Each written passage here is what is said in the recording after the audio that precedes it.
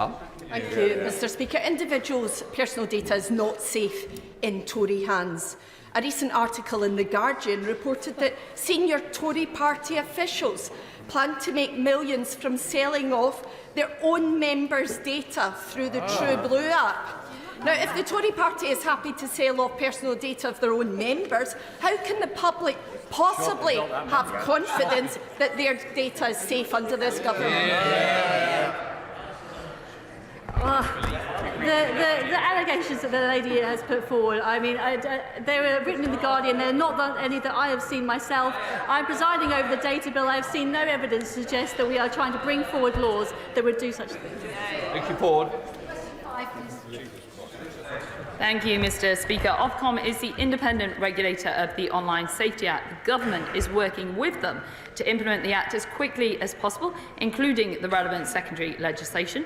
Ofcom is taking a phased approach to bringing the duties into effect and is consulting on guidance and codes of practice. Offences around serious online abuse came into effect the 31st of January this year. Vicky Ford. The Online Safety Act did introduce many measures to keep children safe online, but given the increased concerns about children's online safety, does she agree it is now time to go even further and introduce a child-safe phone, thus ensuring that at a minimum all phones intended for children are properly fitted with parental controls to stop children from accessing harmful content? Thank you, Mr Speaker. Indeed, the Government did produce world-leading legislation when it comes to online safety, which puts the onus on social media companies and not the parents. I know that my honourable friend has spoken about information before, which is particularly important in making it as easy as possible for parents. She does raise an important point regarding device-level controls, and I can assure her that I'm listening not just to members of this House, but also to parents too. Alex Davis-Jones. Yesterday, the Government finally backed Labour's calls and announced they would be making the creation of deepfake porn a criminal offence. However, it is disappointing that the Government continue to adopt an intent-based approach over one of consent in relation to these crimes. Why are ministers prioritising a man's right to have banter over a woman's right to feel safe? And will the Government look at the regulation of the AI apps such as Nudify and Cloth Off, which are freely available, easy to use, and exist only to humiliate and violate women? Thank you, Mr Speaker. I share the honourable member's passion for this area. It's why we put it in the Online Safety Act in regards to the sharing of this content. And now we have gone one step further and made it illegal, well, we're in the process of making it illegal to create this content in the first place. Stuart C. MacDonald. Number 7, please, Mr Speaker.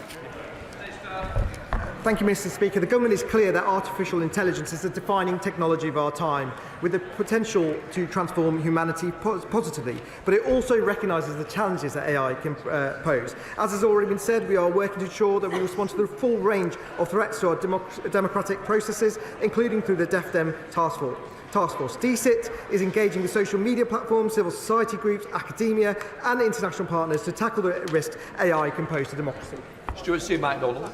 Thank you, Mr Speaker. In the longer term, I absolutely agree AI has enormous potential to support participation in politics, and we should seek to harness that.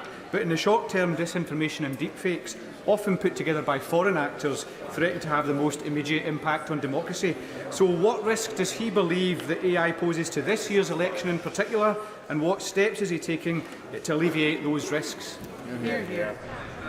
Mr Speaker, let me be very, very clear. The UK will not tolerate malicious cyber activity targeting our democratic institutions. We've already had the Deputy Prime Minister come to this dispatch box and take definitive action where that has happened. DEFDEM and government teams are working collaboratively to ensure that we can respond to threats to our democratic processes, including digitally manipulated content. And the Online Safety Act will also force companies to take proactive, preventative action against illegal state-sponsored content online via the foreign interference offence, including deepfakes and other AI-generated content in scope of the Act.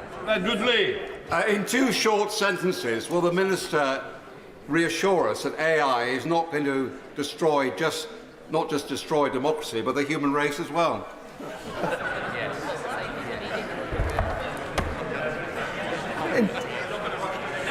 In 2 sentences, Mr Speaker, I can confirm that the Government is taking a proactive approach to AI, full stop, and that DEFDEM is working very hard to protect our democratic processes, full stop. We come to Topsel Samja.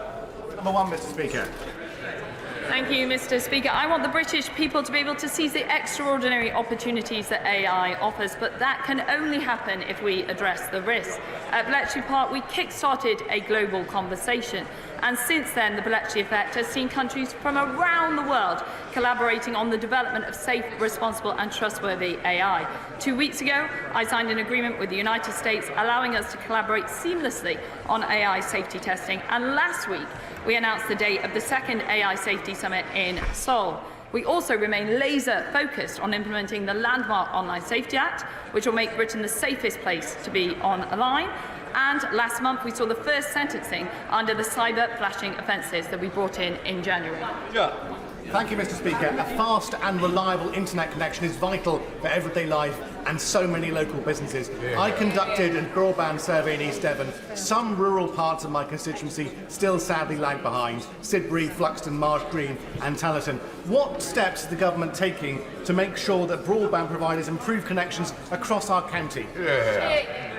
Well, I'm glad to say that over 75% of premises in his constituency can access gigabit-capable broadband. That's up from 6% in 2019. But we want to do more, so we've included Mid and East Devon in our cross-regional framework for Project Gigabit, and that's currently undertaking pre-procurement market engagement, and we hope to be giving news very soon. Shadow Secretary Peter Kyle. Thank you, Mr. Speaker. The first act of this Prime Minister was to promise a government of professionalism and integrity. Yet here we have a Secretary of State who uses her position to accuse a British scientist of being a terrorist sympathiser. She goes on to use public money to settle her libel, and then she tries to cover up just how much taxpayers' money she wasted. Can she tell the House, are these the actions of someone with integrity and professionalism? Yes or no? Thank you, Mr. Speaker. As the Minister responsible for UKRI, officials in my department alerted me to a tweet which stated, "This is disturbing. Suella Braverman urges police to crack down on Hamas support in the UK," with no further context or wording. This was posted by a representative of an EDI board that sits under UKRI. At the time, like many others, I was indeed concerned and used the forum in which she used to alert UKRI to my concerns. This was highlighted using that medium, but on receipt of the letter, UKRI CEO themselves said that they were deeply concerned and launched an investigation. Thank you, Paul. Mr. Speaker, WhatsApp can be very handy, but it can also be very dangerous. Its end-to-end encryption means even the most vile illegal content like child sexual abuse cannot be policed or prevented. Given the obvious dangers to children, does she agree that it is woefully irresponsible of Meta to reduce the age for WhatsApp to 13? Thank you, Mr. Speaker. We are pro-innovation but also pro-privacy. However, it is clearly not right for anyone to be exposed to such harms as sexual abuse, extortion or grooming on any service.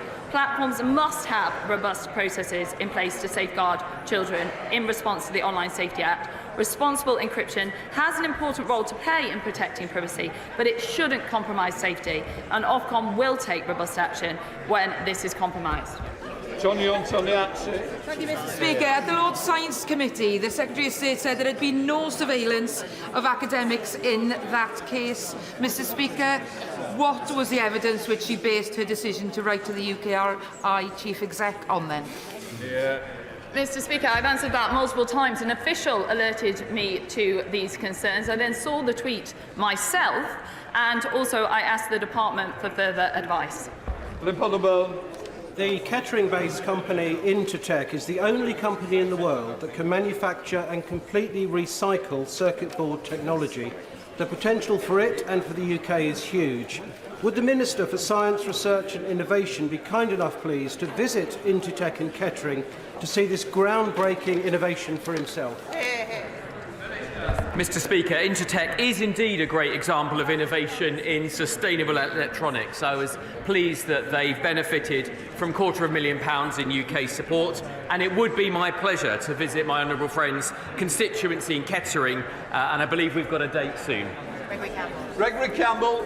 Mr. Speaker, Northern Ireland should have virtually 100% access to fibre broadband, which is a first in any of these islands. following the confidence and supply agreement with the previous government. Does he agree with me that regions like Northern Ireland and other regions in the UK should take full advantage of that broadband access to maximise employment opportunities across these islands?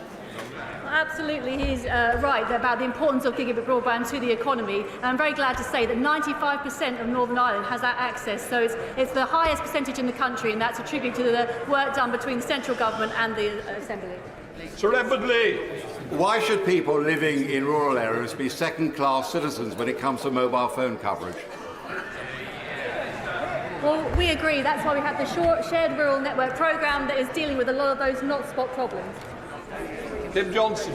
Thank you, Mr. Speaker. Minister, the number of black students entering into STEM are leaving in great numbers. So can you say what you're doing to identify the challenges and what you're doing to help progression of black students in STEM? Mr.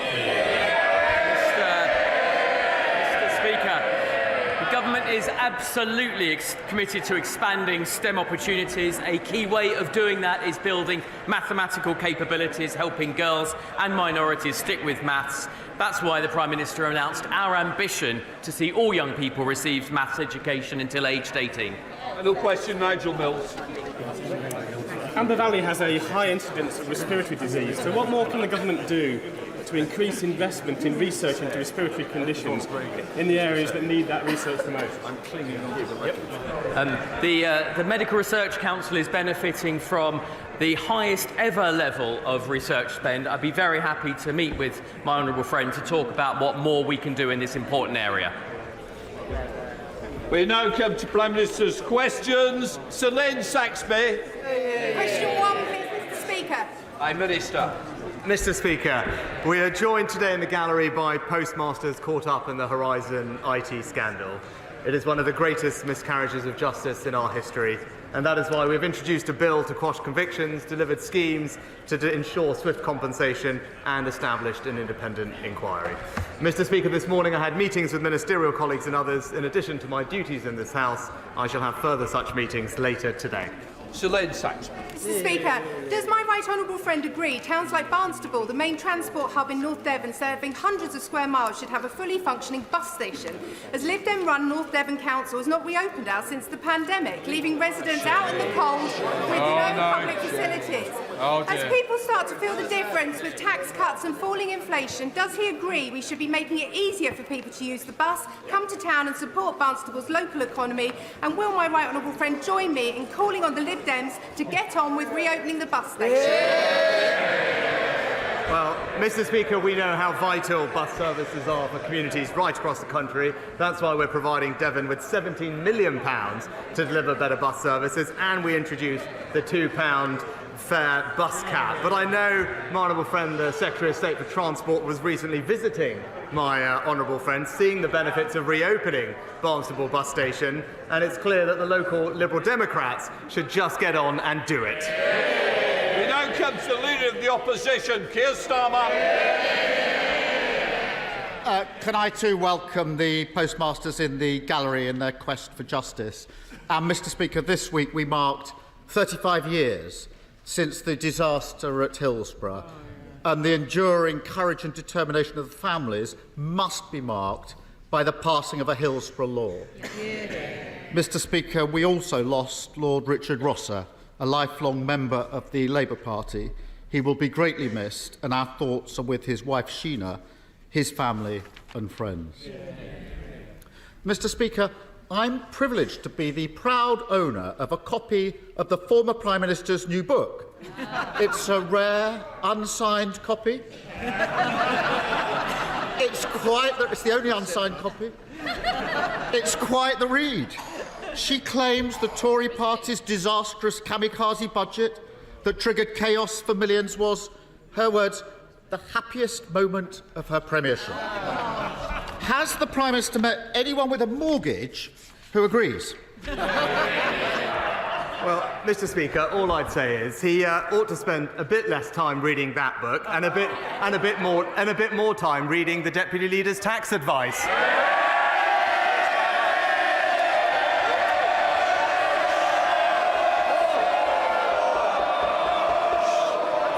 I think we'll have less talk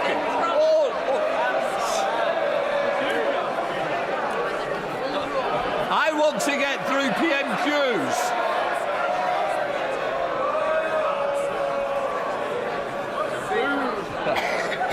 Keir Starmer. Mr. Speaker, we've got a billionaire Prime Minister and a billionaire Prime Minister, both of whose families have used schemes to avoid millions of pounds of tax, smearing a working-class woman.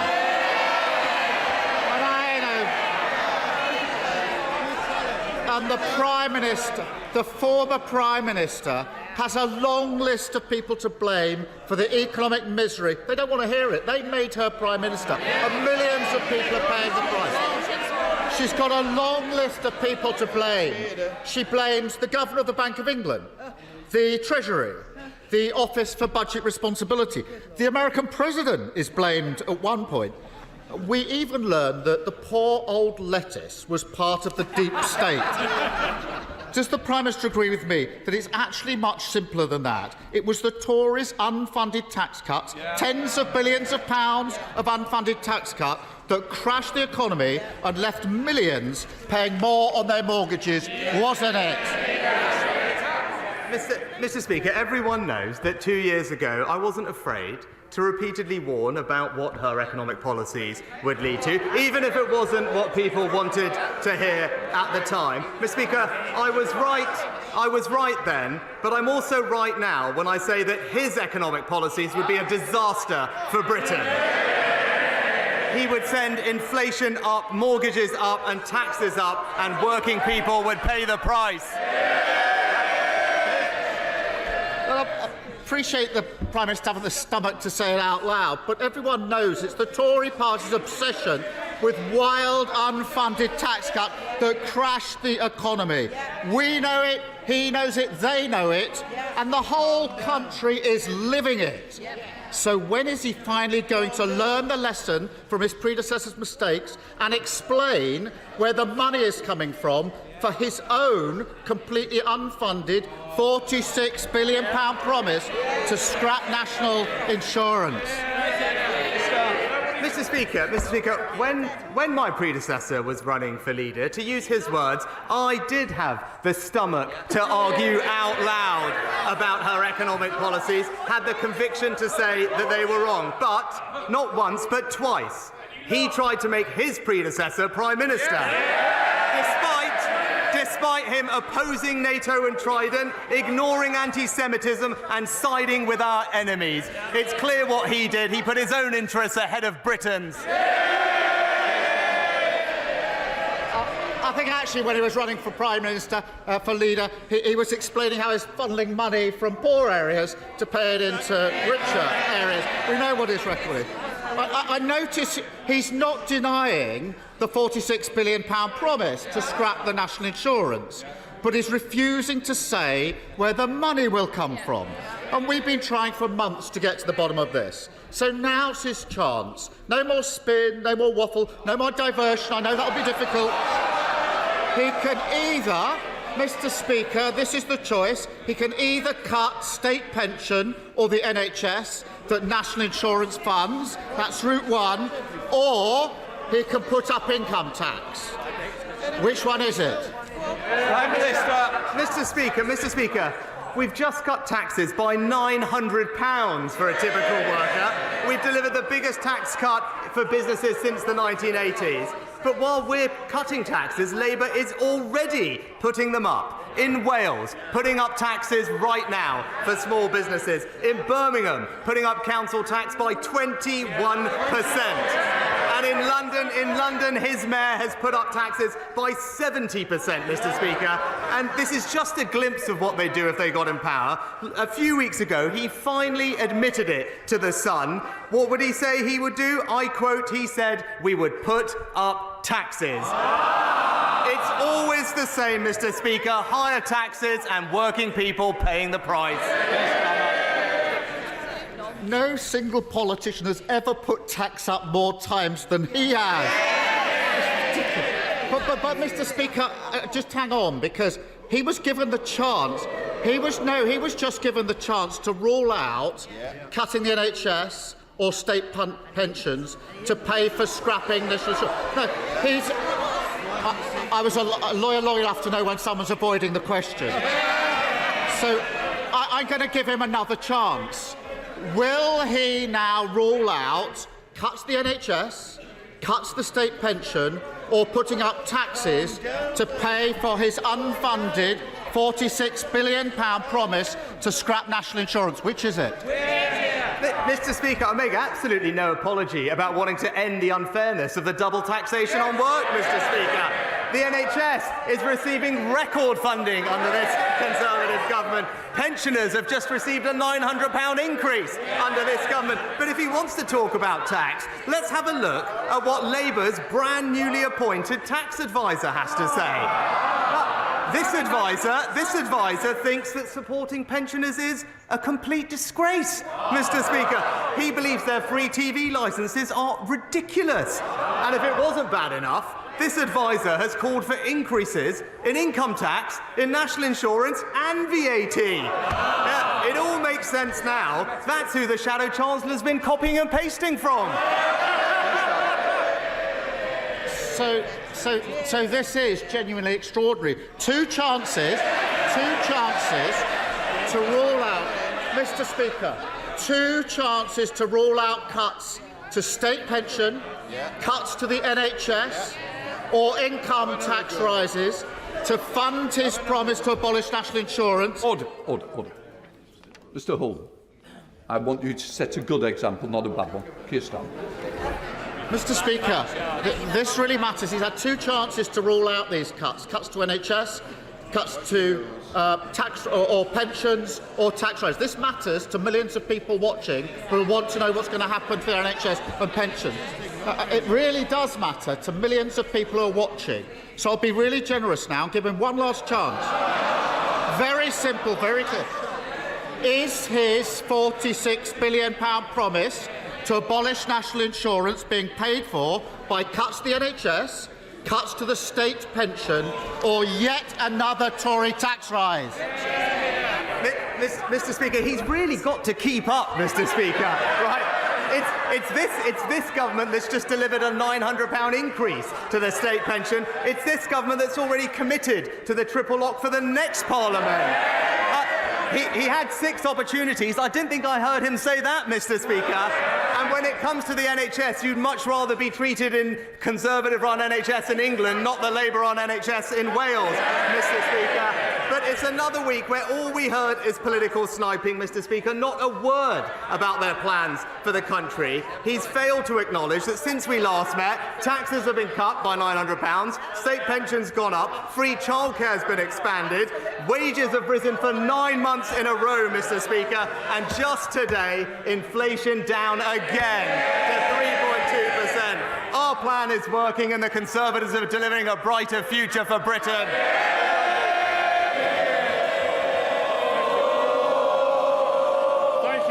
Mr. Speaker, you will not be surprised to learn that I very much welcome the £20 million allocated to Carlton in my Gedling constituency as part of the long-term plan for towns. But I'm very eager to see that this money is spent according to local wishes. I know there'll be consultations following the setting up of the Towns Board, so will my right honourable friend join me in urging Carlton residents to take part in those forthcoming consultations, to make sure their voices are heard and to ensure that this money is spent where the people want?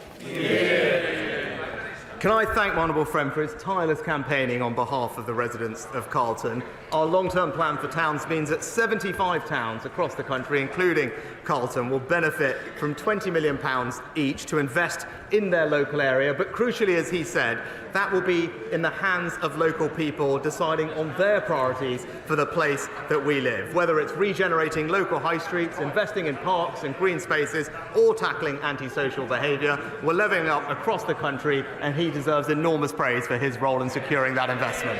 SNP leader Stephen Flynn. Thank you, Mr. Speaker. This week, a former Prime Minister who oversaw a financial crash before being unceremoniously turfed from office told the public the truth, and I'm not referring to that one, Mr. Speaker, because on Monday, Gordon Brown told the people of these Isles that the forces pulling Britain apart are greater than the forces holding it together. So maybe the Prime Minister can find some time this afternoon to perhaps agree with just one of his predecessors. Well, Mr. Speaker, where I do agree with my predecessor very strongly is that Scotland would be far stronger inside the United Kingdom. Stephen Flynn. Mr. Speaker, of course, where Gordon Brown was also correct was in stating that Scottish independence is not simply off the agenda. And indeed, those remarks were echoed just yesterday by the General Secretary of the Scottish Trade Union Congress, who stated that it remains an unresolved issue, Mr. Speaker, before going on to state, and I confirm, and they may laugh at her, but she said, that can be a very dangerous place to end up in when you are not allowing people to express their wishes in a democratic manner. So may I ask the Prime Minister, does he welcome the fulsome, wholehearted and warm support of the Labour Party in denying the people of Scotland that opportunity to have a say over their own future? Well, Mr. Speaker, we did have a democratic vote on that topic, but what I would suggest to the SNP is that rather than obsessing about independence and indeed wasting time cracking down on free speech and trying to lock up J.K. Rowling, he should focus on what the people of Scotland actually care about: schools, hospitals, jobs and our new tax cuts. Name Andrea Jenkins. Thank you, Mr. Speaker. I abhor a two-tier policing system, and we must ensure that everyone's treated equally under the rule of law. The Labour Police and Crime Commissioner who investigated the Beergate scandal handed their police chief constable a new 3-year contract whilst the investigation into the Labour Party leader and deputy leader was ongoing. Now, 2 former Labour MPs are overseeing the force due to investigate the opposition deputy leader. Does the Prime Minister agree with me that complete transparency throughout this investigation is of the utmost importance? Yeah, my right honourable friend makes an important point. A key principle of our country is that there are the same rules for everyone. And when it comes to this topic, I do think the Labour leader should show some leadership. To avoid stop reading the legal advice, simply just publish it and get a grip of the situation. And it says a lot about his priorities, that when it comes to his famed legal expertise, he's more than happy to help defend Hizbut Tahrir, but refuses to help his own deputy leader. Thank you, Mr. Speaker. The recently published Canova report makes it absolutely clear that the IRA was riddled with British agents from top to bottom. Those agents were involved in abduction, torture and murder of British and Irish citizens. The British government, successive British governments, knew all about it and did nothing. The report also calls for an apology from the government to those victims. Will the Prime Minister take this opportunity now to make that apology? Well, Mr. Speaker, as the honourable gentleman will know, this is an interim report, as the Secretary of State has laid out. We can't comment on the findings until we get the final report, but we would never condone wrongdoing where there is evidence of this. But I will say this also, because it's not said enough. The overwhelming majority of the police, armed forces and intelligence services served with great distinction. They defended democracy in the face of some horrendous violence, and without their service and their sacrifice, there would have been no peace process. They helped ensure that the future of Northern Ireland will never be decided by violence, but by the consent of its people. Sir Simon Clark. Thank you, Mr. Speaker. Does my right honourable friend agree with me? We don't agree on everything, but we do agree on this, that if anyone wants to see why this government has introduced strong mayors, they need only look to Ben Houchen in the Tees Valley. Because from saving our airport to introducing our free port to bringing steel-making back, Ben delivers. And does my right honourable friend agree with me that the best thing that Ben has done is do this without charging any mayoral tax, which his Labour opponent would need to do to fund his unfunded spending plans? Well, my right honourable friend is absolutely right to raise the great work of Ben Houchen, and I share his concerns about the pledges of the Labour candidate.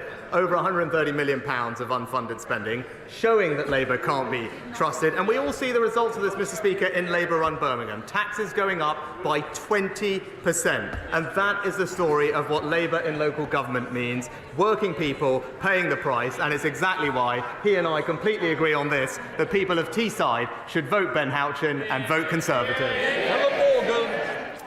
Thank you very much, Mr. Speaker. Last year in Shropshire, 10,000 people waited for more than 24 hours in A&E. That's 10,000 people over 65 waiting on hard plastic chairs or in trolleys in our accident and emergency department. The Prime Minister tells us he's got a plan for the NHS, but what people in North Shropshire want to know is how long they are going to have to wait for him to get on and fix the issues where we are. Well, Mr. Speaker, with the record funding that we're putting into the NHS, our urgent emergency care plan is delivering more ambulances, more beds, but also faster discharge through our hospitals to speed the flow, and that plan is working. Of course, there's more to do, but this winter we saw ambulance and A&E waiting times improve from the year before for the first time in many years, and if we stick to the plan, we'll continue to deliver improvement for her constituents and everyone else.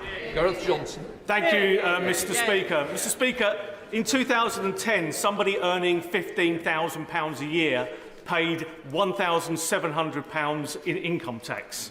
Today, somebody earning £15,000 a year pays less than £500 of tax. So does the Prime Minister agree with me that this has helped create jobs, growth and self-reliance?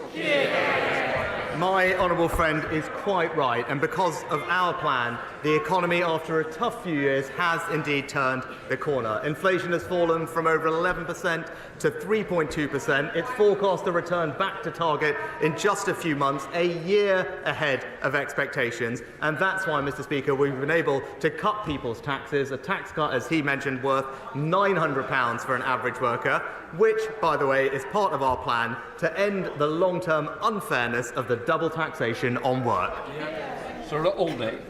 Thank you, Mr. Speaker. 4 years ago, my constituent Juliana was drugged and raped by her then boyfriend.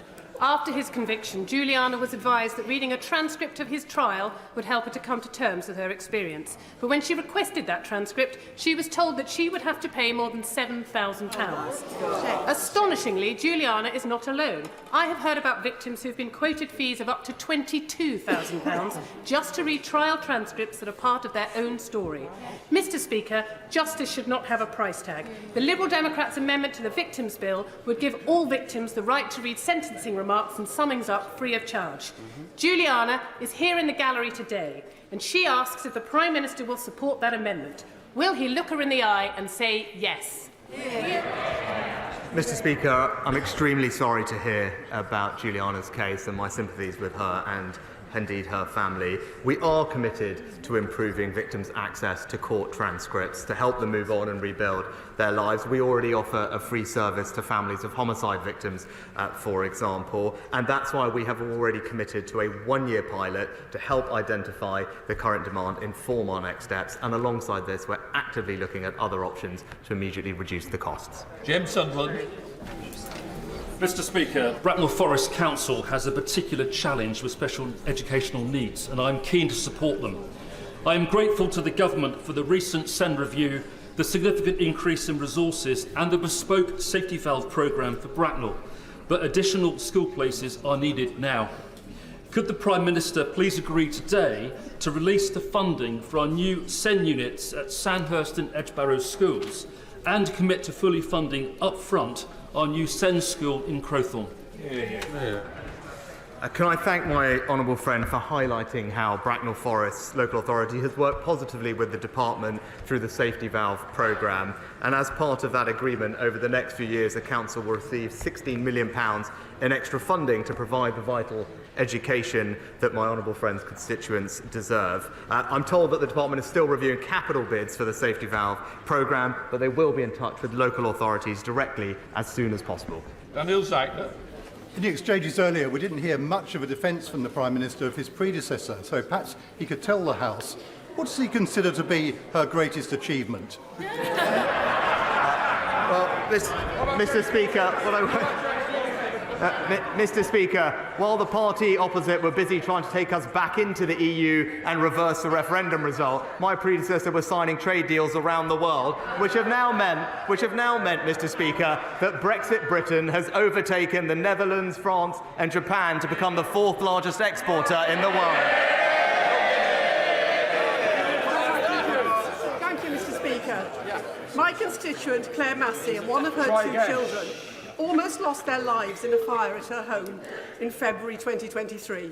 Since then, Claire has been a victim of bullying by aggressive claims handlers and negligent and unprofessional conduct, including violating a policy and withdrawing alternative accommodation by the insurer, Policy Expert, part of the accredited Insurance Europe Group and Limited Trinity Claims Management.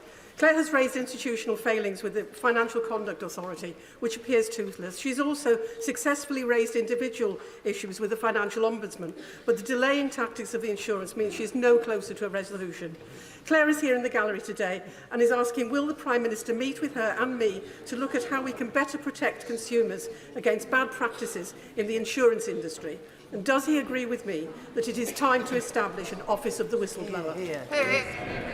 My honourable friend is an excellent campaigner on behalf of her constituent, and can I extend my sympathies to Claire and her family. Whilst I can't comment on individual cases, I'm sure she'll understand, I know that the Financial Conduct Authority does have the powers that it needs to take action against firms that breach its rules, and further customers can contact the Financial Ombudsman Service, whose decisions are binding on insurers. But I will immediately ensure that the relevant minister meets with my honourable friend to look more closely at the specific issue and the case that she raises. Ukrainian Member of Parliament Mykola Stefanchuk is in the public gallery this afternoon. I'm sure we all wish to welcome him and wish Ukraine, Slava Ukraine. Mykola has told me that Ukraine has the people, Ukraine has the courage, but Ukraine does not currently have the weapons and the air defence to secure her freedom. In light of today's Russian attack on Chernihiv this morning, which has killed at least 10 and injured many more, can I ask the Prime Minister, will he respond to President Zelensky's statement that this would not have happened if Ukraine had received sufficient air defence equipment? Mr. Speaker, it was a pleasure to address members of the Ukrainian Parliament when I visited Ukraine earlier this year. Indeed, it was my first foreign visit of the year. I was the first foreign leader to visit Ukraine and President Zelensky to demonstrate our strong support for the Ukrainian people at their moment of struggle against Russian aggression. We've increased the amount of support that we've given to Ukraine this year, indeed the first major country to do so, and a big part of that support concerns air defence, where we have led in supporting Ukraine's efforts. We'll continue to do so, and also continue to encourage other countries around the world to step up and match our leadership, because we all want to see a future for Ukraine based on freedom from tyranny. Mr. Speaker, on a recent visit to Pimlico in my constituency, the Prime Minister heard directly from local people concerned about the eye-watering rise in violent crime and robberies. Does my right honourable friend agree with me that the London Labour Mayor has failed to take advantage of extra government funding to recruit more police, and that on the 2nd of May, Londoners can send him a very clear message: he's let them down? Mr. Speaker, Sadiq Khan is failing London. While burglary is down across England, it's up in London. Violent crime down across England, but up in London. And the Labour Mayor is the only one of 43 police and crime commissioners to have missed his police recruitment target. Londoners will have a chance, Mr. Speaker, to cast their vote on the 2nd of May, and I hope that they kick him out, because we all know they'll be safer with Susan Hall. Thank you, Mr. Speaker. My local community is reeling from the discovery of 35 bodies and unidentifiable cremated ashes at a local funeral home. Their pain has been made worse when they realise the funeral plans they'd used their life savings for were fake. Does the Prime Minister agree that in these unique and limited circumstances, banks should offer discretion when deciding if chargeback applies to payment refunds? Can I express my sympathies to the families affected by the case that the Honourable Lady raises? I believe that Ministry of Justice are urgently looking at the matter that she's raised. I'll ensure that someone gets in touch with her as soon as possible. Derek Thomas. Thank you, Mr. Speaker. Robotic surgery allows laparoscopic surgery to be performed with increased precision, flexibility and control. This can result in reduced patient complication rates, reduced length of stay in hospital and reduced hospital readmissions. However, there is currently no robotic surgery provision in Cornwall. As a result, residents of Cornwall have to travel to Devon for robotic procedures, a journey of more than 80 miles, 120 miles if you're from Ellerslie, for West Cornwall and Ellerslie residents. Will my friend the PM, the Prime Minister, commit to ring-fence capital funding for Cornwall to establish a robotic surgery service and address the health inequalities our constituents have lived with for far too long? Can I thank my honourable friend for highlighting the potential of this innovative technology for patient care. I'm delighted to see that more generally Cornwall is benefiting from our new hospital programme, providing a new women's and children's hospital in the centre of Royal Cornwall, which he and I discussed when I was last with him. But I can also tell him that NHS England are actively exploring opportunities to expand robotic-assisted surgery. Any decisions on funding new allocations will factor in health inequalities, such as areas with less access to robots today, and I will ensure that the current access to robotic surgery in my honourable friend's local community is appropriately considered by the relevant Health Minister. George Galloway. Mr. Speaker, the Prime Minister told us on Monday that he was off to make a telephone call to Mr. Netanyahu to urge restraint on a government that has killed and maimed well over 100,000 people in 6 months, 72% of them women and children. Can he tell us how the telephone call went and what he will do if his advice is not taken and an unrestrained war begins? Mr. Speaker, I was pleased to speak with Prime Minister Netanyahu, who thanked the UK for their support of Israel's security over the weekend. We also discussed the situation and how Iran is isolated on the world stage, and also I made the point to him that significant escalation is not in anyone's interest, and it's a time for calm heads to prevail. I also reiterated our concerns about the humanitarian situation in Gaza, where I welcome the statements and commitments that the Israeli government have made about significantly increasing aid into Gaza, and now we need to see those commitments delivered. Nigel Mills. Thank you. The residents in Smalley and Denby are now faced by two huge solar farm applications with only a 500-metre gap between them. And both sites are wholly in the Greenbelt. So would the Prime Minister agree we should change planning guidance to make it absolutely clear that productive farms in the Greenbelt are not the right place for solar farms, and the investment and the time being spent should go on sites that might be appropriate, like car parks or brownfield land or roofs of industrial buildings, rather than wasting people's time and causing fear like this? Well, Mr. Speaker, my honourable friend is right that particularly at a time of increased geopolitical risk, we must protect our nation's food security and therefore our most valuable agricultural land. We do want to see more solar, which is one of the cheapest forms of energy, but, as he said, on brownfield sites, rooftops, and away from our best agricultural land. And that's why our recently published National Infrastructure Planning Rules set out the requirement for solar not to be placed on what is described as best and most valuable versatile land where possible. The Energy and Environment Secretaries are ensuring that developers and planning authorities strike the right balance so that we can deliver what he wants, which is more British food grown here at home. That's from McKinnell. Out recently with Chris McEwen, the mayoral candidate in Teesside, it was clear that residents are really worried about crime. Levels in Tory-run Teesside are some of the highest in the country. Residential burglary rate is 52% higher than anywhere else in the country. When will the Prime Minister realise that he's not only lost control of his party, but of crime in this country too? Mr. Speaker, what a joke, right? But we've got police and crime commissioner elections across the country, and the Honourable Lady really should look at the record. Under this government, crime has been cut by 50%. 20,000 more police officers. But here are the facts, and this is why it's so extraordinary to hear what she said. People with a Labour police and Crime Commissioner are more likely to be victims of burglary and twice as likely to be victims of robbery. The facts completely speak for themselves. Vote Conservatives for safer streets. Thank you, Mr. Speaker. Every month, my constituency, the Labour-run Warrington Council, spend nearly £4.5 million on interest payments to cover their £1.8 billion debt. Borrowing they've used to spend on an energy company that went bust, offices in Birmingham and Manchester, and even a business park that they purchased through an offshore company, presumably to avoid paying tax.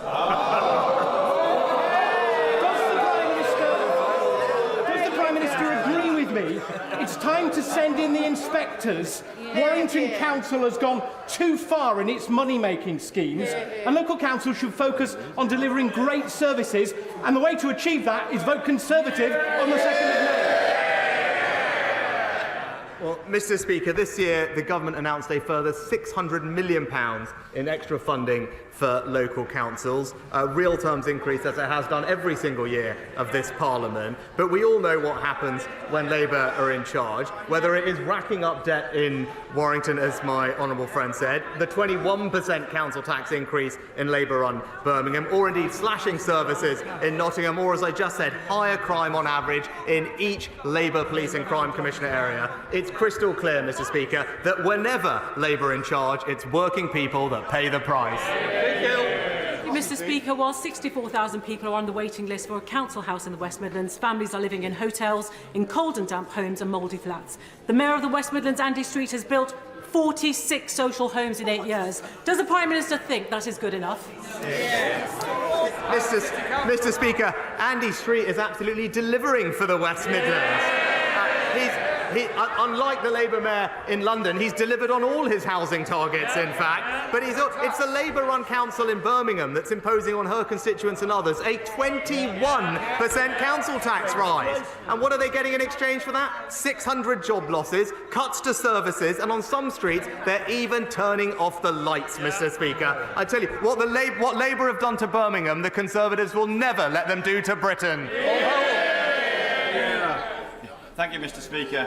Mr. Speaker, can I just ask the Prime Minister to thank his right honourable friend, the Secretary of State for Transport, for further meetings with Hitachi this morning, indeed with the union representatives. We're all glad to see what's happened with Alstom yesterday, but it's important that we do the same to support the factories up at Hitachi in Aycliffe. Well, Mr. Speaker, can I thank my honourable friend for his role in championing the rail industry in the UK. As he rightly said, the Department for Transport and the Secretary of State have been actively engaged with companies to ensure we have a robust supply chain. And as he knows, we're investing record amounts in rail investment, particularly in the north, and we're pleased to see that that's being delivered. Question, Nasha.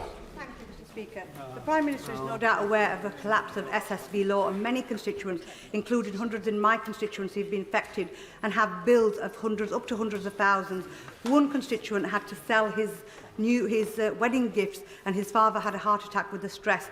People are having to pay, literally raid their pension pots and getting bills and bailiffs knocking on the door. Will the Prime Minister meet with me and my constituents, representatives of the collapse of SSB law, and make sure the government responds to something that is an injustice that's happened to people across the country?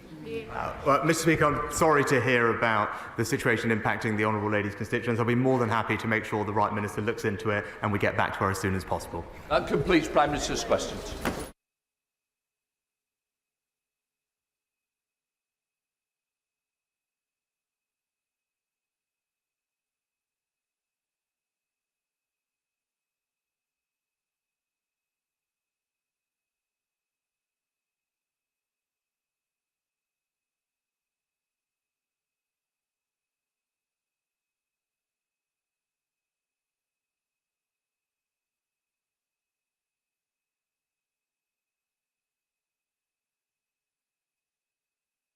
Right, the Chamber's now cleared. We now come to the urgent question. Shadow Secretary of State, David Lammy. Mr.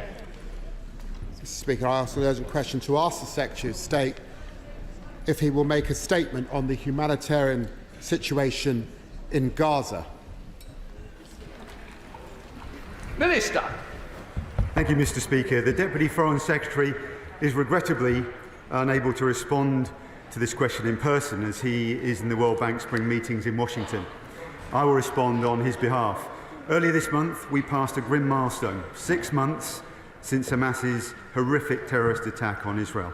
The UK government has been working with partners across the region to secure the release of hostages, including British nationals. We want to see the release of all hostages. Palestinian civilians have spent these months suffering, with conditions worsening by the day. The humanitarian situation in Gaza is dire. The Iran attack and our support for Israel have not changed our focus on ensuring Israel meets its commitments to enable at least 500 aid trucks a day to enter Gaza, to open Ashdod port for aid deliveries, expand the Jordan land corridor, open a crossing into northern Gaza, and extending hours at Kerem Shalom and at Nitzana. We're pushing as hard as we can to get aid to Palestinian civilians, and as this House knows, we've been urging Israel at the highest levels to take immediate action on the bottlenecks holding up humanitarian relief.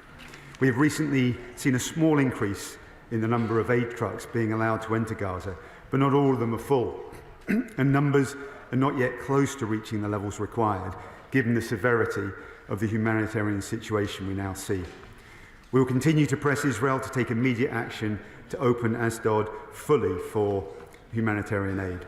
Meanwhile, we recently announced new support for a life-saving aid corridor by sea to Gaza, including the deployment of a Royal Navy ship, which has now arrived in the Mediterranean and is ready to integrate with the US pier and provide a command and control platform.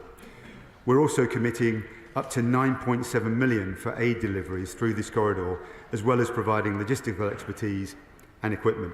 In recent weeks, the Royal Air Force has conducted 7 airdrops along the Gazan coast, delivering more than 58 tonnes of food. And UK Med's field hospital, funded by the UK, is up and running in Gaza. It's treated more than 8,000 people already, a high proportion of them children. We need to see the operating environment within Gaza improve, so that as more aid gets in, it can be distributed quickly, safely and effectively. Israel must ensure the UN has the access, equipment and staff it needs to do this. We were horrified by the attack on the World Central Kitchen convoy, which killed 7 aid workers, including 3 very dedicated British nationals. Israel must do more to protect aid workers, including guaranteed deconfliction for aid convoys and other humanitarian work to ensure they can operate safely. The findings of Israel's investigation must be published in full and followed up with a wholly independent review to ensure the utmost transparency and accountability. 6 months on, Mr. Speaker, however much we might wish otherwise, the fighting has not yet come to an end. We cannot and will not stand by. The Foreign Secretary is in the region this week, pressing for further action. Shadow Foreign Secretary David Lammy. Well, Mr. Speaker, thank you for granting me this urgent question. Conditions in Gaza are desperate and intolerable. Famine is taking hold. There is sewage pooling in the streets. The water has still not been switched back on. Almost nothing is reaching northern Gaza, where people are already dying of starvation. The healthcare system has been utterly devastated. Yesterday, leading NGOs told me about specific blocks and restrictions they face from Israeli authorities in doing their life-saving work. Aid sat waiting, unable to reach those in need, some rotting where they stood. Items removed from trucks without explanation. Doctors are reusing single-use medical equipment from patients who have died. The UN report today said 10,000 women have been killed. Mr. Speaker, this is a description of hell on earth, and it cannot go on. For months, we've demanded that aid flow without restrictions, unfettered, unimpeded, at a level to meet humanitarian need. The UN Security Council has demanded it. The ICJ has ordered it. But despite the pledges made, UN figures show that there was more aid going in some days in January than there was yesterday. So I have 3 questions for the government. First, can the Minister be clear that Israel is not meeting its commitments And what pressure is the government applying to change that? Second, why has the government not yet announced it's restoring funding to UNRWA? It's shocking that in the face of famine, the UK is one of the last major donors that has not yet resumed funding without explanation. Third, why is the government seemingly softening its message to Netanyahu on Rafah? Let us be clear, 1.5 million Palestinians sheltering there have nowhere safe to go. Mr. Speaker, there can't be a humanitarian operation to meet the scale of need without an immediate ceasefire now.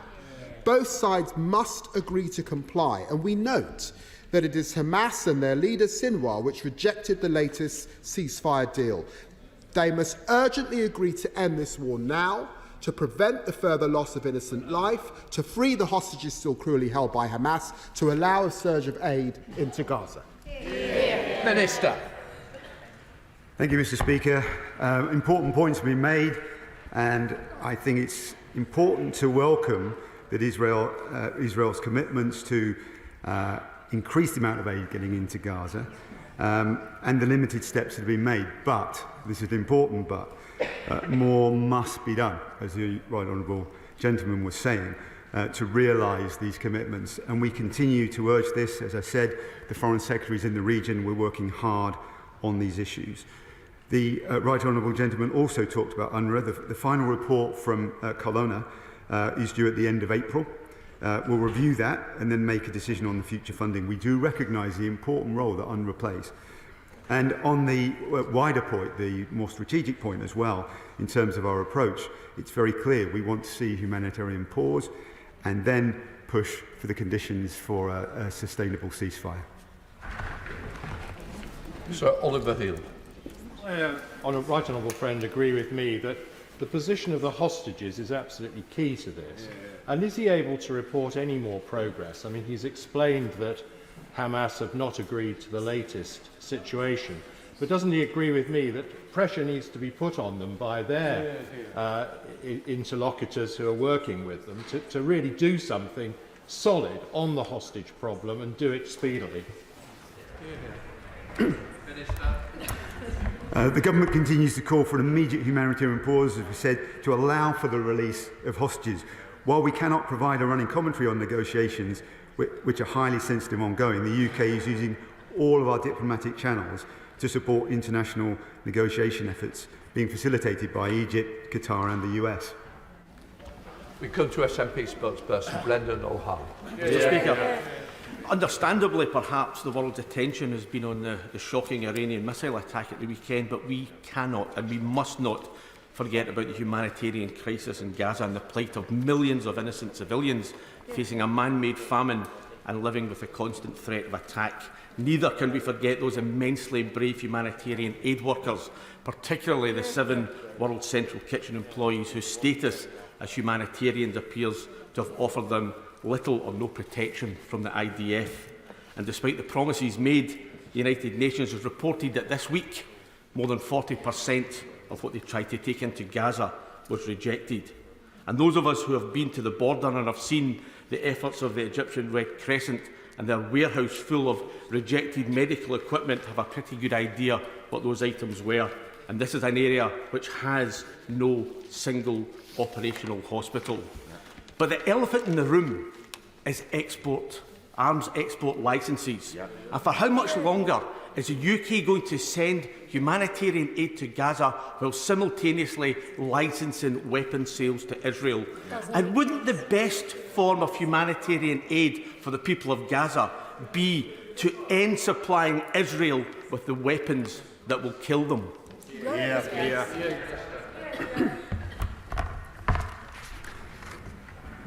The Honourable Gentleman is right to highlight what happened in Iran recently, and of course we mustn't forget the humanitarian situation on the ground in Gaza. We're working very hard to make sure that aid can come through that he talked about. I highlighted that in my opening remarks. He also talked about exports. The latest assessment carried out by the Foreign Secretary leaves our position on export licences unchanged. This is consistent with the advice ministers have received, and will continue to keep this position under review. But he should remember his opening point about Iran and what's happened recently, and I'll leave it there on export controls. Speaker, humanitarian aid getting into the Gaza Strip is very important. And has my right honourable friend noticed in that regard that the White House National Security spokesman said in an interview with NBC in the last couple of days that aid getting into Gaza has increased by a large amount in the last few days.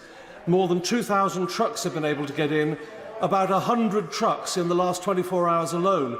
3 bakeries have reopened in northern Gaza in the past week, producing some 3 million pita breads daily, and food aid convoys are now continuing via the newly opened northern crossing.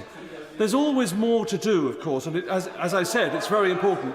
But will he accept that there are significant improvements, considering this is still an active war zone? I'm grateful for the comments of my right honourable friend. As I said in my response to the opposition previously, it's... sorry,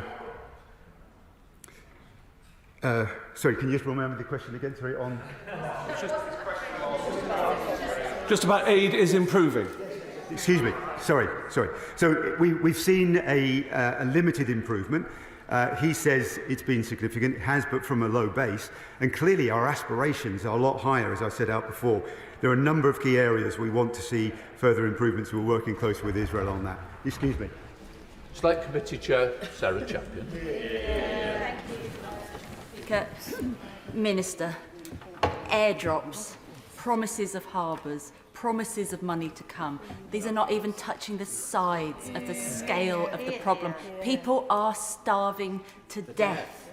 At the beginning of March, my committee published a report for the UK government to press for more than 500 trucks of humanitarian aid a day to be allowed into Gaza, for all of the crossings to open, for the Israeli military to cooperate better with aid agencies to deconfliction, so that humanitarian workers can live but also safely carry out their vital work. And despite the Foreign Secretary's optimism of greater humanitarian flows, the weekly average is just over 1,100 trucks a week. Why is this government not doing more to persuade Israel to meet its responsibilities under international law and facilitate the aid to the people to Gaza? How many more people have to die? Minister. I understand the honourable member's concerns, particularly in her position as chair of the Select Committee, but I have highlighted already that we are pressing incredibly hard with Israel. We are pressing incredibly hard with Israel to make further progress. There has been limited progress, but the Foreign Secretary is in the region and he continues to press for these cases, as does my right honourable friend, the Minister for Development, who's doing important work in this area as well. Maltese. Mr. Speaker, I'm sorry to question the Minister again on the same theme, but he will start to appreciate the frustration in the House that over the last 6 months we've heard the government beg, plead, press, have telephone calls, meetings, have conversations, even the RAF in the sky to rightly defend Israel from Iran. And yet it's occurring to many of us that the Israeli government cares little for what we say. To the extent that Medical Aid for Palestinians now report that a famine is all but inevitable over the next few weeks in Gaza. When are we going to realise that saying things is making no difference and we actually have to act, not least to take steps to enforce the judgment of the International Court of Justice? When will we actually do something concrete to save these lives? Minister. As I said, we are pressing incredibly hard to make sure that we see further progress in this vital area. And as I highlighted before, one of the key things that we're doing is committing 9.7 million for aid deliveries through the life-saving aid corridor by sea to Gaza. This is a material step. This is action that's being taken. But clearly, we will continue to put pressure on the Israelis. They've made commitments. We want them to stand up and realise, or allow agencies to realise those commitments. Julie Elliott. Thank you, Mr. Speaker. Crossings are still not open. Trucks are going in half empty. 41% of requests from the UN to send in aid to northern Gaza are being refused by the Israeli government. That's the reality on the ground. The Colonna report comes out this Saturday, the 20th of April, not the end of the month. When will the government come to this House to tell us when it will reinstate funding to UNRWA, the only aid organisation with the infrastructure on the ground to deliver aid at scale?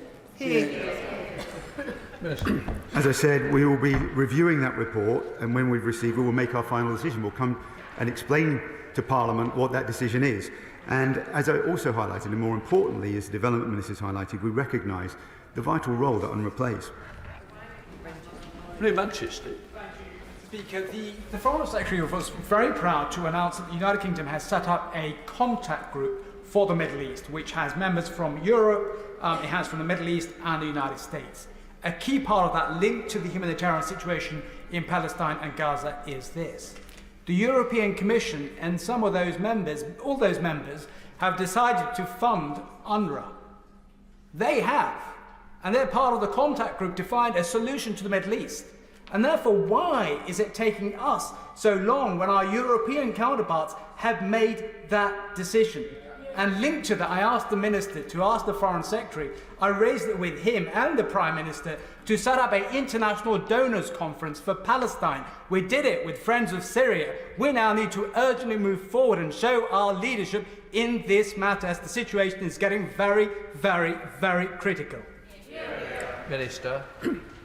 As I said, I'll say it again, we wait for the final colonial report before we make the decision on UNRWA. The situation around this was particularly concerning, so we need that report to make the decision. And my honourable friend will remember that we have also trebled the amount of aid that we provided to occupied Palestinian territories, and now our task is to make sure that we can and find ways to get that aid in. Yesterday, Oxford doctors Nick Maynard and Deborah Harrington briefed parliamentarians very movingly about their experiences of treating people in Gaza. They impressed on us how important it was that they were kept safe, how many of their colleagues had died, and I'm sure the Minister and the whole House will thank them for their tireless work, and other aid workers and anyone who gives over their safety to save others. They also pointed out that the malnutrition that we are seeing now is making patients more vulnerable to infectious disease. And there is a report released by the London School of Hygiene and Tropical Medicine that has projected that if it continues as it is, 74,000 excess deaths, that's beyond those who have died by bombs, will die if something isn't done. So will the Minister agree with me that the only thing that needs to happen now is that immediate bilateral ceasefire, but also a rebuilding of the medical situation in Gaza now, not later, because that is what's stopping people from getting the life-saving treatment they desperately need. Minister. I join her in praising the vital work of aid workers in the most challenging of circumstances and highlight the courage and bravery that they demonstrate. And obviously we want to make sure that we create the conditions in which they can operate more safely. She calls for a ceasefire. We call for a pause that can lead to a sustainable ceasefire, which will enable that to happen. And of course, as we move to that situation, then some of the issues she talked about, particularly around providing that extra medical support, can be provided. Thanks very much, Mr. Speaker. Access to the north of Gaza for humanitarian aid is still dire. 28 children reported to have died of malnutrition and dehydration. UNRWA continues to be disproportionately affected by access restrictions and was last able to deliver food to northern Gaza at the end of January. Other countries, as we've heard, are restoring funding to UNRWA, including the United States. So why are we taking so long? Minister. We want to see the report and we'll make our final decision. We recognise the important role of UNRWA. We also recognise the importance of opening a crossing in northern Gaza, which she highlighted in her opening point, and we are pressing Israel to make sure that they stand up to their commitments. Richard Bergen. Thank you, Mr. Speaker. Yesterday, I attended a meeting of British doctors who've recently been in Gaza, and they described the systematic targeting of healthcare in Gaza. Let's be clear, that is a war crime. A UN Special Rapporteur recently warned a meeting of MPs organised that government ministers and officials involved in arms exports to Israel should be absolutely clear that they could be individually criminally liable for aiding and abetting war crimes in Gaza. So will the minister say on the record in this House and ahead of next week's High Court hearing that the legal advice the government has received has confirmed that there is no such risk and that arms sales are in line with international law? Minister. These assessments we've made on our position on export licences remain unchanged, and this is consistent with the advice that ministers have received. We'll continue to keep this position under review. Thank you, Mr. Speaker. As was referenced earlier, our close allies in the United States have commended Israel for stepping up the amount of aid getting into Gaza. Yet once those aid trucks are on the Gazan side of the border, Hamas has sought to hijack the trucks and seek to cynically use the distribution of aid as a political weapon, as recognised by this government. So, can I ask my right honourable friend what assessment he has made of the level of control exercised by Hamas on UNRWA and the distribution of aid? He makes important points, and that's why we're waiting for this final report, as I've said repeatedly, so we can make a final decision. The underlying situation relating to UNRWA was very, very challenging, and we need to make sure this aid is used for the appropriate purposes. He makes a very important point. Absolutely. The government rightly condemned Iran for risking destabilization in the region and demonstrating intent on sowing chaos in its own backyard. Yet we have had 6 months of Israel killing civilians, doctors and aid workers, destroying almost all civilian infrastructure in Gaza, cutting off water, fuel and electricity, and severely limiting the supply of aid. This is all in clear violation of international law, has destabilized the region and sown chaos in Israel's own backyard. So will the minister condemn the action of Israel then too? Minister. Look, we recognise that Israel has the right to defend itself, and we're calling for an immediate pause to get aid in and get the hostages out, as we said. We also recognise the destabilising action of Iran and its acolytes, and we have to make sure we push back and seek to de-escalate the whole situation. Blackman. Speaker, by now there could be a humanitarian pause. Aid could be flowing into Gaza to help those poor individuals who are threatened with famine and the war. But of course, just as the last humanitarian pause was breached by Hamas, Hamas refused to accept to having a ceasefire on the terms that have been agreed. That could mean that the hostages could be coming back now. That could mean that the people of Gaza could be receiving the aid. Does he agree with me that Hamas are clearly the obstacle to peace in the Middle East? Minister. Clearly, Hamas are an obstacle to peace. Their actions provoked terrible atrocities in Israel back in October, and we find that abhorrent. We do now, though, want to make sure that we can find a way of tackling these terrible humanitarian situation, as I've described, and find a way to destabilize, to tackling destabilising activity, further destabilising activity by Iran. Paul Williams.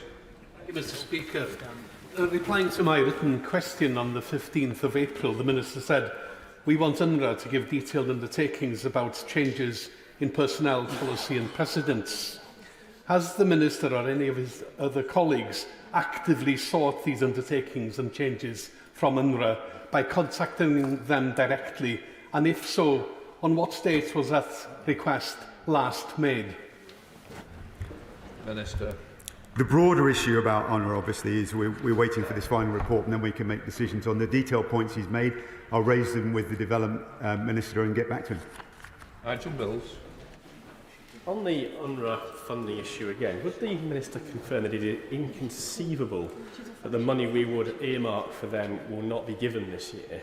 So could he either set out what alternative agencies he think on the ground could do the same work and achieve the same outcomes, or would he just confirm we're going to have to give them the money anyway, so we may as well get on with it? Minister. Look, I've already said that UNRWA do and carry out important work and have a vital role, but the situation, the concerns around their activities mean that we have to have this report, and we want to then look at our approach and our funding in relation to it. Rachel Hopkins. Thank you, Mr. Speaker. Oxfam has reported that 1.1 million people are projected to be facing catastrophic levels of food insecurity in Gaza, and children are now starving. Samantha Power, Administrator of the USAID, told US Congress last week that northern Gaza is now experiencing famine. Does the government share that assessment, and how will aid get there? Minister. We continue to be very concerned about the humanitarian challenges that are in place in Gaza. And as I've highlighted to the House, we are pressing really hard. We're taking steps ourselves. We've increased the amount of aid that we're committing to the region. And we're focusing laser-like to seek Israel to step up to the commitments they've made. They've already made some limited progress. We need to see more. Jensen. Mr. Speaker, thank you. Israel's right to self-defence comes with clear responsibility. Gaza has become a conflict hellhole, and the delivery of more humanitarian aid from the international community, including the UN, is non-discretionary.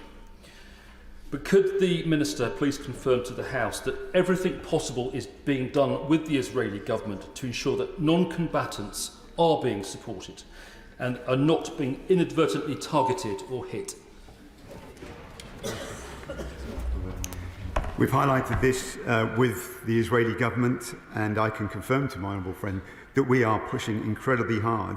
Not only are we increasing the amount of aid that we've given to the region, highlighted to the region, but we want to make sure that that gets through as well. And we've already deployed a number of airdrops which have helped, but there's a lot more that needs to be done. Imran Hussain. Thank you, Mr. Speaker. As has been said, over 33,000 killed, 70% of whom are women and children. The ICJ has warned of a genocide, and more than 1 million are left starving, while almost 2 million are displaced from their homes. Yet, even as the Foreign Office's own legal advice, which they continually refuse to make public, is purported to declare that the Israeli military are breaking international law, and the UN Security Council pass a resolution calling for an immediate ceasefire, the reality remains nothing has changed. The bombs are still falling, the children are still starving, and the civilians are still dying. So let me ask the Minister a very simple question. Does international humanitarian law even mean anything anymore when the UK and international community continue to refuse to draw a line? I understand the passion, I understand his concern about the area, but we continue to have grave concerns about the humanitarian access as well. But this is not sufficient to undermine our judgment that Israel is committed to complying with IHL in general. Israel's military is reported to be using lavender, an artificial intelligence system, to help choose its bombing targets in Gaza. This is machine decision-making over human decision-making and arguably sacrifices accuracy in favour of speed. The lavender system identifies targets which are only reviewed for 20 seconds before authorisation of a strike.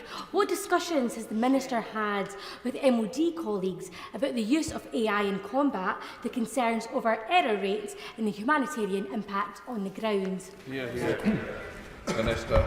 Too many civilians have been killed, and we want to see Israel take greater care to limit its operations to military targets and avoid harming civilians and destroying homes. That's the message we give to the Israeli government when we engage with them. John MacDonald. The situation in Gaza is having its impact on the West Bank. Tragically, this week, a 14-year-old Israeli child was found dead, and that set off a process of settlers rampaging across the West Bank.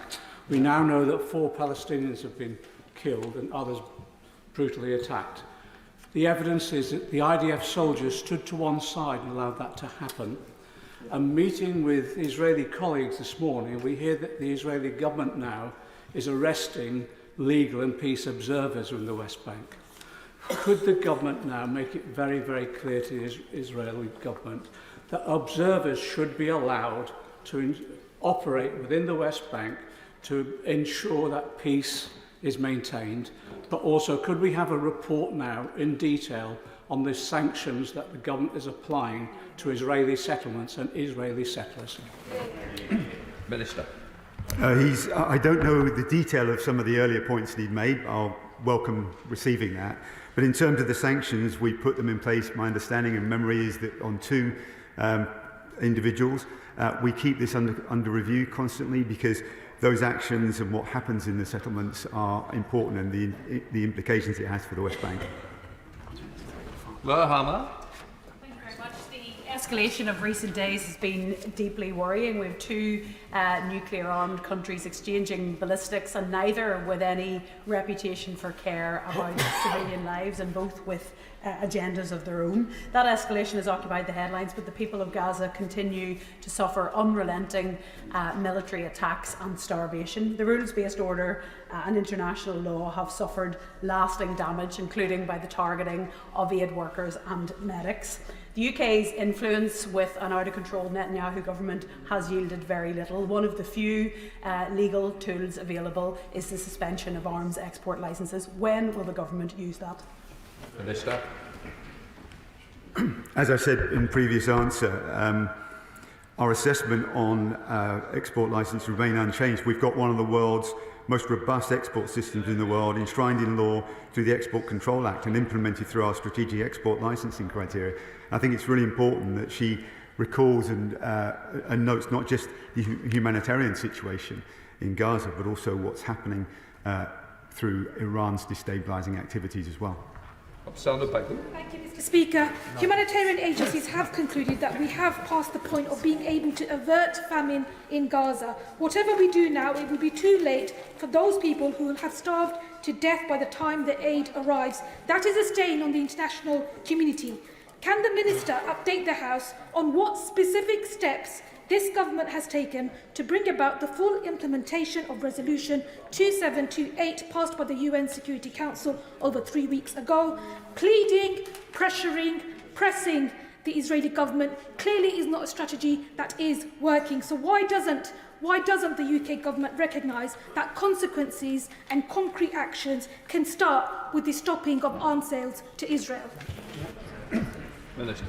We are urging, we're pleading, we're doing everything that we can. We're doing everything that we can to make our case. And we're also tripling the amount of aid that we have to 100 million. And, as I said as well, we're taking action to have this life-saving aid corridor by sea to Gaza. These are important actions that we're taking forward. Colin Lockhart. Thank you. Having seen the drone attacks on Israel at the weekend, it is disappointing to watch the government and US administration basically telling the Israelis to roll over and accept this aggression by Iran. It was, however, encouraging to see an alliance of air forces assist the Israelis to protect their people. I do wonder why there is little condemnation of this aggression against Israel and continued acknowledgement. Had October the 7th never happened, there would be none of this happening. Therefore, what is this government doing to ensure both Gazans and Israelis are free from Hamas and Iranian aggression respectively and can live normal lives? And as we say in the UK, Israel has the right to defend itself. Minister.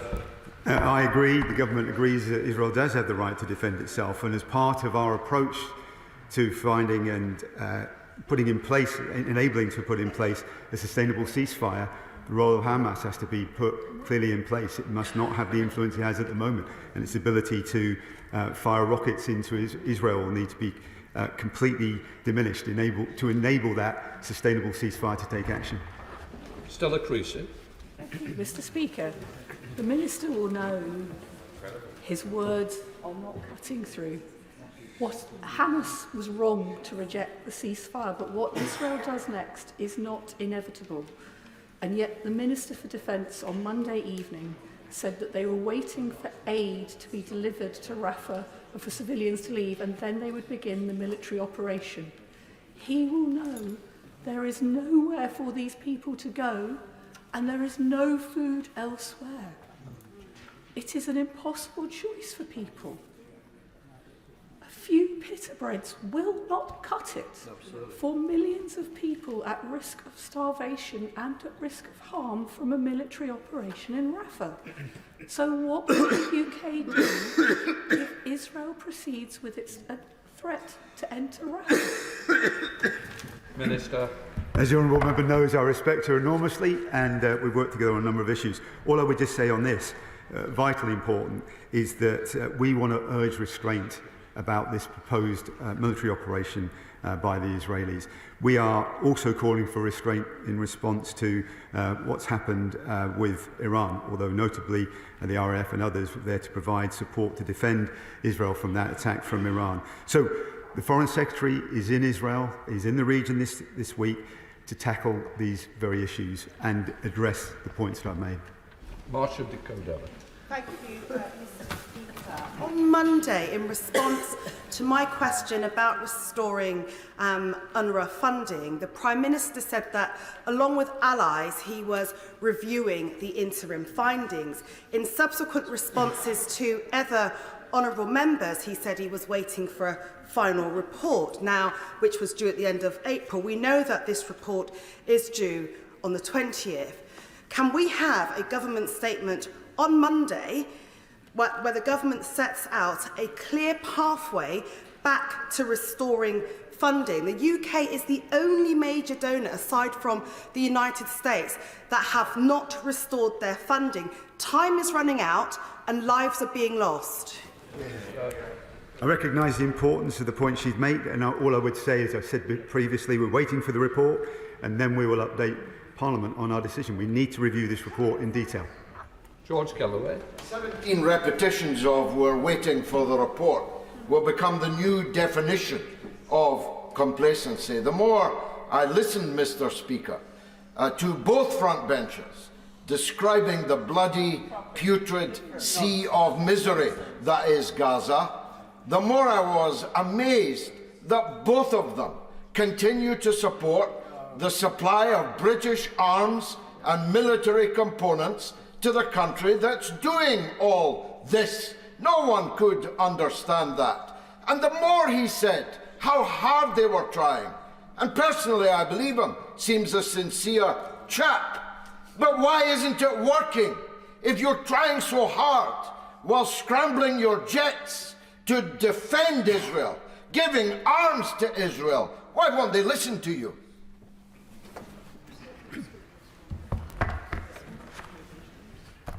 All I say with respect is that the questions that have been asked to me, I think, are entirely appropriate and understandable given the circumstances. I've responded as best I can from the government's perspective. I think the honourable gentleman knows from his extensive experience that the situation on the ground is hugely complex. We're working night and day. Our officials in SCDO are working flat out. We're providing the support we can for Israel and to help tackle the destabilisation. So I understand the passion that he asked these questions for, but he should also understand these are incredibly complex situations. We're endeavouring to do everything we can with Israel to make our case, but they are also having to think about the implications of what's happening and act after a terrible, tragic attack by Hamas and responses by Iran as well. Olivia Blake. Thank you, Mr. Speaker. I'm concerned to hear from the Minister that the allegations that have been made by several organisations that the trucks are half full or less going in makes counting the amount of aid getting into Gaza by truck a difficult statistic to use.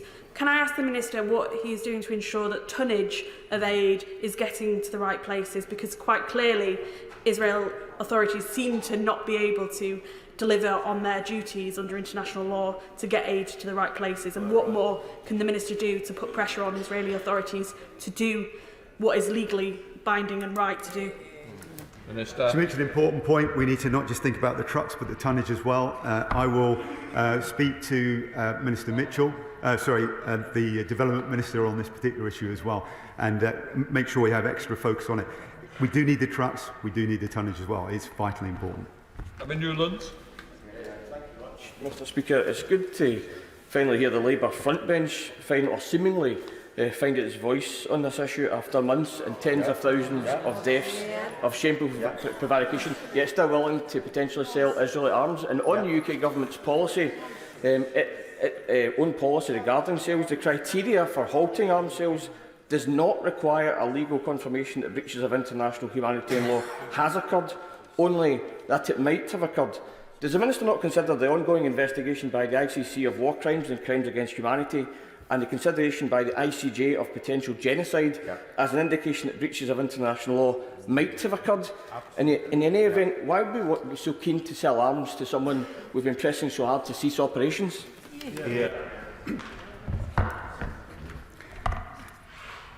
We continue to have grave concerns about the humanitarian situation on the ground, but this is not sufficient to undermine our judgment that Israel is committed to comply with IHL in general, and we've already talked at length about the export licences and our controls around that.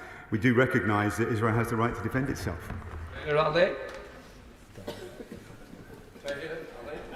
Thank you, Mr. Speaker. The Belgian Foreign Minister stated Israel was engaging in tactics of starvation. Last month, the Foreign Minister of the Republic of Ireland stated the use of starvation as a weapon of war is a blatant violation of international humanitarian law. This month, Belgium's Minister of Development Cooperation stated Israel's use of hunger as a weapon of war was a flagrant violation of international law. The Israeli Defence Minister was on record as saying, "I have ordered a complete siege on the Gaza Strip. There will be no electricity, no food, no water, no fuel. Everything is closed. We are fighting human animals and we are acting accordingly." When will this government wake up to the reality that innocent Palestinians are dying and take actions to stop them from dying from hunger and starvation? We're working hard to get the aid in, as I've already highlighted. That's absolutely critical. And we're also calling out the Israeli government to make sure that, recognising that too many civilians have been killed, we want to see Israel take greater care to limit its operation to the military targets and avoid harming the civilians and destroying homes, as he's indicated. Curran Buck. I think the world is astounded by the fact that we are having to rely upon sea corridors and airdrops for the delivery of aid when we know that the only way that we will prevent starvation in the hell that is Gaza is through mass truck supply and an UNRWA-assisted delivery. Can the Minister explain to us the government's assessment of whether the current supply of aid through trucks, air and sea is sufficient to prevent imminent famine? Minister. We've seen limited improvements. I've highlighted that already, but we want to see Israel stand up to its commitment to increase the total number of aid trucks to at least 500 a day and increasing the capacity through the Jordan land corridor to 100 trucks a day. So there's clearly more work that's required, and it's important to highlight as well, it's not just us, this is an international priority where we're working with our other partners. Tamsin Desi. Thank you very much. Mr. Speaker, given the horrific scale of killing and the starvation of Palestinians, especially children, we need an immediate ceasefire, release of hostages, and the Netanyahu government must allow unimpeded aid into Gaza rather than continually blocking it. However, there also needs to be a process of investigation, accountability and justice given the serious allegations of war crimes, whether that's through the ICC, the ICJ or the UN Commission of Inquiry. But the UK government presently doesn't find any of these routes acceptable. So for the record, Minister, could he please highlight which of these accountability mechanisms does the UK Conservative government find acceptable? Minister. We respect the role and the independence of the ICJ, but our view is that Israel's actions in Gaza cannot be described as genocide or the points that he's been raising. And we're also remain clear that formal determination of genocide should be based upon the final judgment by a competent court. Deirdre Black. Mr. Speaker, could he just explain to me the rationale, this is something that's puzzled me for some time, behind advocating a humanitarian pause in the bombing, allowing medical aid, food, water, basic supplies into Gaza, and then presumably just permitting the killing to start up again? I mean, bombing civilians is a crime against humanity. Isn't it time for humanity to be reasserted here and for the immediate ceasefire that so many have called for to be started now? Our position, the government's position, is that we need a pause. We need to get aid in, we need to get hostages out, and then work for the conditions for a lasting peace. And we have to recognise Hamas's role in getting to this point as well. And in those conditions, we need to remove Hamas's capacity to launch attacks against Israel and make sure that it's no longer in charge in Gaza. That's sharp. Can I just say thank you to my constituents who organised a gathering for the Palestinians in the north in my constituency this weekend for Eid gathering, which I attended, and there I met Palestinian Gaza health aid workers, and I heard lots of stories, and one of them, similar to the one which is a lady who had given birth to triplets, Nuzza Awad. Her babies should have weighed approximately 6 to 8 pounds each, but actually they weighed just 2 pounds each, and they haven't even developed their thighs because of malnutrition.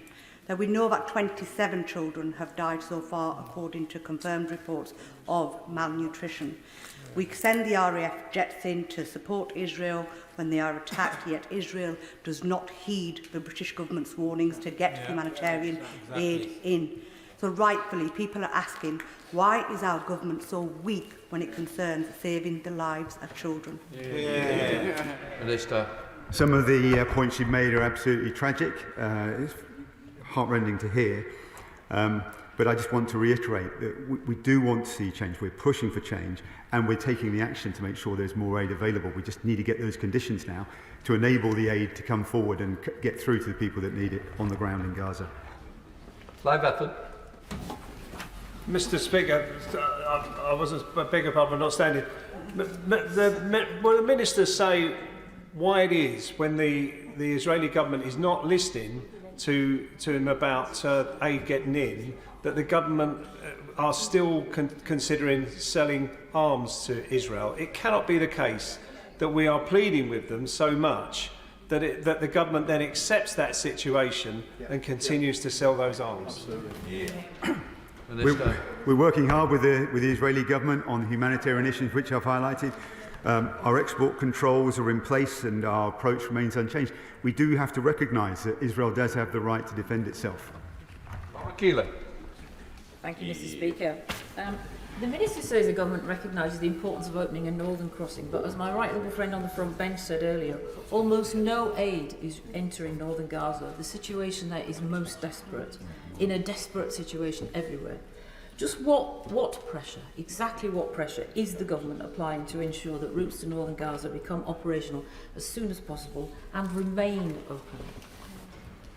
Minister. It's part of our ongoing diplomatic efforts with Israel and with our like-minded partners as well, who are committed to providing aid to get that in. And one of the key things that Israel's committed to is to that northern route. She makes that point very importantly, and that is one of those elements that we're continuing to urge Israel to stand up and commit to. Ronnie Cowan.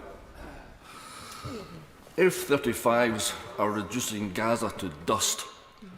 During Pinochet's brutal rule in Chile, the workers of Rolls-Royce in East Kilbride refused to manufacture parts for the Chilean Air Force and were hailed as heroes. Why? Why will this UK government not follow that humanitarian example and stop exporting the parts for F-35s? It's because we've got one of the most robust arms export regimes in the world. And as I've said, we need to recognise Israel's right to defend itself. He probably noticed what happened over the weekend with the attacks from Iran. These are not just important for what happens in Israel, vitally important that is, and for those involved in Gaza. This situation has ripple-out effects that destabilise in the region, have global implications as well. Ian Byrne. We were told a month ago that 1.1 million people face catastrophic levels of food insecurity in Gaza, and we're reduced to airdrops. The situation in northern Gaza is horrific, and it's a consequence of political choices. The World Food Programme has said the area is largely being cut off from aid, and recorded the highest levels of catastrophic hunger in the world. 28 innocent children reported to have died of malnutrition and dehydration because of political choices. What meaningful, strong actions will the government take to ensure international law is upheld and to ensure that all Palestinians have a right to food? Well, I think I've highlighted already the steps that we're taking.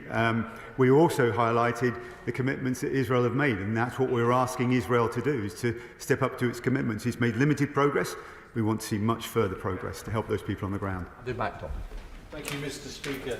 According to UNICEF, one child in Gaza is killed or injured on average every 10 minutes. Yesterday, Israeli occupying forces struck a playground in the Maghazi refugee camp in central Gaza, massacring at least 11 people and injuring many more. The Deputy Foreign Secretary has boasted about how proud his government is to be supplying Israel with arms, even while it commits such crimes against humanity, and has been found by the ICJ to be plausibly committing genocide against the Palestinian people. So can the Minister tell us categorically whether or not arms exported from Britain were used in the strike on the Maghazi refugee camp, and for that matter, whether the three British aid workers who were killed at the beginning of the month were killed by weapons manufactured in Britain? As already highlighted, we have strong export controls, and the point that he makes, an important point, is we've asked Israel for a assessment and an investigation to take place, and an independent investigation to take place as to what happened in that situation. Debbie Abrahams. Thank you, Mr. Speaker. We continue to call for the immediate release of all hostages, for an immediate ceasefire, unhindered humanitarian aid, adherence to international law and accountability for any breaches, and immediate international efforts for a two-state solution. But on aid and on international law, between the 6th and 12th of April, 41% of UN-coordinated missions to northern Gaza, where famine is underway and children are dying by the minute. And the obligation the Israeli authorities have to facilitate humanitarian war is a matter of law. It's not just about access, they have to get to where it's needed. I appreciate the difficulties that the Minister has found himself in today, but I push again on why the government is so ineffective in getting support. We've had months upon months of saying that things are going to happen, and it never has. Why have they been so ineffective, and what are they going to do to make sure that Israel adheres to our requests? Minister. I've highlighted that there has been limited progress, so that we have made some progress in our arguments, along with international partners with Israel. And now we're pressing for those other areas to be dealt with, including northern access. It's a vital priority, and we're pushing hard. And as I said, the Foreign Secretary is once again in the region this week to address these issues. Matt Weston. Thank you, Madam Deputy Speaker. Last week, Samantha Power of US Aid told Congress that they were witnessing famine in northern Gaza. Let's be honest here. To the wider global population, it appears Israel is using starvation as a weapon of war, whether it be the supply into the country or intimidating and killing those workers who should be distributing it. So does he share the US assessment of the situation, and will he commit to supporting and restoring the funding of UNRWA? Minister.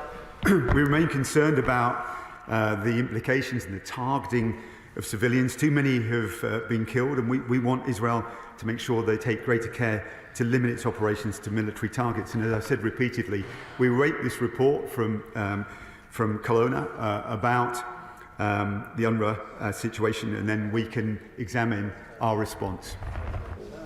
Andy Slaughter. Thank you very much, Madam Deputy Speaker. Some 500 healthcare workers have been killed in Gaza in the past 6 months. That's more than the total number of healthcare workers killed in all conflicts around the world in the previous 2 years. Does the Minister agree with Professor Nick Maynard, the British surgeon recently returned from Gaza, that healthcare workers are being deliberately targeted? And if so, why is the UK still supplying arms to Israel? Minister.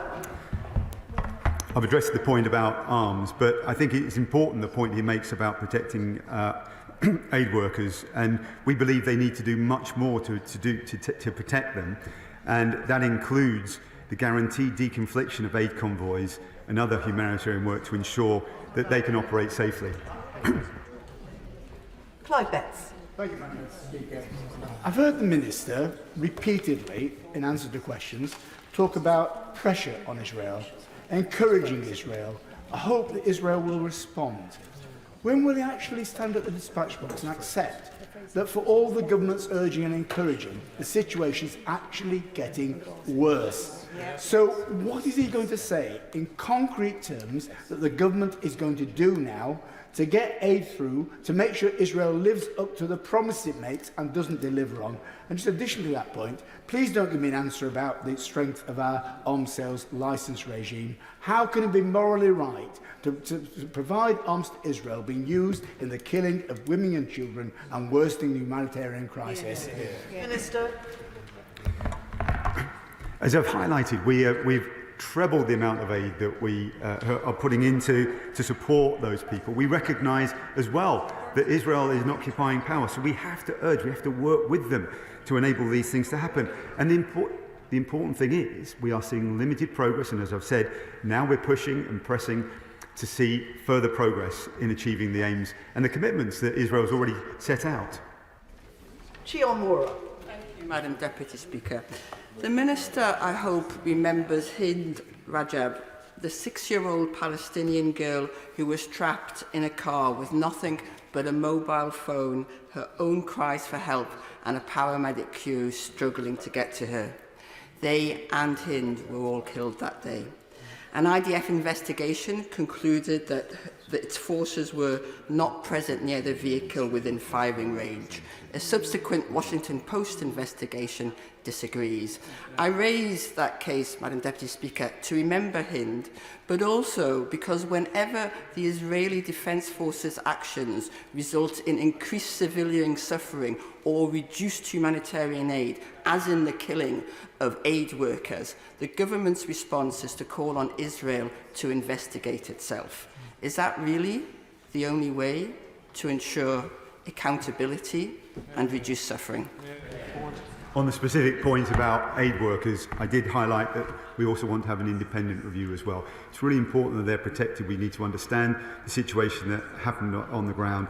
And she highlights, importantly, that we are also urging Israel to take greater care in limiting its operations and the impact it has on civilians. Jonathan Edwards. Madam Deputy Speaker, following the Iranian attacks of the weekend, we are one step away from the precipice of a regional war. And the comments of the Foreign Secretary this afternoon following his meetings with the Israeli government that he believes Israel is minded to act should worry us all. The British government rightly emphasised the need for de-escalation, but does it recognise that de-escalation must begin in Gaza? Minister. We need to de-escalate the whole situation and do everything we can to use our influence in that task. We've highlighted already what we're asking Israel to do and urging them to do as a humanitarian perspective in terms of their stated aims to carry out further military action in Rafah. And then there's the wider area as well. So we're working along with our partners in the region, around the world, to find ways to de-escalate the situation more widely. It is multifaceted, really complicated, but we're finding ways to bring that influence to bear because we do not want this to escalate any further. Barry Gardner. Thank you, Madam Deputy Speaker.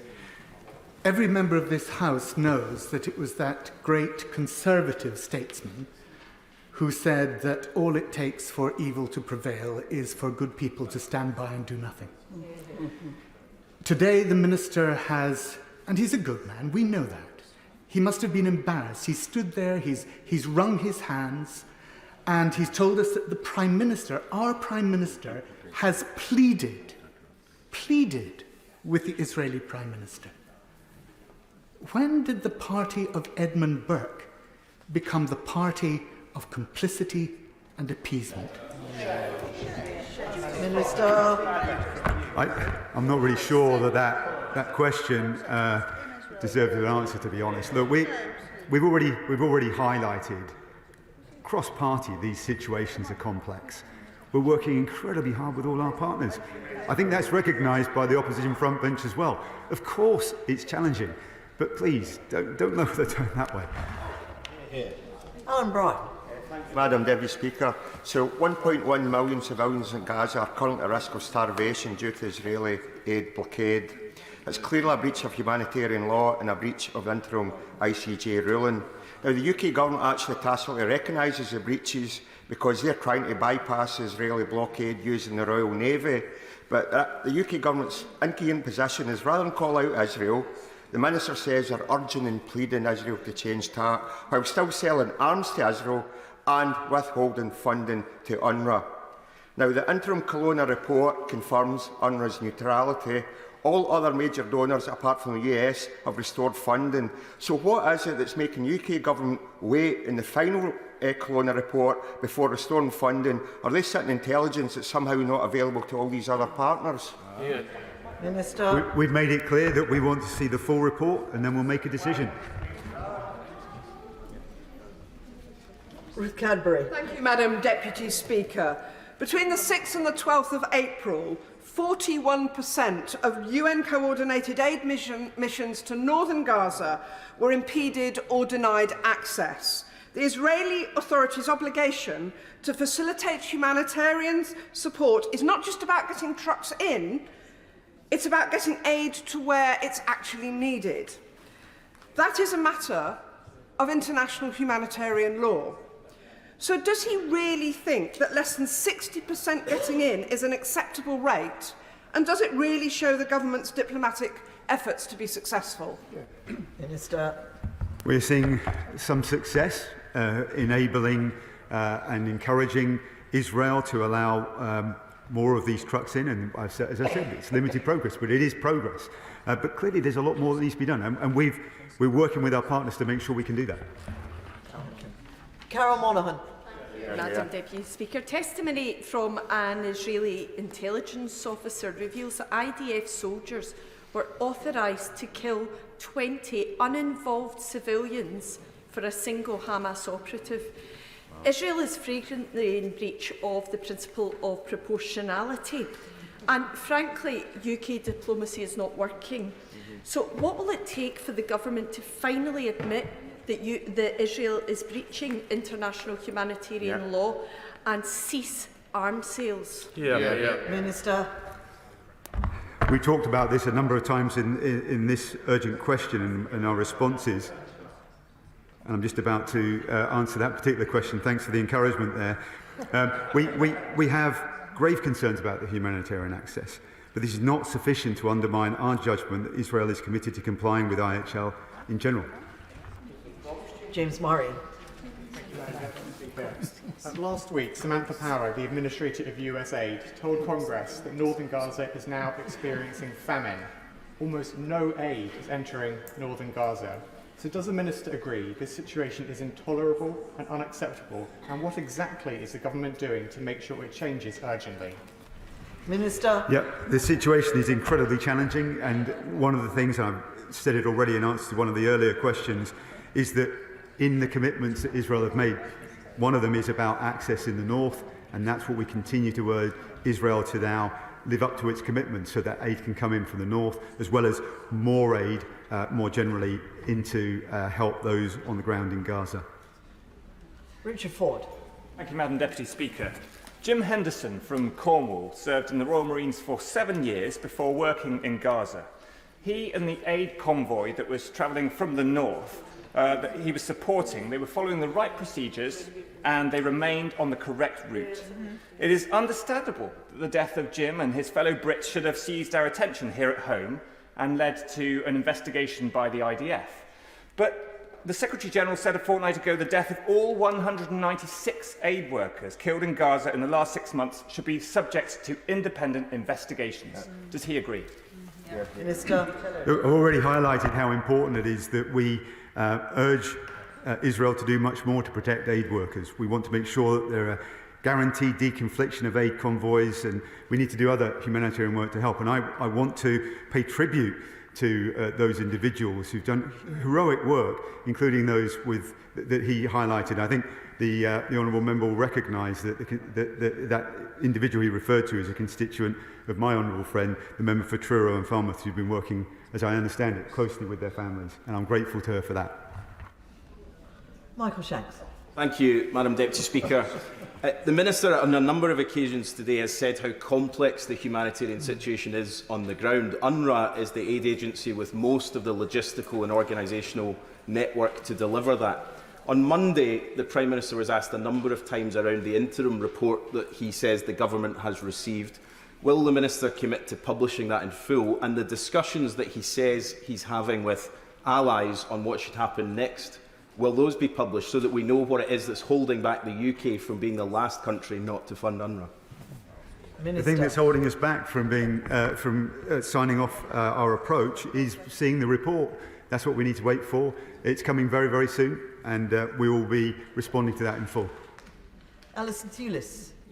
The Director General of the World Health Organization, Dr Tedros Ghebreyesus, has talked about the devastating destruction of Gaza's hospitals, including the dead bodies still being removed to the ruins of Al-Shifa. Will the United Kingdom fund the World Health Organization and other charities on the ground in Gaza to rebuild the shattered hospitals that have been destroyed under Israeli bombardment, and will he deliver the ceasefire necessary to allow this construction to happen, because that cannot happen while there is no construction materials going into Gaza? She makes a characteristically thoughtful point, and an important one about reconstruction. I think our immediate approach now is about the pause, getting aid in. That's got to be the top priority right now. But then as we look forward, let's get those conditions in place to have a sustainable ceasefire. And as part of that, we can work through how that construction or reconstruction would take place. Kerry McCarthy. Thank you. As I said to the Prime Minister in his statement on Monday, the mother of James Kirby, one of the other aid workers who lost his life while trying to deliver aid through World Central Kitchen, is my constituent, and the family want answers, and I would really appreciate it if the Minister could tell the Foreign Secretary while he's in the region, you pass that message on from the family, they want answers. Yeah. But given what he said about guaranteed deconfliction, and what we've heard from my honourable friend here about the attacks on care workers, as well as the attacks on people trying to deliver food aid, can he explain to me what these pleas for guaranteed deconfliction actually mean? Because I just don't see that it's working. Yeah. Minister. Well, it's. I'd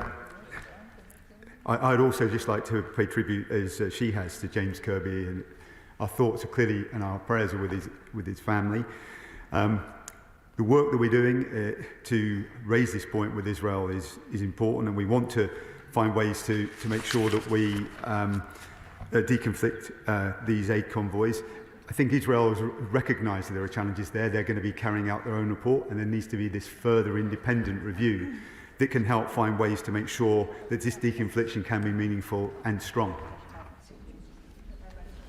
Jim Shannon. Thank you, Madam Deputy Speaker. Can I first of all thank the Minister very much for his response to all the questions. It's quite clear the Minister is a Minister with compassion, and he wants to answer in the best way, and we thank him for that. I had occasion last week, Madam Deputy Speaker, to be in Israel. I had occasion to visit some of the kibbutz where innocent Jewish people were murdered. I had occasion to visit the Nova musical festival where over 1,000 young people were murdered as well. And I had occasion to meet some of the families. All of that as a result of Hamas terrorism upon the Israeli people. The reason why we have got a humanitarian crisis in Gaza is because of Hamas. So can the Minister confirm what discussions have taken place to open wider channels to allow medical aid in and to allow ill people to come out to have medical interventions free from harassment and intervention from Hamas?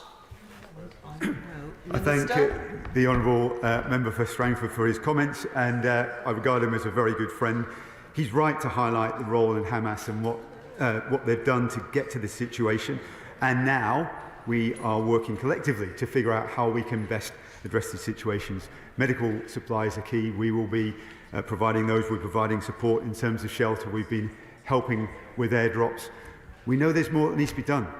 That's clear across the House. There's frustration in this task, and I'm grateful to all the colleagues here across the House for, on most of the occasions, measured comments, and I understand their concerns. I'm also pleased that people haven't resorted to cheap party politics here. These are incredibly difficult challenges, and I'm very grateful for the questions and the challenge that's being provided. It's constructive. We'll use that to help make the case to those on the ground that need to hear it. Thank you. Thank you. Thank you. I thank the Minister. That concludes proceedings on the urgent question. Points of order come after statements, after urgent questions and statements, unless it's directly related to the statement, the UK we've just had. It is a point of order, Chair Limassol. Thank you, Madam Deputy Speaker, and I apologise for not giving you forward notice of my point of order, but it is something that has just occurred. The member for Tiverton and Honiton just referred to the death of one of my constituents, which has just recently happened in relation to this urgent question, without notifying me. And the reason I raise this today, Madam Deputy Speaker, is this is an incredibly sensitive time, and I have connected with the family through the Foreign Office and Development Consular Service, which is the right and proper thing to do, and I am nervous that his name is being taken to score points across the chamber when it is completely inappropriate to do so. And I wonder if you could advise me how we can avoid this in the future. I thank the Honourable Lady for her point of order.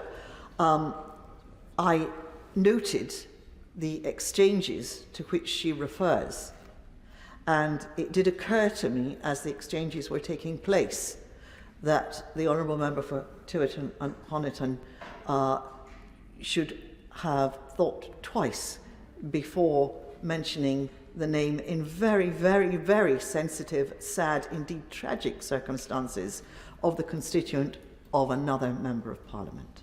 I wonder if he would like to apologise. Point of order, Madam Deputy Speaker. My point of order is that I'd firstly like to pay tribute to the Honourable Member for her work on behalf of her constituent. I think that it is the duty of everybody in this chamber to work with sensitive casework as close as we can, and clearly she has done that.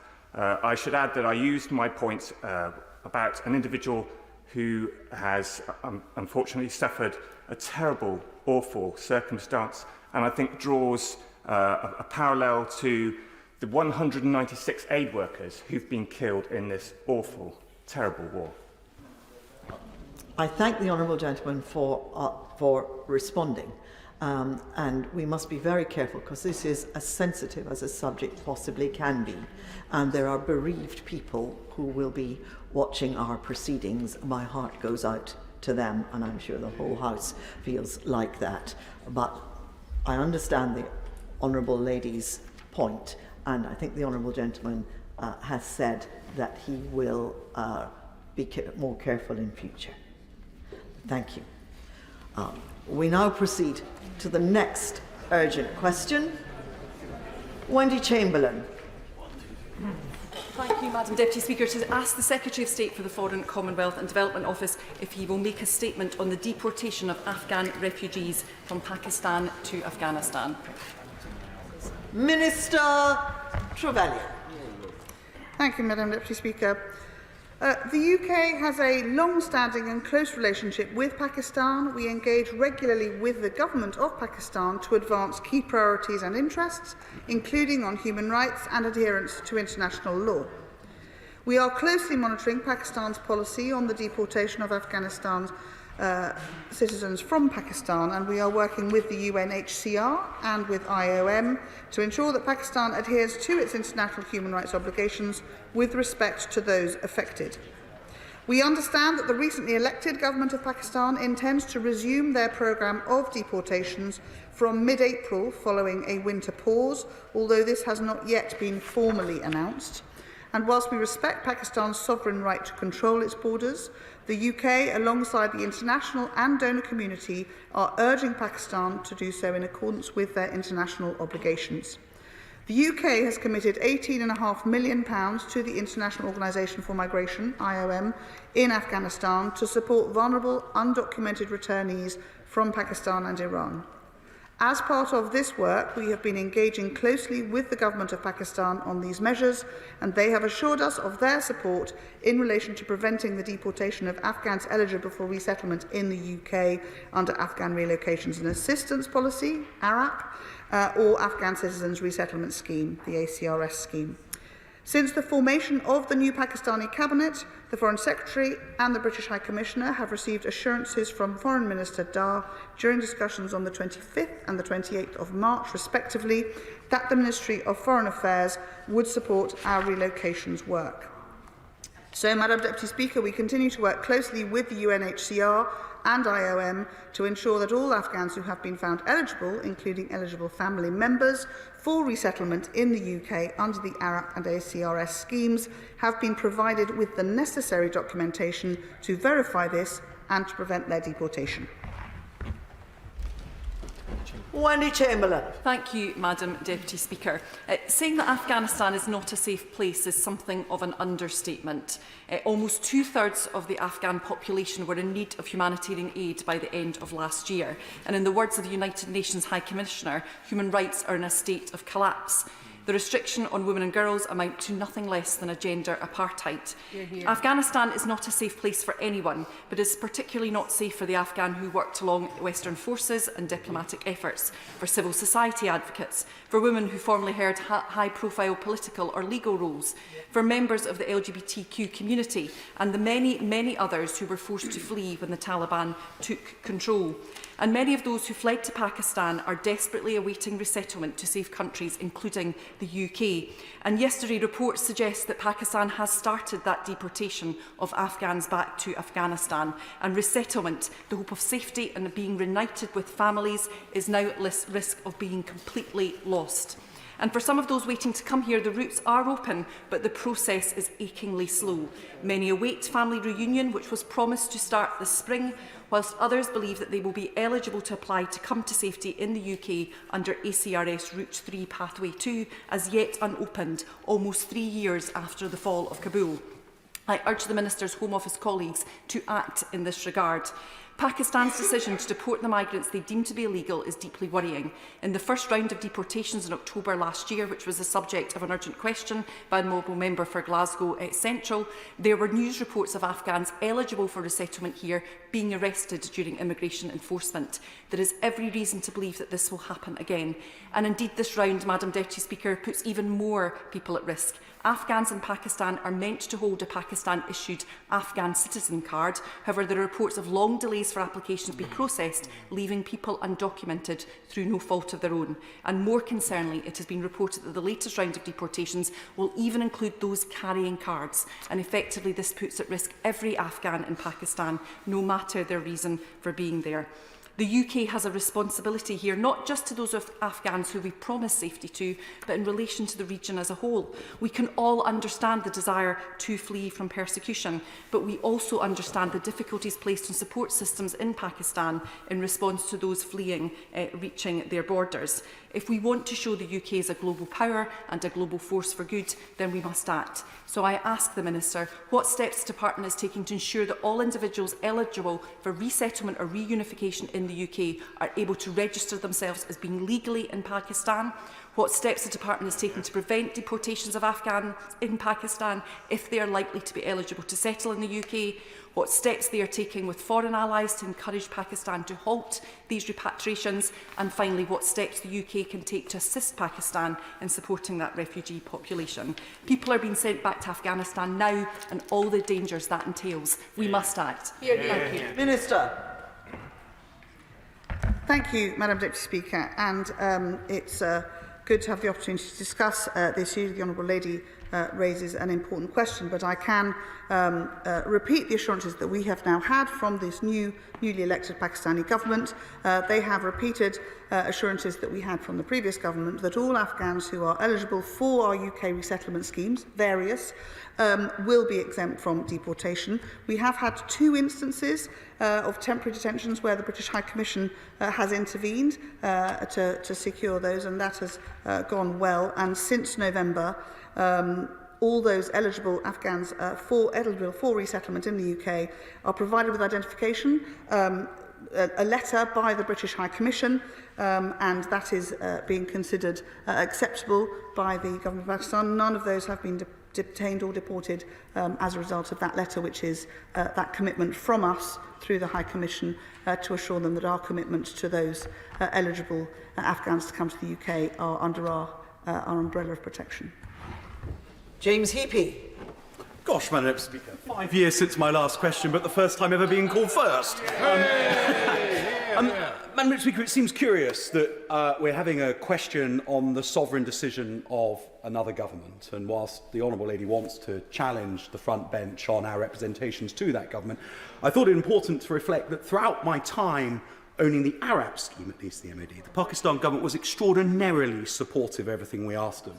So would the Right Honourable Lady join me in paying tribute to both our High Commissioner and her brilliant team at post in Islamabad, but also in making clear our continued gratitude to the government of Pakistan for the incredible flexibility they show in facilitating both Arab and ACRS? Minister. Madam Deputy Speaker, it's a pleasure to be able to discuss this issue in a new way with my right honourable friend. We've been working closely on these issues within government, and his commitment to making sure that those eligible for these schemes have been able to come to the UK has been without exception absolutely incredible. And just to add to that, since October of last year, we've been able to complete 24 charter flights and relocated over 5,500 individuals under the ongoing Arab scheme. And I absolutely pay tribute to the incredible, tireless efforts of our British High Commissioner Jane Marriott and her wonderful team in Islamabad, who continue to work day in, day out with the Government of Pakistan, their officials and their military, who help us to ensure that we can bring those Afghans safely to the UK in due course. Shadow Minister Catherine West. Thank you very much, Madam Deputy Speaker, and I congratulate the Honourable Member for North East Fife for bringing forward this urgent question and for her work across the House on women particularly suffering in these circumstances. And despite Afghanistan no longer occupying the headlines, the situation for the country is stark, and that we know across the House. Women in particular living under a gender apartheid, and the men and women who fought bravely for a better Afghanistan alongside British armed services, often targeted and killed by the Taliban, as confirmed by the United Nations Assistance Mission in Afghanistan. Labour's always been clear that we owe many Afghans a debt of gratitude for supporting British aims in Afghanistan. Now, she mentioned the figure 5,500, but could she say how many she estimates now require protection so that they're not repatriated back across the border? And would she answer 3 other brief questions for the information of the House? Firstly, could she detail the discussion she's had with the Pakistani government to halt or at least limit the returns to Afghanistan? What steps she's taking to belatedly bring to safety those at-risk Afghans, particularly former members of the Afghan security force, particularly now that certain members are no longer in the government and maybe not there to make the case for these vulnerable individuals? What steps are being taken to commit to a strategy across the board to support women and girls in Afghanistan, to give them hope that they have not been forgotten, and to recognise the important work done by Her Noble Baroness Kennedy and others on gender apartheid in these Houses of Parliament? Thank you, Madam Deputy Speaker. Thank you, Madam Deputy Speaker. And as the Honourable Lady highlights, my right honourable friend has been a stalwart in making sure that those who are eligible for ARAP, and indeed from the wider cohort, the ACRS schemes, have been moving forward. As I say, we have an agreement, and the government of Pakistan, the new government, are supporting it, that where we indicate from the High Commission that these are people who are eligible for the scheme. They are comfortable that we are therefore going to bring them across, and as I say, that number since October illustrates that continuing repatriation of these people across here. So those discussions are daily between the High Commission and various parts of the government of Pakistan as required to ensure and make progress on all of those issues, and we continue to bring those across. The Honourable Lady is absolutely right. My right honourable friend has been an absolute champion for making sure that those are eligible go through the system. I can reassure her that my other right honourable friend, who has now taken over that brief in the Ministry of Defence, will, I know, continue to ensure that as the programme rolls out, it goes at the pace and indeed the assurance that those who are in Pakistan looking to come to the UK for safety are expecting. Sir Oliver Heald. My right honourable friend knows there are people who, in the process of making their way to Pakistan from Afghanistan, became undocumented, but who nonetheless are entitled to resettlement here, either because they helped us in our military or because of their work in the legal system. And would she agree with me, it is important, if possible, for the Pakistani government to continue to show enough flexibility so that while somebody is showing that they are entitled to come here and that becomes documented, that during that process they're protected. Thank you. Honourable friend is absolutely right. The importance of making sure that all those who are eligible, who have applied and are being processed or have been processed through the scheme, who may still be in Pakistan and not yet made it here to the UK, they have this support literally controlled by the team at the High Commission, and they have these letters of support so that the government of Pakistan knows that they are within our ARAP eligible umbrella, and that will continue to be the case until such time as we've been able to bring them all to the UK. SNP spokesman Martin Docherty-Hughes. Thank you, Madam Deputy Speaker, and I think it's only right and proper that the member for North East Fife who's bringing this urgent question today, so congratulations to them. And I've noted in a reference from the recent joint committee on the human rights, I note that the learned member for Edinburgh South West, who's the chair, is actually in their place. The committee report highlights that the Prime Minister of Pakistan has referenced the Rwanda scheme as their justification for actually deporting Afghans back into the hands of the Taliban. I wonder if the Minister agrees that the Afghans who fought with British forces, the men and women who fought with British forces and were not brought out of safety with Operation Pitting, yet managed to flee the Taliban and use small boats to cross the channel to get to the UK, should not be sent to Rwanda, or as a message from the present British government to our allies, will use you, will drop you when we've had our way with you? Minister. Madam Deputy Speaker, as we have discussed, of course, the question of Rwanda a lot in recent weeks. We consider, as does the international community, Rwanda is a safe country. I don't think it's comparable in that sense to Afghanistan, but importantly, as I say, for all those who have, as the honourable gentleman highlights, worked alongside British forces and who have applied and are eligible for ARAP, or indeed those not in the military space but more widely applied and are eligible for the ACRS scheme, we are continuing to ensure that they are able to have that protection through the letter from the High Commission in Pakistan whilst they're there, whilst we look to bring them to the UK in due course, and that will continue to be the case until that programme is completed. Alexander Stafford. Thank you very much indeed, Madam Deputy Speaker. Of the estimated 1.7 million refugees on the border, many of those are going to be members of Christians or other minority religious sects. What safeguards is the UK government putting in place or having conversations with the Pakistan government to make sure those Christians are not returned to Afghanistan where they will be persecuted and that faith can shine through? Minister. Honourable friend raises an important point, and one that is important to raise, and as I said in my statement earlier, we will continue always to remind the new government of Pakistan, as we had the previous one, of their international obligations around some of these incredibly difficult issues, and that's a conversation, as I say, because we have a very good relationship with the government of Pakistan that we continue to do daily. Naz Shah. Thank you, Madam Madam Deputy Speaker. I'm a really proud foster parent to an Afghan refugee who came over, and I'm actually a grandmother by that standard now. So I am really grateful for the urgent question, and I am really concerned about those that have been forcibly taken out of Pakistan, and particularly the reports about those that were actually born in Pakistan. But it does smack me of a bit of a sick joke, if you like, if that on one hand we're talking about bringing Afghan refugees here, but on the other hand, tonight this government will be voting down the Noble Lord Brown's amendment for Afghans who actually supported us, our British armed forces, that could be packed off to Rwanda. So my question is really simple. How do we show we show a moral stance on the issue today when the government will be voting down that amendment for Afghans who are at risk? Minister. Madam Secretary, first of all, I think how lovely to hear of that personal commitment to refugee from the honourable member's family.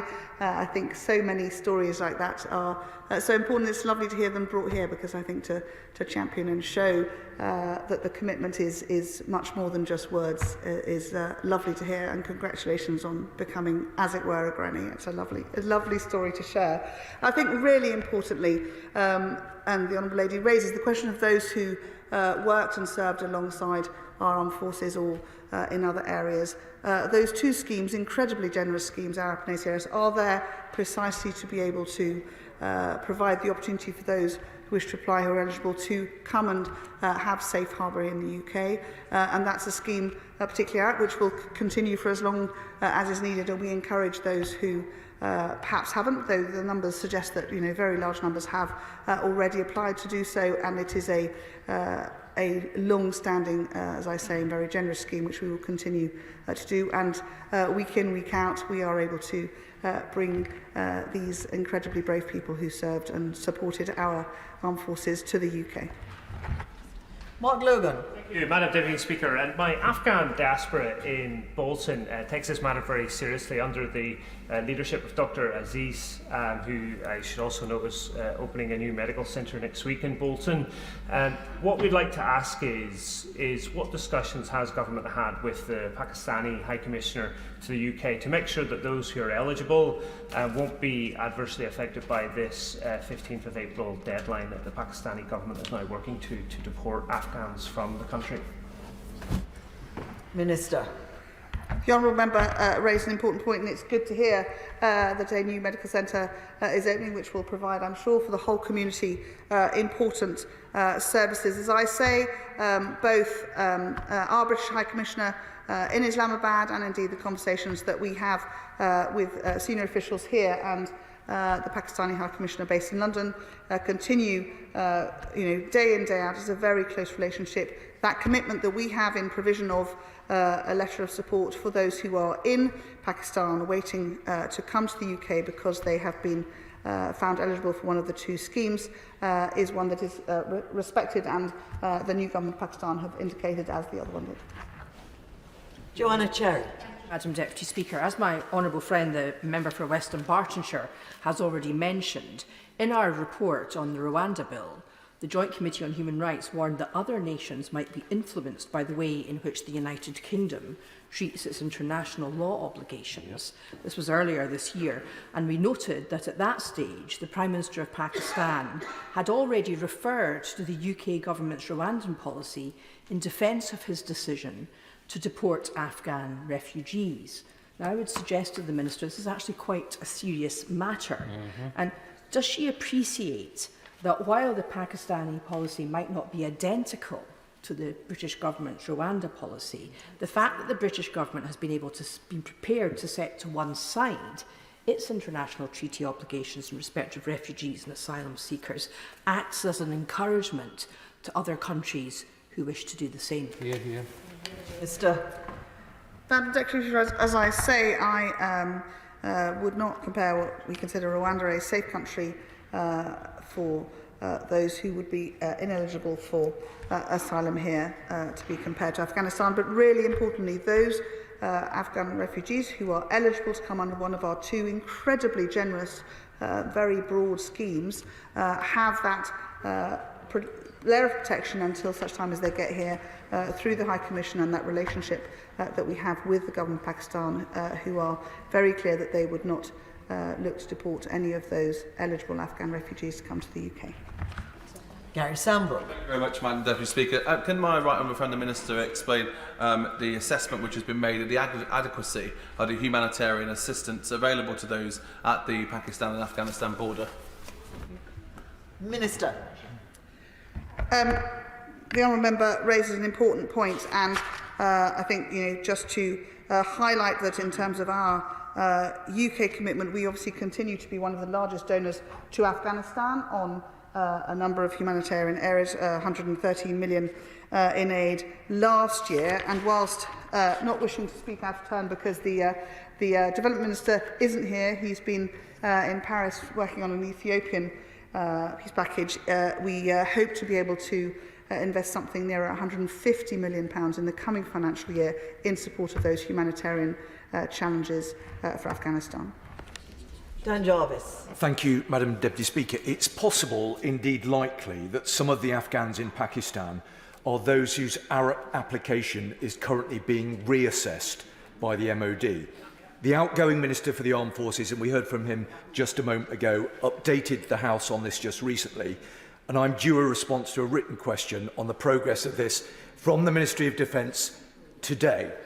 Now, it's good to see the Minister from the Ministry of Defence sat with the Minister, but given the urgency of this matter, can I ask her to give an assurance that her department is working very closely with his department to ensure that where there are potential Arab-entitled people in Pakistan, their applications are being reassessed as quickly as possible? Thank you. Minister.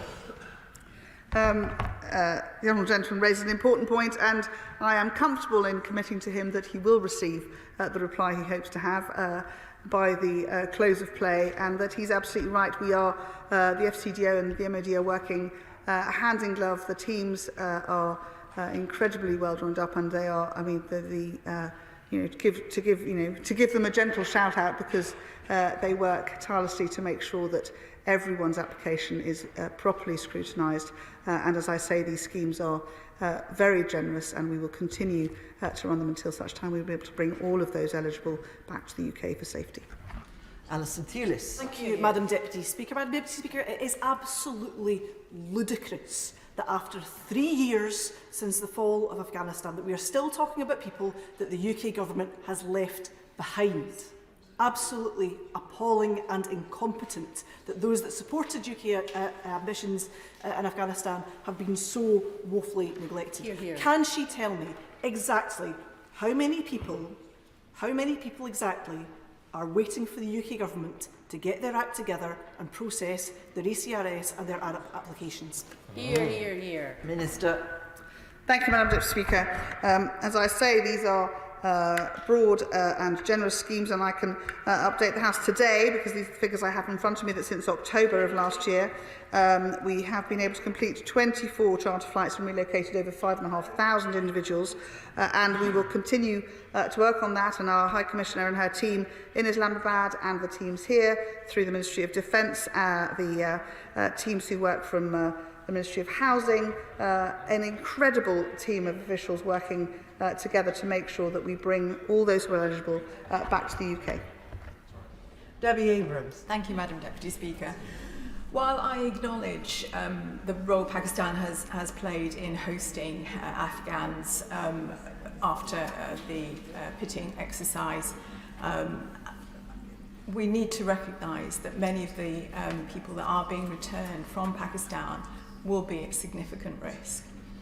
On top of that, many Afghans were incorrectly advised about which scheme to apply for, and as a consequence may not even be in the process. So in addition to those that have started the process, there will be another cohort who haven't started it because of the poor advice before. So given that AICS isn't even opened now, there is no phase 4 opened at this moment, what numbers of people are expected? I've got a constituent, Madam Deputy Speaker, it is really important. What numbers is the Minister expecting aren't on the process and need to be accommodated? Minister.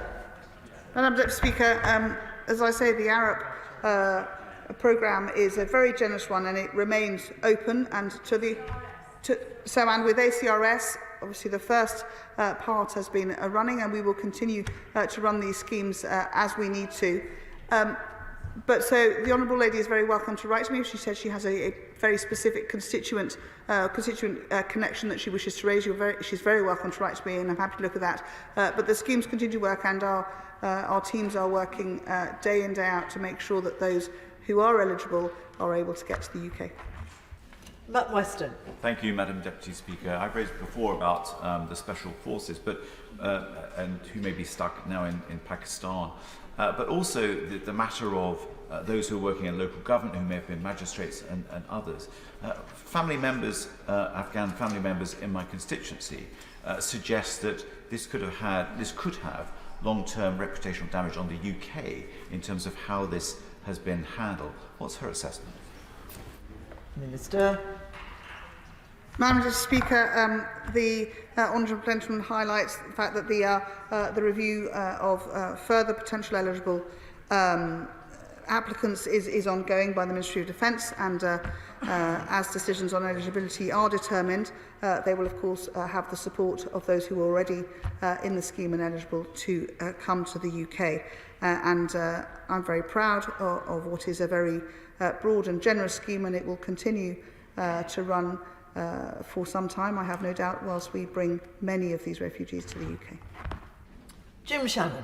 Thank you, Madam Deputy Speaker, and I thank the Minister, as always, for her responses. What steps are government going to take to not only provide safe passage and route for Afghan allies to reach the UK, but also to provide them with safe legal status? I give the case, Madam Deputy Speaker, of one of my constituents who served in Afghanistan in the army. Alongside of him served an Afghani. That Afghani had to leave with his family Afghanistan and flee to Pakistan. I met him in Pakistan 2.5 or almost 3 years ago. The point I want to make is, if we get that gentleman and his family, his wife and his 4 children, to Strangford constituency, we'll get him a job, we'll get him a house, we'll make sure that his children are educated. What we need, Minister, is a visa to ensure that he gets here. And if you can do that, if you can process his application, if the Minister can process his application correctly, then the good people of Strangford will do the rest. Minister. Mr. Speaker, I think and I'm sure you have absolute confidence that the communities of Strangford will wrap their arms around those refugees that come to the UK. And if there is a particular issue, the gentleman is very welcome to write to me, but I know that the British High Commission in Islamabad are working constantly with those there who are eligible to do that paperwork, which is quite extensive, and there are a lot of them. But if there is a particular case and he'd like to raise it with me, I'd be very happy to discuss it. Thank you. That concludes proceedings on the urgent question, and so we move to the 10-minute rule motion. Judith Cummins. Thank you, Madam Deputy Speaker. I beg to move that leave be given to bring in a bill to make provision about the maximum noise levels of fireworks which may be sold to the public and for connected purposes. My bill aims to tackle the antisocial use of fireworks and means that fireworks available to the general public no longer emit sound levels that are equivalent to a pneumatic drill or a chainsaw, but would be capped at sound levels equivalent to an alarm clock or a hairdryer. Whilst fireworks can be a great source of entertainment, currently they also cause misery for many people and their pets right across this country. This bill would stop shops from selling loud fireworks to the general public, tackling this widespread problem. In my own constituency of Bradford South, the misuse of fireworks is a 24/7, round-the-clock blight and causes unacceptable stress and anxiety to both people and their pets. I would take this opportunity to also highlight my petition on this subject, which is currently live on my website, which calls for a reduction in the decibel limit of fireworks and has already been signed by so many of my constituents. Because time and time again, people in Bradford South tell me that their family life is disrupted as their children and their pets are being rudely awakened by the excessive noise of fireworks after 11 PM and in some cases this happens every single night. Now, letting off fireworks on a non-designated day after 11 PM is of course illegal. But as members right across this House will know, the policing and enforcement of current fireworks legislation, to put it mildly, is a challenge. But we can stop this antisocial behaviour involving fireworks by preventing people from buying excessively noisy fireworks from shops in the first place. This bill has the power to protect people from noise disturbance without impacting the enjoyment of those who want to use fireworks. I would emphasise here that professionals can still continue to use fireworks which exceed the 90 decibel limit, and so organised public displays will not be affected. And I'm certainly not seeking to stop people from enjoying fireworks responsibly. And of course, the issue of antisocial use of fireworks is not just a Bradford problem, it's a nationwide problem. The Petitions Committee noted in 2019 that thousands of people across the country had raised the issue of antisocial behaviour associated with fireworks. The committee recognised that many people felt current laws were unenforceable and that complaints were not acted on. Local authority and police witnesses confirmed that the current legislation is challenging to enforce. Fireworks are regulated in England according to the Fireworks Act of 2003, introduced by my predecessor, and the Pyrotechnic Articles Regulation 2015 and the Explosives Regulations 2014. And as it stands, there are 4 categories of fireworks. Whilst Category 4 fireworks present a high hazard risk and can only be supplied to those with the specialist knowledge, members of the public can purchase Cat 1, 2 and 3 fireworks. Cat 3 fireworks present a low to medium hazard risk and are intended for outdoor use. In the current legislation, the maximum noise level of fireworks which can be bought in shops must not exceed 120 decibels, as measured by an appropriate method at the determined safety distance. But this legislation is simply out of date and ineffective. With the public, police and local authorities complaining of the inadequacy of the law, it's time to change the law, stop the noise and reduce the maximum decibel limit of publicly available fireworks. Because the dangerous and antisocial use of noisy fireworks can have a serious effect on people's health and cause distress. One constituent described to me how the fireworks cause her windows and her window panes to shake 4 times a week, week after week. Madam Deputy Speaker, we are talking about persistent noise nuisance, which people are unable to plan for, causing severe disturbances to both their pets and to people's everyday lives. And the antisocial use of fireworks can be really distressing for those with health conditions and disabilities. Giving evidence to a parliamentary committee, parents spoke of their experiences caring for their children. One parent said, "Our son has severe complex needs, including epilepsy, which can cause him to stop breathing. The public are able to set fireworks off at any time. We cannot guarantee how loud they're going to be. My son screams, has a seizure and has to be administered oxygen." One of my constituents in Bradford has spoken to me about the impact on people with anxiety, including a mother. Another spoke of local ex-servicemen suffering from PTSD, who are constantly affected by loud explosive fireworks. As one constituent told me, it's a disgrace that animals and humans have to suffer like this, and this issue must be dealt with. The very first step must be to introduce new limitations on the noise levels of publicly available fireworks. The proposal to limit the noise levels of fireworks to 90 decibels or less is supported by leading animal charities, with the RSPCA endorsing my bill, saying that we believe by introducing measures like this we can better prioritise the safety and well-being of animals and vulnerable people. We urge parliamentarians across the House to work with Judith on these welcome proposals. The current decibel limit of 120 was based on studies into the effects of noise on people rather than on animals. Loud and high-pitched noises can adversely affect a large proportion of animals, whose hearing is often much more sensitive and acute than humans. According to the RSPCA, around 2/3 of animals are distressed by at-home firework displays. One of my constituents described the harmful impact of fireworks on her pet, saying, "My dog shakes at the sound of fireworks. When we try to cuddle and calm her down, nothing works. I've even been to the door shouting, please stop. And this shows the desperation of animal lovers. Another one told me, my brother's dog died recently of a suspected heart attack as he lay quivering under his bed, terrified of fireworks. And so it's absolutely vital that animals and pets are considered alongside human needs. This bill would make the necessary alterations to the legislation, ensuring that the upper decibel limit of publicly available fireworks is set at 90 decibels. This is a modest but necessary change to the law as it exists, but it would be life-changing for so many people and animals right across this country.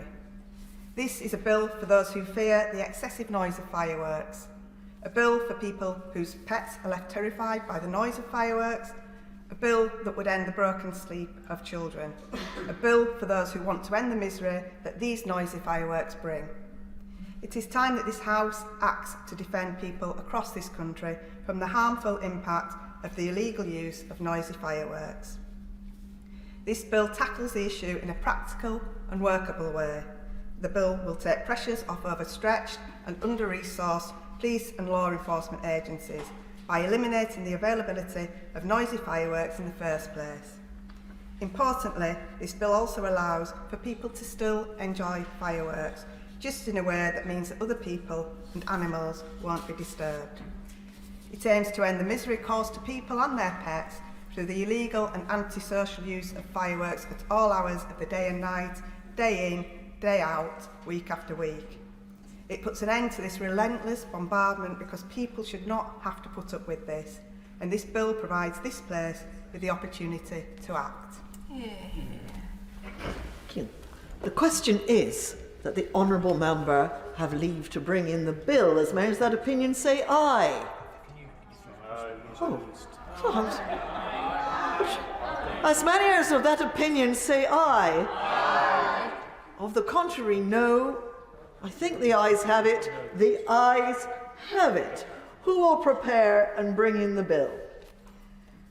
Kirsten Oswald, Marco Longhi, Mr Clive Betts, Peter Dowd, Rachel Maskell, Naz Shah, Imran Hussain and myself, Madam Deputy Speaker.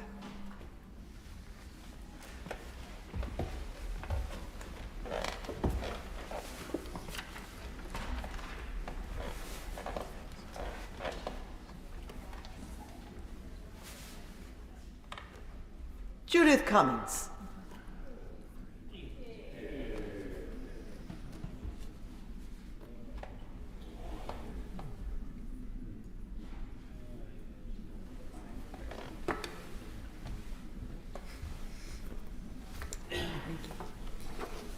Fireworks, noise limits bill. Second reading what day? Friday the 26th of April, Madam Deputy Speaker. Friday the 26th of April. Thank you. The clerk will now proceed to read the orders of the day. Safety of Rwanda, Asylum and Immigration Bill, consideration of Lord's message. Now. Before we move to consideration of the Lord's message, I can confirm that nothing in the Lord's message engages Commons financial privilege. We will begin with the government motion to disagree with Lord's Amendment 1D, with which we will consider the other government motions as listed on the selection paper. I call the Minister to move the motion to disagree with Lord's Amendment 1D. Michael Tomlinson. Madam Deputy Speaker, here we are again. Thank you very much indeed, and I beg to move that this House disagrees with the Lords in their amendments. Madam Deputy Speaker, you were in the chair on the last occasion, and this House has now voted several times, not to mention the strong endorsement of the bill at second and third readings. We need to bring this process to a conclusion, to get the bill onto the statute book, and to get the flights off the ground as soon as possible. Turning to the first amendment, the Lord's Amendment in New Amendment 1D has added in a number of Acts of Parliament and is simply not necessary. 3 lines, 3 acts have been added.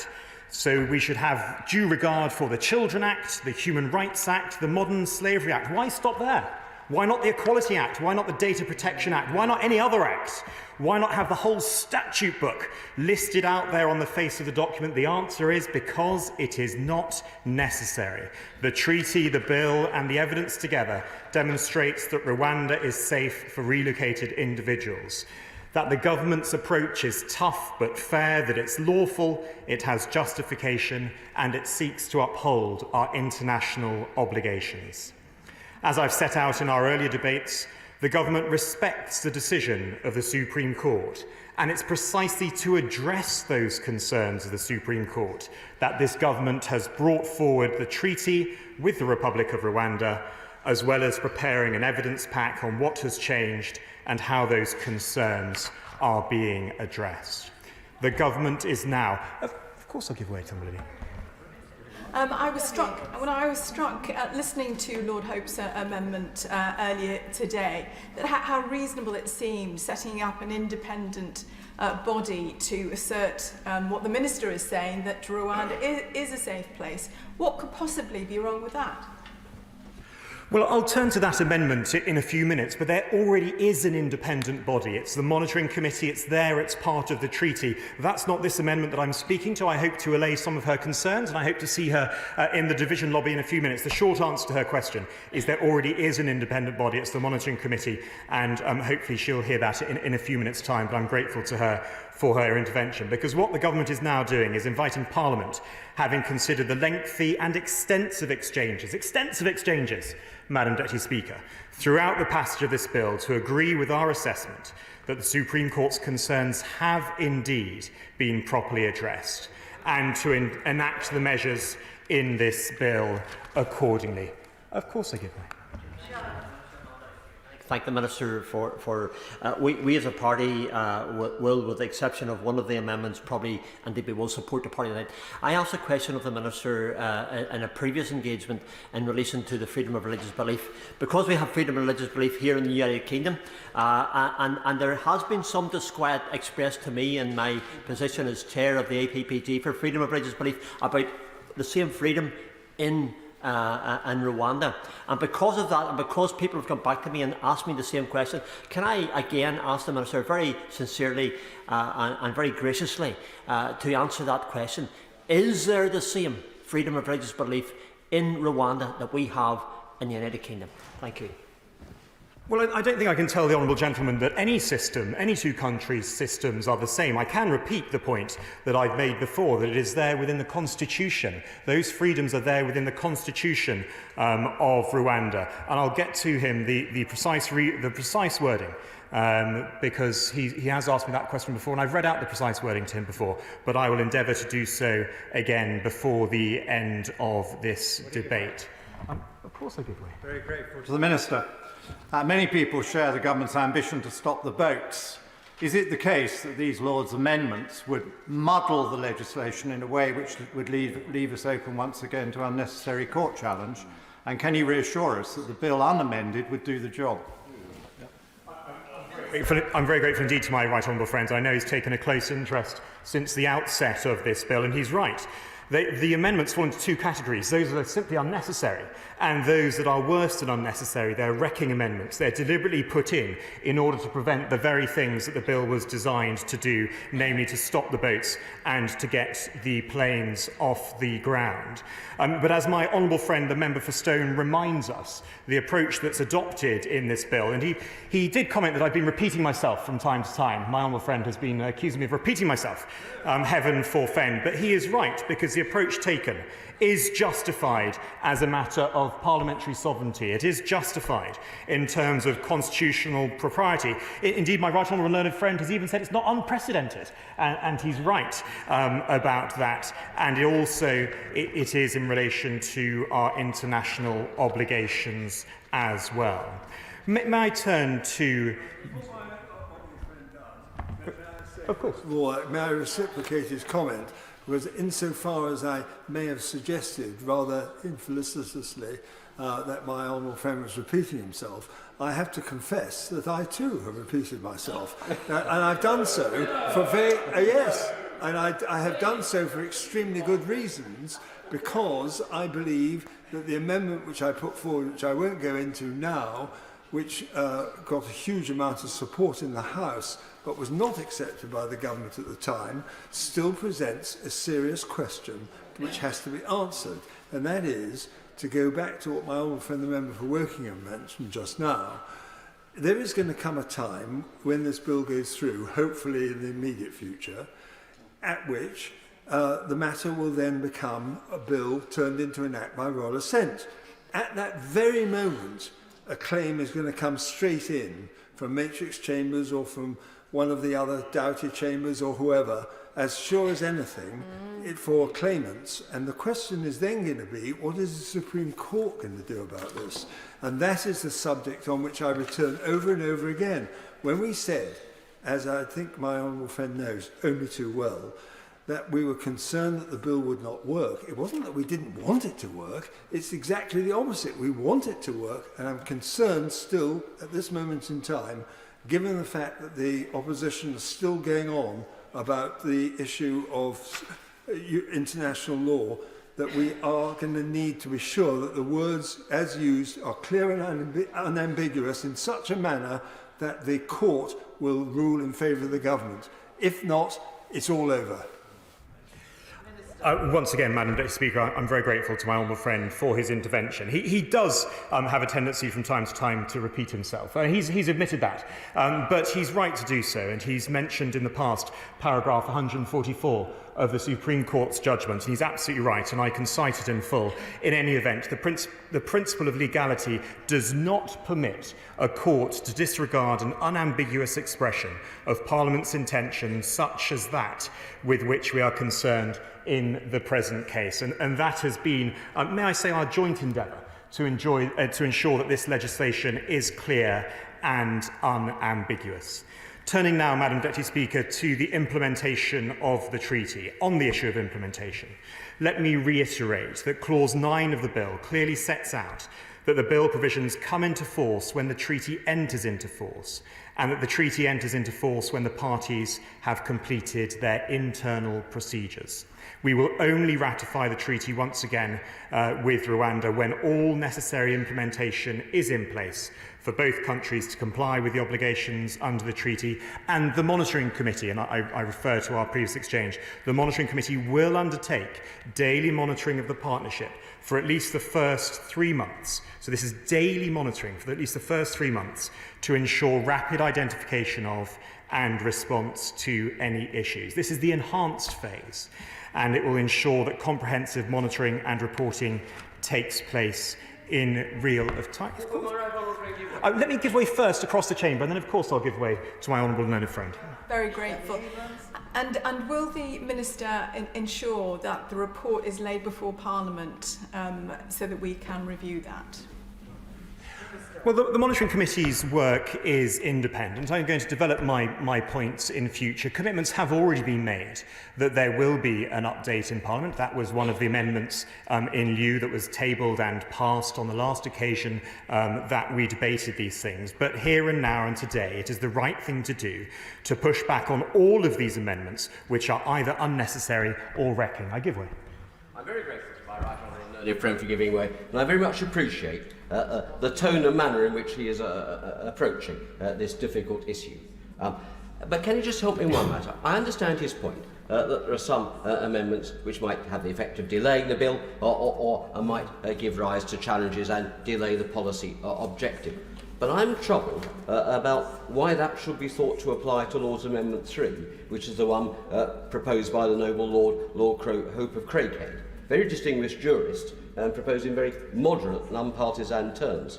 Because the rub of what will happen going forward is perhaps whether or not Rwanda is safe. Now, Parliament can legislate as a matter of sovereignty to say it is, of course, but for it to be effective, we do have to deal with the fact that we have chosen to make ourselves judges of fact, but facts may change.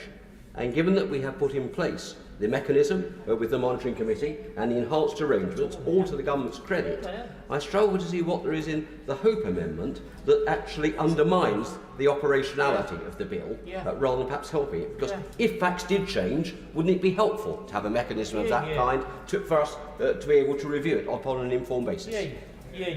Well, I too am also grateful to my honourable and learned friend, and I'm grateful to him for his engagement both in this chamber during previous debates and also with me outside of this chamber. I hope to persuade him over the course of the next few minutes on this specific amendment as to why, in fact, it is unnecessary. And I share his respect for the noble lord, as of course we all should. But I respectfully disagree with him that this amendment is necessary. And let me explain why. Because the implementation of these provisions will be kept under review by that independent monitoring committee that we have been discussing.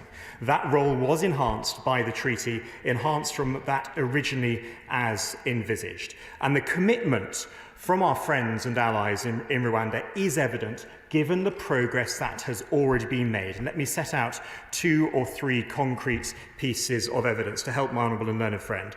On Thursday, the 21st of March, the Rwandan Senate passed their legislation ratifying the treaty. Secondly, the domestic legislation to implement the new asylum system has been approved by the Cabinet and is now with Parliament for consideration, and a complaints process has also been set up. This, plus the wider assurances around the training process, which will ensure the quality of decision-making and building capability within Rwanda's asylum system, all reaffirm and point to the fact that we have confidence in Rwanda's commitment to delivering this partnership and their status as a safe country. As is evident, Madam Deputy Speaker, from our numerous debates, Rwanda has a strong track record of welcoming asylum seekers and looking after refugees. And it's also been internationally recognised as generally safe and stable. May I just turn to a further piece of evidence, and that's in the world rankings. Because Rwanda's overall score in the World Justice Project's Rule of Law score has increased consistently. It's first in sub-Saharan Africa and it's 41st globally. In fact, it's higher than both Georgia and India that this Parliament has, over the very recent past, confirmed are safe countries as well. Those who are relocated to Rwanda will be given safety and extensive support as detailed and set out in the treaty. And I'm grateful to all the officials in Rwanda who have been working so hard on this. May I turn next to the Amendment 6D? And this is one that I do characterise as a wrecking amendment. It would simply encourage illegal migrants to continue to frustrate the system through lengthy legal challenges in order to prevent their removal. And it runs contrary to the core purpose of this bill. This bill strikes the appropriate balance of limiting unnecessary challenges that frustrate removal whilst maintaining the principle of access to the courts. And taken as a whole, the limited availability of domestic remedies maintains the right constitutional balance, the balance that we've all been seeking in this chamber between Parliament being able to legislate as it sees necessary and the power of the courts in order to hold the government to account. May I turn to the final amendment, Amendment 10D? Can I acknowledge, as I acknowledged during our last exchange, that this government recognises the commitment and responsibility that comes with combat veterans, whether our own or those who have shown courage by serving alongside us. I repeat, we will not let them down. Section 4 of the Illegal Migration Act enables a Secretary of State to specify categories of persons to whom the duty of remove will not apply. And once the United Kingdom's Special Forces ARAP review, which was announced on the 19th of February, once that has concluded, the government will consider how to revisit our immigration legislation and how to ensure that and how it will apply to those who will be eligible as a result of the review. Yes, of course I'm giving way. It's one thing to hear the Minister give the assurances he's given today, but the fact remains that we have been out of Afghanistan now for some time. There are and is considerable evidence that those who helped us and put themselves in danger as a result have not been able to get easy access to the United Kingdom and get immigration status. And therefore, why, if in the past, when the difficulty is quite clear that these people are facing, why, if the government has not dealt with it then, should we take assurances it will deal with it in the future? And this amendment is therefore necessary.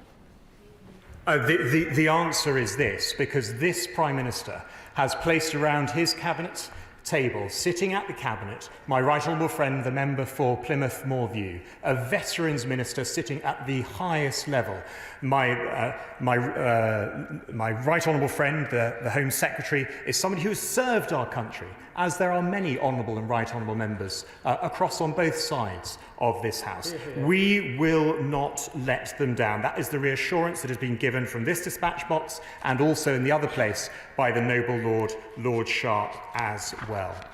Madam Deputy Speaker, I am an optimist as well. And I confess that despite the optimism expressed by the honourable member for Aberavon on Monday, I too am an optimist. May I take this opportunity, perhaps in the optimistic hope that this might be my last opportunity during the passage of this bill, to thank all of the bill team in the Home Office for their extraordinary work. It's a team effort, but may I praise one who has gone above and beyond, whose voice I hope it recovers, and she knows who I'm talking about. But it's been a team effort. May I also thank the parliamentary clerks for their advice and assistance, not least in our Marathon Reasons Committee sessions. And may I thank you, Madam Deputy Speaker, for always ensuring that I have been in order. But to conclude, we have made it abundantly clear that our priority is to stop the boats. We simply cannot stand by and allow people smugglers to control who enters our country and to see more lives being lost at sea. We have an obligation to the public and to those who are being exploited by criminal gangs to stop this vile trade and to protect our borders. Letting this bill pass now will send a clear signal that if you come to the United Kingdom illegally, you will not be able to stay. I beg to move. The question is that this House disagrees with the Lords in their Amendment 1D. Shadow Minister Stephen Kinnock. Well, thank you very much, Madam Deputy Speaker. I'd like to actually start by thanking the noble Lords in the other place for all the hard work they've done in trying to amend this bill, which we know is quite frankly a sham and a con. But I'd like to highlight the restraint that they've exercised, actually, because despite the deeply damaging nature of this legislation in terms of its impact on our constitutional conventions and our adherence as a country to the rule of law, none of the amendments that are before us today are seeking to wreck the bill or the unworkable, unaffordable and unlawful scheme that the bill is seeking to enact. Not one of them would prevent flights to Rwanda taking off. Not one of them would stop the government flogging this dead horse of a policy. Instead, they seek only to commit the government to the promises it has already made about who will be sent to Rwanda and to clarify the mechanisms that will underpin that process. Now, I note that ministers have claimed that there is tremendous and pressing urgency in all of this. But if that is the case, then why did the government forego the opportunity to use Monday the 25th and Tuesday the 26th of March for debates and divisions on this bill? Could it be because they needed extra time to scramble high and low for an airline that wanted to be associated with this unworkable, unaffordable and unlawful scheme? Or could it be because the Home Secretary is unable to decide who should be exempted from deportation to Rwanda? Indeed, it has been reported that the entire harebrained scheme has been given a red risk rating in the Home Office because of his dithering. Which brings me to the Permanent Secretary's comments at the Public Accounts Committee on Monday, namely that 40,000 asylum seekers are currently stuck in the truly Kafkaesque perma-backlog of inadmissible cases whose claims for asylum the government are refusing to process. 40,000 is an awful lot of flights required, Madam Deputy Speaker, given that the government hasn't actually managed to get one flight off the ground, and given what we know about the Rwandan government's capacity to process just a few hundred cases per year. So given that a maximum of around 1% of the asylum seekers who are in the perma backlog can be sent to Rwanda, what is the Minister's plan for the remaining 99% who are stuck in this indefinite limbo of his government's own making?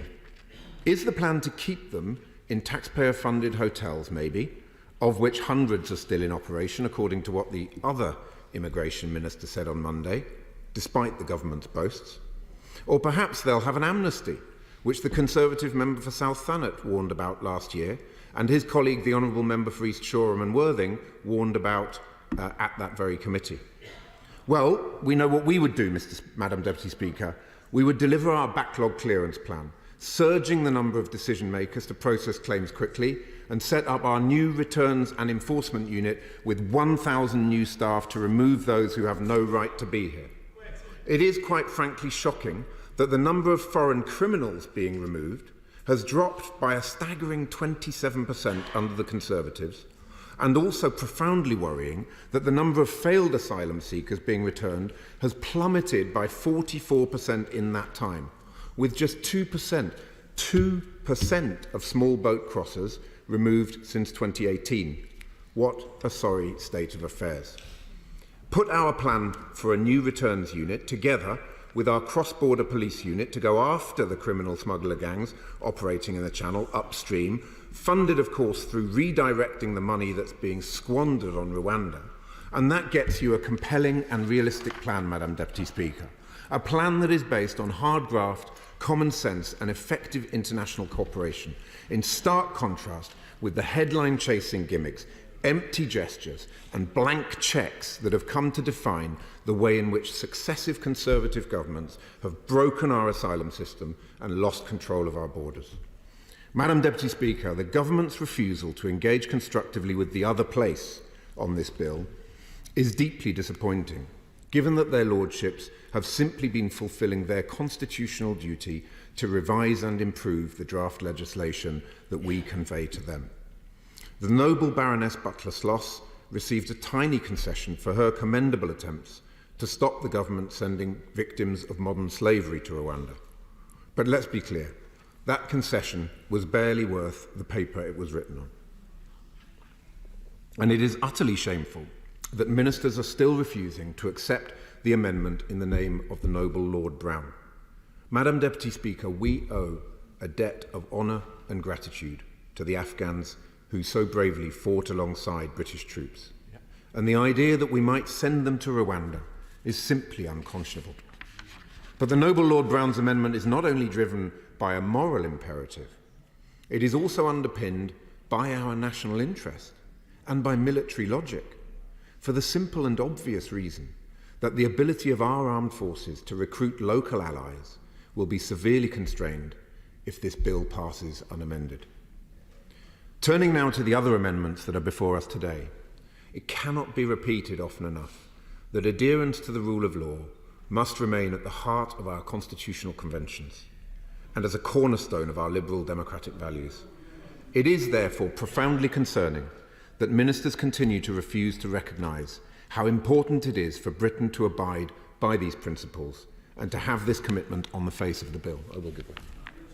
The member for Aberdeen, I just simply want to say to him, if I may, and to put it to him, that the rule of law includes the basis of sovereignty on which it is quite clear from one great jurist to another, right the way down through generations, that where an act of Parliament is clear and unambiguous in its wording, it is the duty of the courts, as my honourable friend the member for Mid Dorset said just now with regard to Lord Reed's judgment, paragraph 144, it's the duty of the court to give effect to those words. That is the rule of law, not this confection which the honourable gentleman is generally producing time and again. And if I may say so, he's flogging a dead horse, not just once, because he keeps on saying it. He's repeated himself now 3 times. I've never seen a dead horse flogged so badly as by the honourable gentleman. Yeah. Well, taking lectures about flogging dead horses in the context of a debate about Rwanda really is quite extraordinary. If you wanted a definition of a dead horse, that's what this policy is. But we have had many exchanges on this point, and I enjoy my exchanges with the honourable member on this point. As I repeatedly say to him, yes, Parliament is sovereign, but Parliament must act with due care and attention and caution with regard to the opinions that come from our most eminent court, the Supreme Court. And in this case, the Supreme Court ruled unanimously that Rwanda is not a safe country. So it is frankly a travesty that Parliament is seeking to undermine the rule of our judiciary in that way, and it raises deeply troubling questions about this issue of the rule of law. I will give way. Where would the proposed returns unit send illegals to, and what if the countries concerned didn't want to receive them? I'm pleased the honourable gentleman asked me that question, because we get this point from the benches opposite about returns, but what I find fascinating is that when you look at countries like India, Pakistan and Bangladesh, which are clearly safe countries in principle, 80% of the applications from those countries whose asylum claims fail are not being removed by this government. For instance, the Home Office rejected asylum applications from 1,750 Pakistanis in 2023, yet Home Office data shows that just 620 people were removed to Pakistan in 2023, of which a fraction, a clear proportion of that would have been asylum seekers. Some may well have been foreign national offenders. So the key point here is that there are many, many countries where it is more than possible to be returning people to those countries, and the government is simply failing to do so. We also had an extraordinary question from my colleague, the member for Newport East, in Home Office Orals on Monday, where she talked about someone in her constituent who is a foreign national offender, who's been convicted of a sexual offence, and has asked to be voluntarily returned to his country of origin, and the Home Office has not facilitated and not been allowing to make that happen. So there is something going seriously wrong in terms of returns. 44% plummeted number in terms of failed asylum seekers since 2010. And I think we should be focusing absolutely on those countries with low grant rates, because that is where you can clear some of this backlog and return people to their country of origin when they have no right to be here. I will give way. I thank the Shadow Minister for giving way. I find it very interesting, his suggestion that all we need to do is ask India for emergency travel documents and they will immediately issue them. Has he made any attempt to find out what the issues might be there?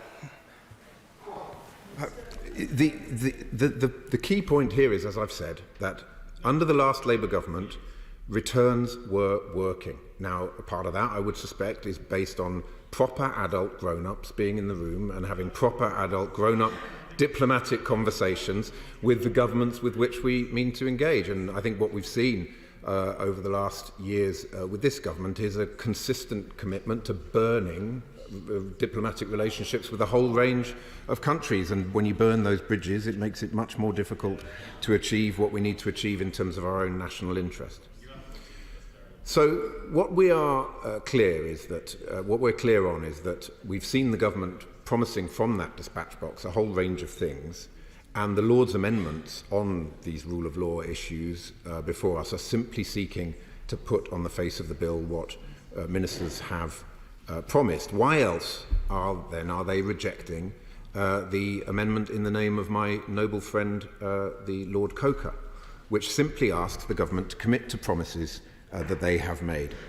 Likewise, why not support the Lord's amendment in the name of the noble Baroness Chakrabarti, which allows ministers, officials and courts to consider whether Rwanda is safe for individuals on a case-by-case basis if the government supports the principle of appeals as ministers claim that it does? Would I be right in thinking that because the noble Lord Coker has brought this forward in one shape or another several times, and it is central to this debate, in the light of what I said a bit earlier in my intervention, is the Leader of the Opposition supporting that amendment, and if so, why? Well, for the simple reason that we simply want to put on the face of the bill an articulation of what has already been said by ministers from the dispatch box, and we feel that it is extremely important to underline this country's commitment to the rule of law. And clearly, he mentions the Leader of the Opposition as an eminent lawyer himself. There are few that are more committed to the rule of law than he. And finally, if there is a parallel universe in which the Rwandan government is able to process asylum claims in a safe and competent manner, then surely it makes sense to verify that point and those measures that are set out in the Rwanda Treaty, and to verify that they have been fully implemented, and for the government's hand-picked monitoring committee to establish that this is the case. That is not an unreasonable request from the noble Lord Hope, and the government should therefore be supporting his amendment, precisely as the chair of the Justice Select Committee pointed out. He's no longer in his place, but as he pointed out earlier. Madam Deputy Speaker, let me end by saying that the British people are looking on at this government's attempts to continue flogging this dead horse, which seems to have become the metaphor of the day, of a bill with a growing sense of bemusement and anger. Because blowing £500,000 of taxpayers' money on sending 300 people to Rwanda is utterly mind-boggling. And it is equally staggering that £2 million will be spent per asylum seeker to send them to Rwanda. Madam Deputy Speaker, you could surely spend £2 million more effectively on sending the Prime Minister and his 4 predecessors on a one-way trip to outer space with Virgin Galactic. Or, Madam Deputy Speaker, perhaps the right thing to do would be for the government to drop this entire failing fiasco and instead to adopt Labour's detailed plan to repurpose the Rwanda money into smashing criminal smuggler gangs and ending the Tory small boats chaos. We know what this bill is really about. The former immigration minister admitted it in December. It's all about the Prime Minister getting, and I quote, a few symbolic flights off the ground before the general election. And this weekend, a civil servant confirmed to the Eyes Lizzie Dearden in the I newspaper that efforts are geared towards a single flight as proof of concept, I quote, calling it an election vanity scam. And that really does tell us everything we need to know. None of this is actually about dealing with the chaos that they have created. They've just focused on getting a couple of symbolic flights off the ground. It's letting the cat well and truly out of the bag. Everyone can see this Rwanda scheme for what it really is. Everyone can see this legislation for what it really is. And everybody can see this government for what it is. I think we need a new one, and so too do the British people. Thank you, Madam Deputy Speaker. Sir Robert Buckland. Madam Deputy Speaker, bearing in mind the very short time, I will do my very best to speak briefly. We have 4 messages from the Lords, 4 amendments. I can deal with them in short order. Amendment 1, I think, has no merit. I have not voted in that particular issue before, but today I will vote against it because I think you cannot perfect that mess of a clause 1. I won't repeat the arguments that I've put on that, and I really don't think that this amendment improves with increasing additions of various statutes, as my right honourable learned friend said. So I think we should reject that. I agree also that Amendment 6, I think, is frankly a wrecking amendment. We know that the delineation of Clause 4 was specifically to deal with individual cases. It was a proper and right addition to this bill from the outset, which I think makes it compliant with the rule of law. And therefore that should be rejected. I won't repeat my arguments on Amendment 10. I do think that there's still a class of people who've served this country, who've been brave and who have exposed themselves to danger, who have not yet been dealt with. Many of them are in Pakistan, and I think that it would have been helpful to perhaps see an amendment in lieu to deal with that point, as my right honourable friend did with regard to modern-day slavery, for which I thank him.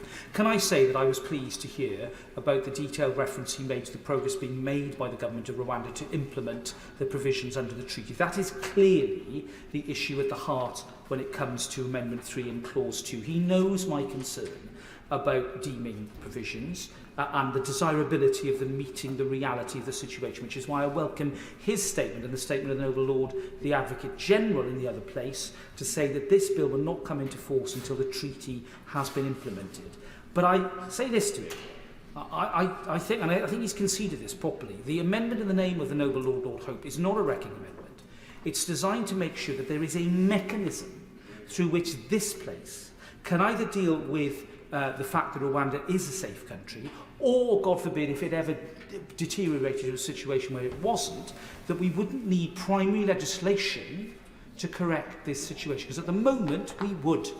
And that is why I think having a provision in the second subclause of Amendment 3 to allow this place to be involved in a situation where Rwanda might no longer be a third country, a safe country, on the advice of the Independent Monitoring Committee, which of course is a creature of the treaty itself, set up under the treaty, as he has described. It's not part of the Hope Amendment to set up a new body. That's not its intention. I will give way to my right honourable friend. I'm extremely grateful to my right honourable learned friend for giving way. He knows I share his reservations about the inability of this House to reconsider the matter of the safety of Rwanda under the current legislation. But isn't the problem with the Noble Lord Hope's amendment that the mechanism he describes gives to the monitoring committee the final say on the safety of Rwanda, because it doesn't give this House the opportunity to say, we've heard the advice of the monitoring committee, but we nonetheless believe that Rwanda remains a safe country for the purposes of this legislation. Now, he and I might think that that's a wholly unlikely scenario, but as a matter of parliamentary sovereignty, it must surely remain possible, should it not?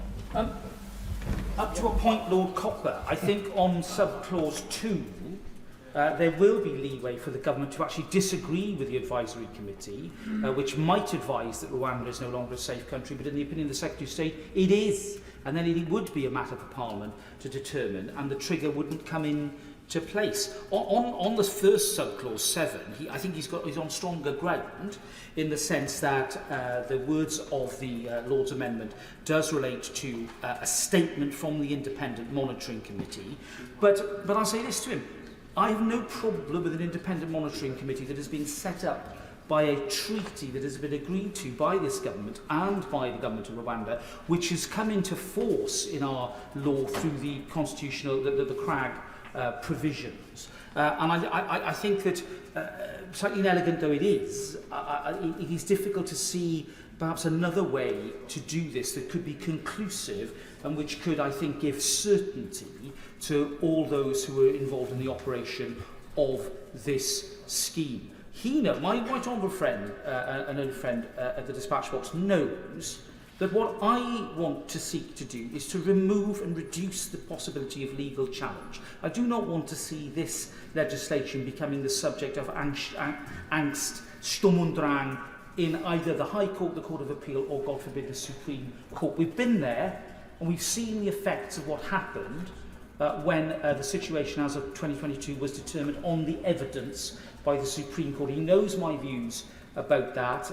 However, whatever concerns I have about the Supreme Court, in effect, conducting a test on evidence, which I don't think is, frankly, what it should be doing, it is the Supreme Court to deal with the law of this country and to interpret the law of this country. That is the reality in which we operate. And I want to make sure that this bill doesn't end up in that same problem, which is why I think the Noble Lord Hope's amendment has strong merit. It clears up any doubt that there isn't a mechanism either for the executive or this place to either apply the provisions of the bill or to disapply them when the facts change. Let's make sure, Madam Deputy Speaker, that the reality keeps pace with the law and that deeming provisions, however attractive they might be, aren't used as a device to cut corners or to run ahead of ourselves in a way that will only, I think, cause problems, not just for the judicial system, but for the operation of this policy itself, which he knows I have consistently supported and will continue to support as an innovative and proper response to the unprecedented challenge of mass migration that the West is facing now. This is serious stuff. I want the government to get it right. SNP spokesman Alison Thewlis.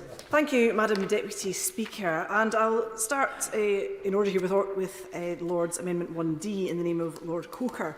And the Minister asked why these particular pieces of legislation are things that the government ought to have due regard for. Why would we want to have due regard for international law and various acts, including the Children's Act, the Human Rights Act and the Modern Slavery Act? Well, I think the reason why we want to have due regard for these things is found in the front piece of this bill, which says, in the name of the Home Secretary, I am unable to make a statement that, in my view, the provisions of the Safety of Rwanda Asylum and Immigration Bill are compatible with convention rights, but the government nevertheless wishes the House to proceed with the bill. The government is setting out to undermine our international obligations, so it is quite right for the Lords to insist that we should abide by our international obligations. That's the very least this government should be doing. And there are implications for children, for people who have been victims of slavery and trafficking, of people whose human rights are going to be abused. And the government should be paying far more due attention to this than it intends to do. Moving to Lord's Amendment 3E in the name of Lord Hope. I think there is significance in making sure that the Monitoring Committee can do its job and do its job properly, because it's not clear. It's not clear at all the circumstances in which Rwanda can be declared not safe. The Monitoring Committee is supposed to produce an annual report once a year, which then goes up the chain to the next committee, joint committee, but there is no mechanism within that for them to blow the whistle should something happen. There is no mechanism for them to say suddenly something has happened here and Rwanda is no longer safe. What happens in that circumstance? What happens to those recommendations? How does that become activated? And what then happens to those people that are in transit that the UK hopes to send to Rwanda? There is no mechanism within this legislation, or that I can see within the treaty, because there's a 3-month delay within the treaty as well before anything can be annulled within the treaty that both parties need to agree with. So what happens should something untoward happen in Rwanda? And I referred to the action of the M23 rebels in my remarks earlier on in the week, which the Minister didn't refer to at all in his summing up remarks. What happens if something goes awry? We don't know. We are beholden to the assertion of this government that Rwanda is safe in perpetuity. There is no mechanism to remove that perpetuity of Rwanda being safe.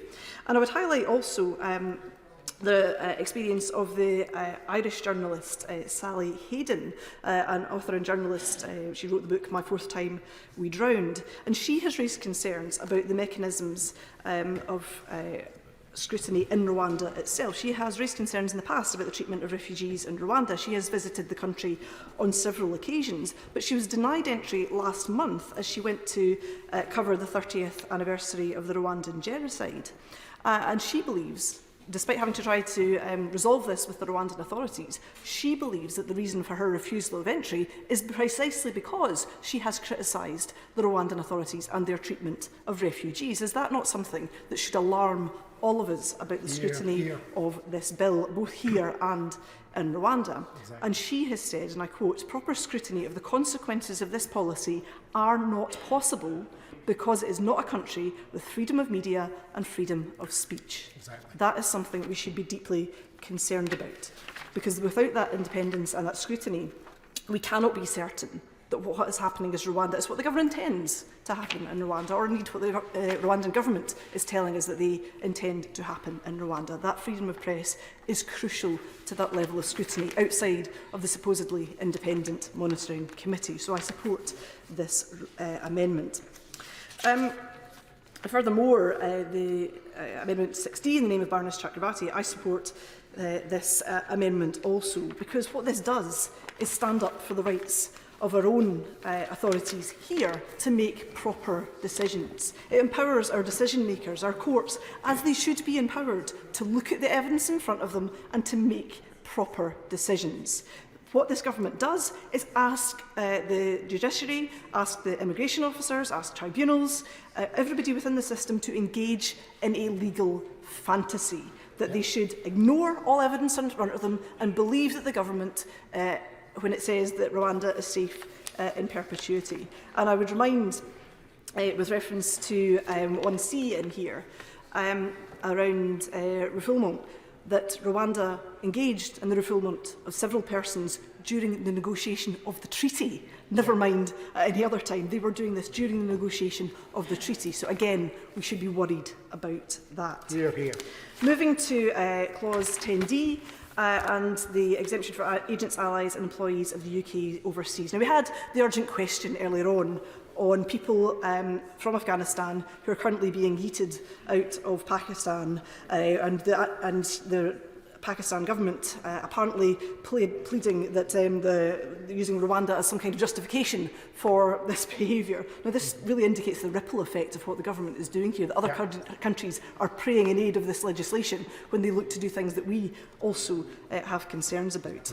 And the UK earlier on I raised the point that we've been waiting for 3 years for the UK government to get their act together on ARAP and ACRS. People should not still be waiting with uncertainty, with fear, with the prospect of being executed by the Taliban should they be removed back to Afghanistan. This is unacceptable, absolutely unacceptable and unjustifiable that the government has done so little in 3 years to protect Afghans who served alongside our forces in Afghanistan. So I think the very least that the government could do is approve this clause, to say that those people that served with us deserve protection. The people that are coming on small boats because the government schemes have failed to protect them, that they should be exempt from being sent to Rwanda. The government is refusing to do so, and I think that is absolutely despicable. Now, with the best will in the world, these amendments are not enough. Even if we pass them today, the Rwanda bill is a turd which cannot be polished. It is absolutely disgusting and objectionable in every sense. I would ask also, will the Labour Party repeal this? Because this bill will pass, but will the Labour Party make one of the first acts, should they become the government, to repeal this legislation, or will they keep it on the statute books should they become the government after the election? I would like to have that on the record. I would also reiterate my concerns, my deep concerns, that this is state-sponsored people trafficking. Whichever way you cut it, you're moving people without their will to a country without their consent. That is people trafficking. And while they can't find any commercial airline to take these people, it's even more concerning that they are engaging an RAF contractor, air tanker, perhaps to render these people to Rwanda against their will. It remains the position of the Scottish National Party, Madam Deputy Speaker, that we oppose this bill in every single sense that we can, and I will vote against it. Even in the reasons room behind your chair, Madam Deputy Speaker, I will vote against it at every opportunity given, because it is despicable and it does not stand in Scotland's name. Hear, hear. We have very little time left, so I have to put on a formal time limit of 2 minutes. Sir William Cash. Madam Deputy Speaker, I will simply say very briefly, first of all, I shall focus entirely on the Noble Lord, Lord Coker's Amendment 1D, which I've mentioned already in interventions. The problem with the wording that he has put forward in his own words during the debate is, I'm afraid, a problem of disingenuously mixing apples and pears. The fact is that and I do want to know whether the Leader of the Opposition is behind this as well, because it's much more substantial, this amendment, and its predecessor is much more substantial than it might seem. It's actually a change in Labour policy as well. Noble Lord Irvine and Tony Blair, when he was Prime Minister, and Jack Straw all agreed that the sovereignty of Parliament, where words are clear and unambiguous, prevails. And the bottom line is that this is exactly what we're dealing with here. I applaud the idea of maintaining international law. I've never taken a different view. But when he compares the question of what's going on in the Middle East and the illegal war in Ukraine and the Houthis in the Red Sea, which he does in his speech, but fails to appreciate that that is a separate situation from this issue that I'm raising as a matter of principle and of constitutional propriety, because I'm saying that those are matters which are exclusively matters of prerogative, whereas in this instance we're dealing with an issue of sovereignty and the clear and unambiguous words that appear in the statute, as Lord Hoffman made clear when he distinguished between treaties and statutes in relation to the case of R versus Lyons, which I've referred to previously.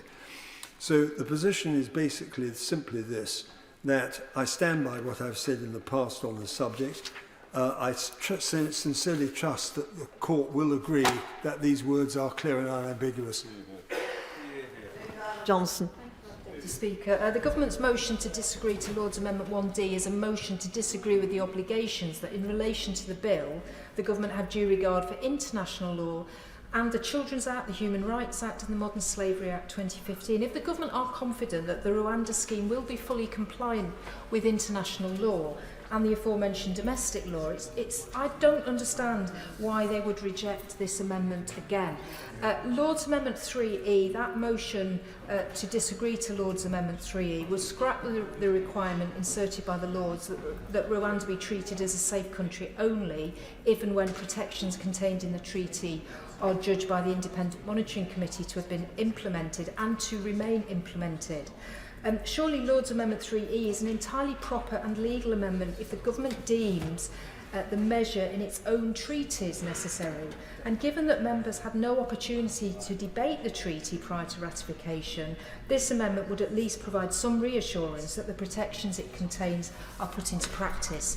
Lord's Amendment 6D is a motion to deny individual grounds for legal challenge that the Republic of Rwanda is a safe country for the persons in questions or for a group of persons, or that there is a real risk Rwanda will remove or send the persons to another state. So the Home Affairs Select Committee has always been clear that there has to be the opportunity for appropriate legal challenge as a necessary part of our fair asylum system.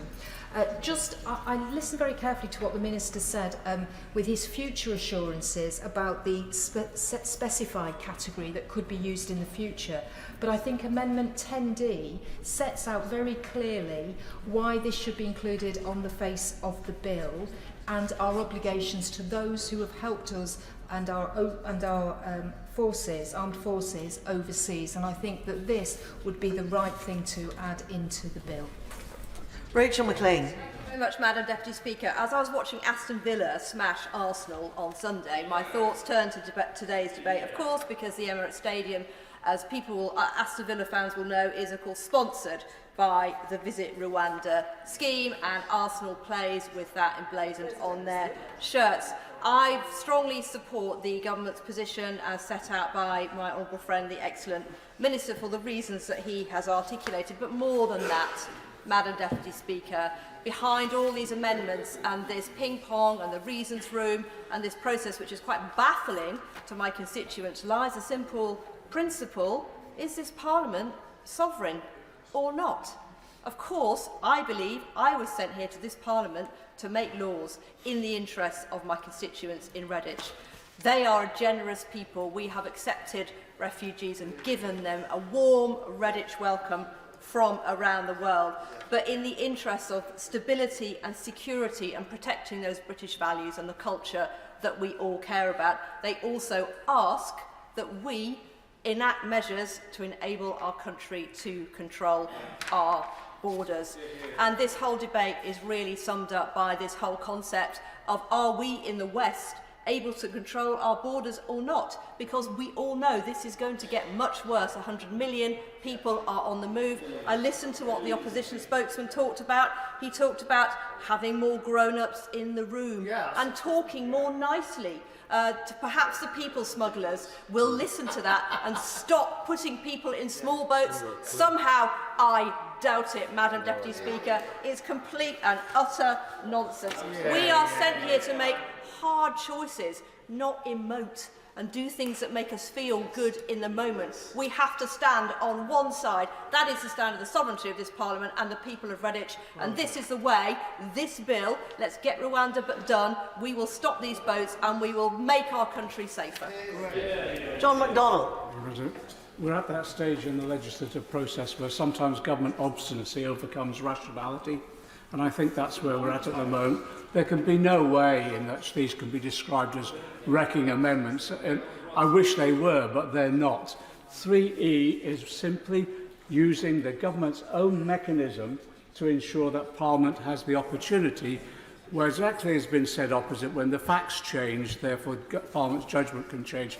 Anyone who has any experience of the history of this region of Africa realises there is built-in instability, and therefore there may well be, I hope there isn't, but there may well be the need for us to come back to this matter. With regard to the 10D, the government's, the ministerial response on 10D was that to reassure us that don't worry, because there are a number of veterans sitting in the Cabinet at the moment. There was in response to my Northern Ireland colleague's question. There are a number of veterans sitting in the Cabinet at the moment that can reassure us that, therefore, the system in the future with regard to those who've served in Afghanistan will work. Well, I'm sorry, the veterans sitting around the Cabinet at the moment have not ensured that so far, and many of us have had individual cases dealt with, and all this does is ensure we live up to those commitments that we gave to those serving alongside us, putting their lives and their families' lives at risk, that they will be secure. And I'm sorry the existing scheme hasn't worked in that way, and this will ensure it does in the future. Final point from me. I came here on the basis that Parliament was all about protecting its citizens and ensuring that they had safety but also access to law. And therefore Baroness Chakrabarty's amendment simply ensures that Parliament fulfils that role and certainly isn't a wrecking amendment. Minister Michael Tomlinson. Madam Deputy Speaker, I'm very grateful to you, and with leave of the House, I would like to make a few remarks. I fear I don't have time to respond to each and every point that has been made, but I thank right honourable members right across the House for the contributions they have made. I want to pick up on one, and that's the intervention from my right honourable friend, the member for Wokingham, on the shadow minister, because the shadow minister can't actually say what they would do. He says he has a plan, but all they can say they would do is exactly what the government is doing already. That's what they're saying they would do. They said they would scrap the Rwanda scheme. Even when it is up and running, they haven't found a deterrent. Worse than that, directly in response to the intervention from my right honourable friend, the member for Wokingham, in response to the intervention from my honourable friend, the member for East Worthing and Shoreham, and my honourable friend, the member for Torbay previously, it is incumbent on anyone, Madam Deputy Speaker, who disagrees with this policy to come up with their own solution to the problem of how we should deal with people who enter the country with no legitimate credible case for claiming asylum and who cannot be returned to their home country. And answer to that intervention, as ever, came there none from the Labour Party. Madam Deputy Speaker, letting this bill now pass will enable us to send a clear signal. You will not be able to stay if you enter this country illegally. You will be detained and swiftly returned to your home country or to a safe third country, namely Rwanda. I urge this House once again to send a strong message back to the other place. These amendments are not necessary. I beg to move. The question is that this House disagrees with the Lords in their Amendment 1D. As members of that opinion say aye. Aye. Of the contrary, no. No. Division. Clear the lobby.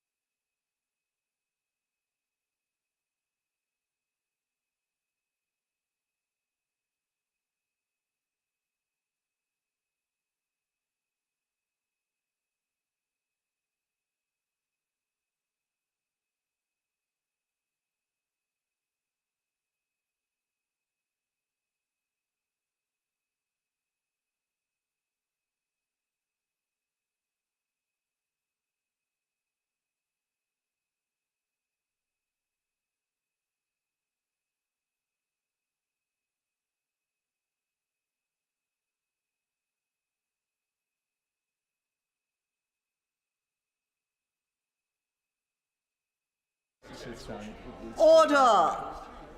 The question is that this House disagrees with the Lords in their Amendment 1D. As members of that opinion say aye. Aye. Of the contrary, no. No. Tellers for the ayes, Manda Soloway and Mike Wood. Tellers for the Nose, Mary Glindon and Christian Wakeford.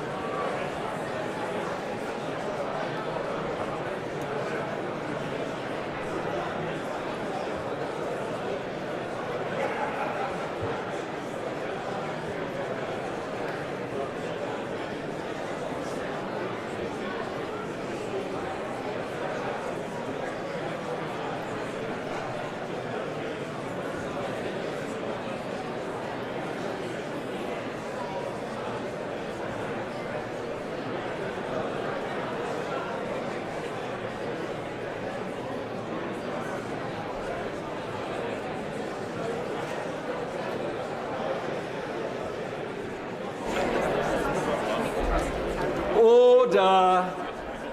Order.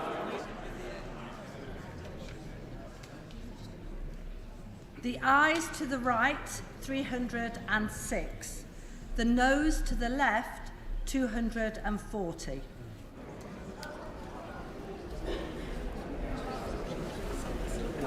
Thank you. The ayes to the right, 306. The noes to the left, 240. So the ayes have it. The ayes have it. Unlock. Order.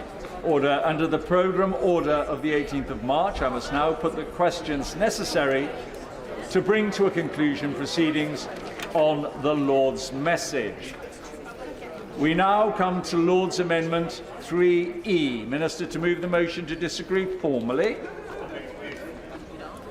The question is that this House disagrees with the Lords in their Amendment 3E. As many of that opinion say aye. Aye. On the contrary, no. No. Vision, clear the lobby.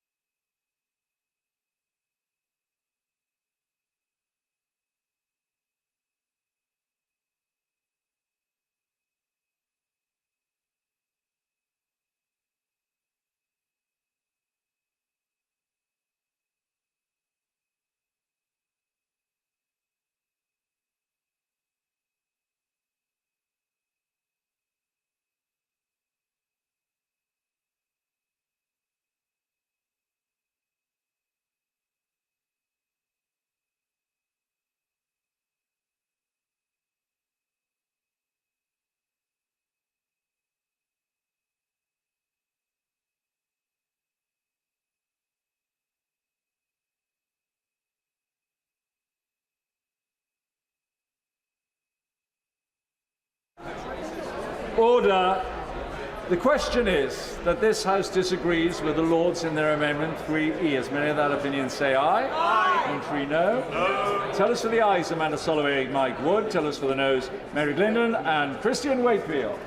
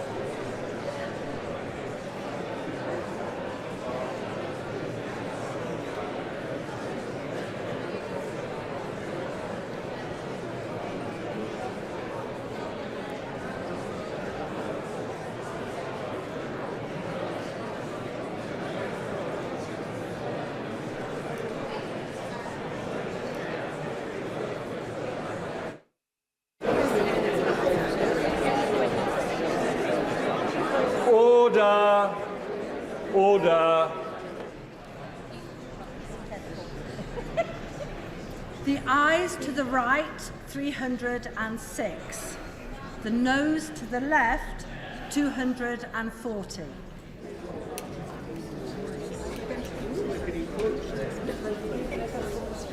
Thank you. The ayes to the right, 306. The noes to the left, 240. So the ayes have it. The ayes have it. Unlock.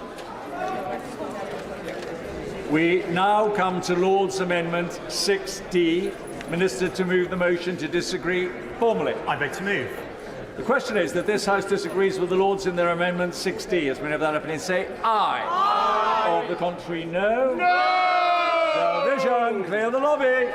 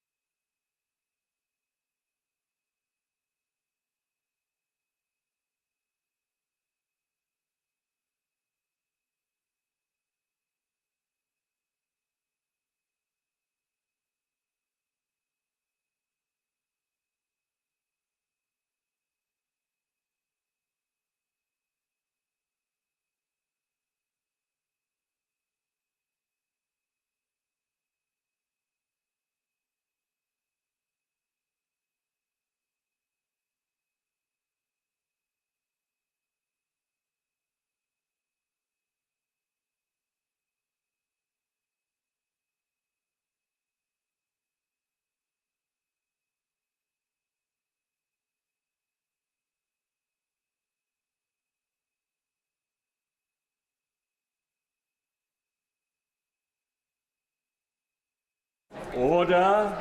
Order. The question is that this House disagrees with the Lords in their Amendment 6D. As many of that have been say aye. Aye. Contrary, no. No. Tell us for the ayes, Mike Wood, Amanda Soloway. Tell us for the noes, Christian Wakefield and Mary Glendon.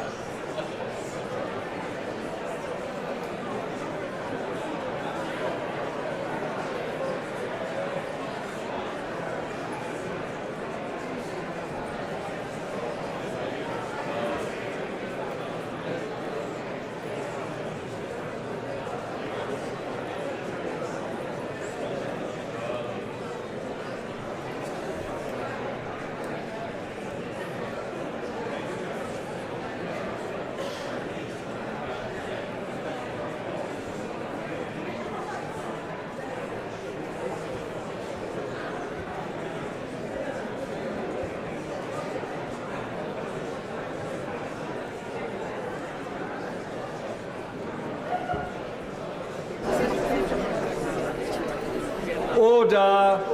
Order. The ayes to the right, 310. The noes to the left, 240.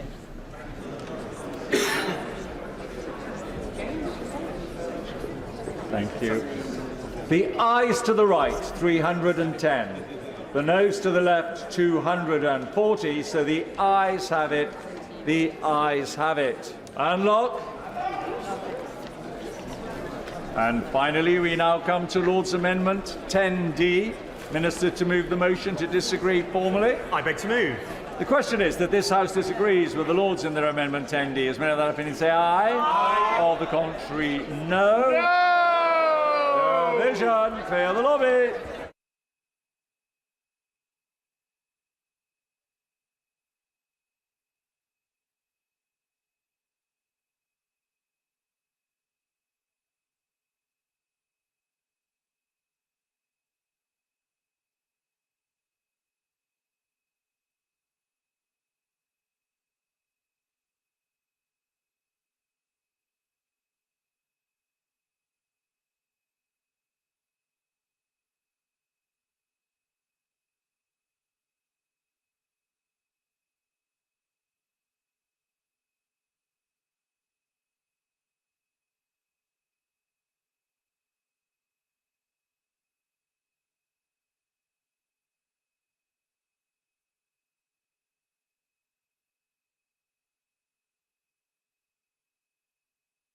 Order.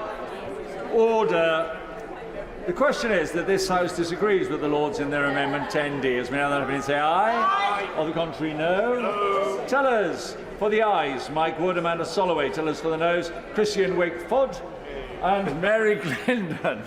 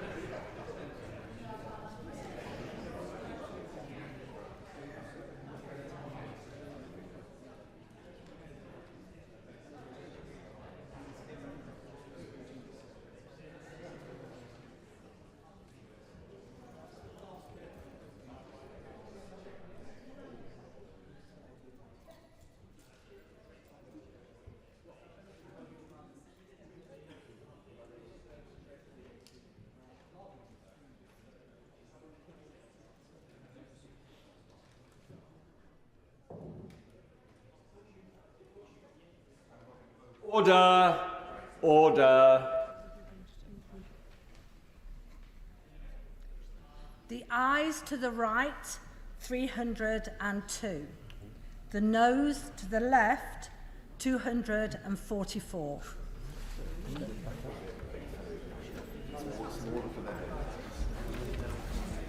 Thank you. The ayes to the right, 302. The noes to the left, 244. So the ayes have it. The ayes have it. Are not.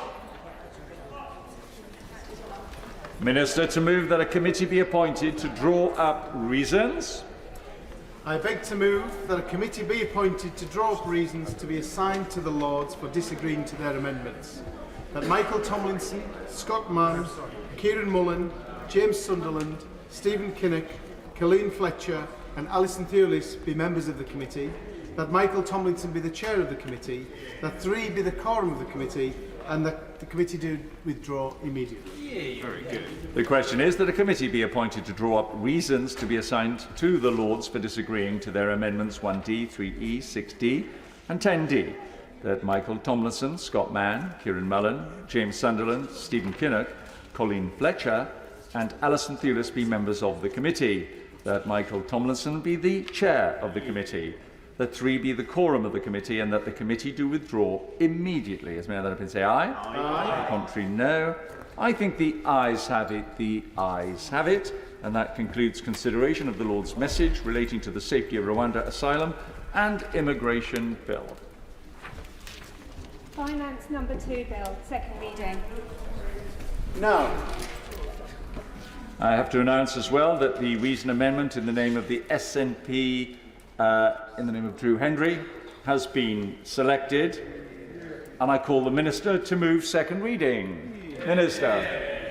Thank you very much, Mr. Deputy Speaker, and I beg to move that the bill be read a second time. Last month, my right honourable friend, the Chancellor of the Exchequer, set out a budget to deliver on the priorities of the Prime Minister and his government, and in the context of an improving economic picture. Inflation has more than halved, down from its peak of 11.1% to 3.2%, and real wages have increased for the 9th month in a row and are now growing at an average annual real rate of 1.9%. The finance bill we are debating today builds on these improvements. It does so by seeking to reward work and by boosting the housing market, improving the tax system and strengthening the economy. This follows on from our national insurance cuts, which, when combined with the autumn reductions, mean 27 million employees will get an average tax cut of £900 a year and 2 million self-employed a tax cut averaging £700 a year.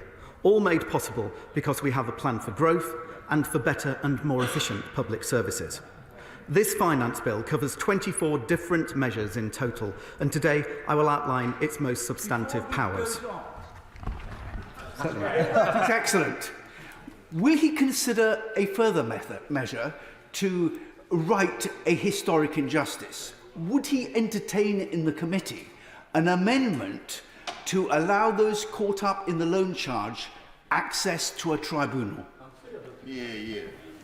I thank my right honourable friend for his comments. We've had a discussion over the loan charge previously. I don't believe an amendment would be in order on this particular bill, but I can say to the honourable gentleman, right honourable gentleman and others that I am always open to hearing concerns about the loan charge. I have done previously and will happily continue to hear information, evidence and concerns from colleagues. I thank the Minister for coming to the House to present the budget for the House. Minister, every one of us will know over this last few weeks, indeed this last 6 months, farmers have been under exceptional weather pressure. Such as that weather pressure, it means that the indications are that farmers won't be able to cultivate their land, plough their land, sow their crops, with the result the Minister referred to inflation coming down. By the way, I'm glad that it's dropping. We all should be. If we're not, there's something wrong with us. But at the same time, inflation can't come down if foodstuffs start to rise. Has the Minister had any opportunity to consider that very issue? How we can help farmers in a difficult time to keep the food prices down and thereby and ensure that the inflation that the Minister is referring to can actually continue to drop?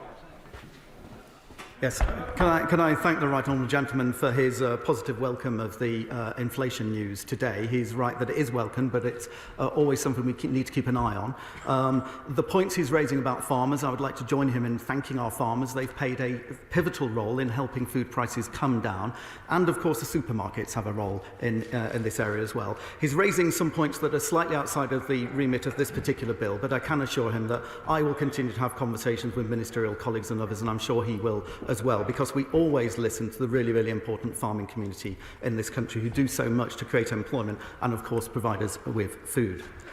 Now, as I said, Mr Deputy Speaker, the bill covers 24 different measures. I won't go through every single one of them today, but I do want to focus on a few key areas. And first, I will turn to how this bill rewards work. I'm sure that we all recognise a simple truth, that work should pay. We understand how hard many people up and down this country do work, and this government wants to ensure they are recognised for this, because this approach not only benefits individuals and families, it also benefits overall growth and the economy. That's why, as I mentioned, we have already taken 2 bills to cut national insurance through Parliament. But, Mr Deputy Speaker, this finance bill goes further. That's why a key measure in this bill is to increase the High Incomes Child Benefit Charge, or HICBIC, threshold from £50,000 to £60,000. In addition, the rate of the charge will be halved so that individuals continue to receive child benefit until one household member earns £80,000, taking 170,000 families out of paying this tax charge. These changes are a well-earned reward for working families up and down the country and puts pounds back into parents' pockets. Certainly. Giving way, and whilst the changes in the child benefit allowances are important, and especially helping parents who want to get into work and have their children looked after, does he accept that one of the biggest impacts of this budget on people who are working is the way in which they're being dragged into higher tax rates because thresholds have not been risen, and that in itself is having a huge disincentive effect on working families? I think the honourable gentleman will recognise that, of course, he'll be aware that back in 2010, the tax-free allowance was, I think, £6,475. Because of the actions taken by this government since then, the tax-free allowance has increased to over £12,500 now. That is actually a significant real terms increase, which means that take-home pay is higher than it otherwise would have been. And then when taken in combination with other measures, it's a really important move. But also, I'm sure he wouldn't want to detract as well the significant than what we have so far. This is a bill in which the drafting in so many areas is extraordinarily loose and dangerously loose. I thank the Minister for the letter she has sent me, and no doubt others, on the question of individual responsibility and personal liability. I'm not sure that I entirely understood it. I have showed it to one or two legal acquaintances, and they're not sure that they are much clearer than they were before. That perhaps shows some of the difficulties with which we are engaged. When I first read this bill, I noticed that it was a bill which declared in its title it was about public bodies, and that in Clause 2 it says that it's about public authorities. And as it happened, as I got into the lift, another member of this House with whom I had worked when he was a Conservative Cabinet Minister joined the coalition government, and I asked him casually, tell me, do you think that a public body and a public authority are the same thing? Oh, no, of course not, he said. The definition of a public body is far narrower than that for public authority. Well, a bill that starts by having one of these terms in its title and then goes on to use the other term in the text does raise a number of questions. When I reread the impact assessment this morning, which uses the terms interchangeably, by and large preferring public body to public authority as we go through, I worry about how clear those who drafted this bill were about what it was they are doing. We then go into hybrid public bodies, which the impact assessment talks about, or hybrid public authorities. And when I began to read through Lexis and try to understand some of the case law on this, in which a number of noble and learned members of this House emerge as those who've made judgments on this, I discover that functional public authorities and hybrid public authorities raise many of the questions with which we would have to deal if and when this became an act. The line between public functions and private functions for public authorities, which are partly public and partly private, is a very delicate one, and one on which litigation leaves much room. Core public authorities, we all know what they are, but hybrid public authorities are a very loose and very broad entity. The Minister said on a previous occasion in another context that there were well over 100,000 public authorities, and no doubt the definition after a while does become extremely unclear. After all, Section 6(3) of the Human Rights Act 1998 talks about any person, certain of whose functions are of a public nature. And the question, how many functions need to be of a public nature and how much that affects how they behave in other areas, has been contested in the courts on many occasions. Court cases have ruled that a privatised railway company, for example, is not a public authority, but that a privatised water company, and in a different case, a private provider of social housing, are, for certain purposes, public authorities. Rulings have differed on whether private care providers to local authorities are public authorities or not. The impact assessment and the ministerial letter refer to cultural institutions as coming within this, and the Minister in the letter which came to us before the second reading talks about museums and galleries which receive significant amounts of public money. Amendment 13 is intended to probe what is meant by significant amounts of public money, and I've suggested in that amendment that the bar should be put at 50%, as opposed to whether this was largely public or largely private with public aspects. A court case in 1999 found that the University of Cambridge... He mentioned railway companies at one stage as with the public bodies. I mean, if we're talking about a train operating company, for example, is not a public body, presumably, when it is privately, it's a private body, clearly, then it goes bankrupt, has difficulties and gets taken over by the government. Then the government gets it right in due course and then goes back to the private sector.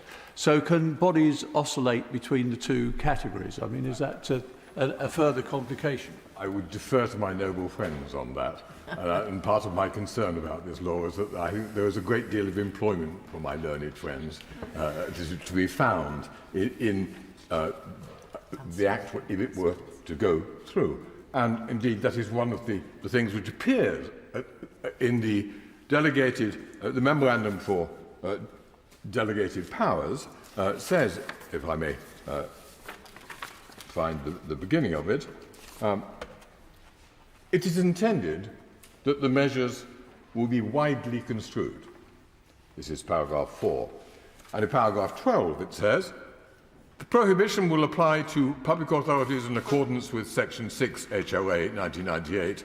However, interpretations of Section 6 HRA 1998 can create uncertainty, which means that the bill may, including as case law evolves, capture a range of bodies that it was not necessarily intended to apply to.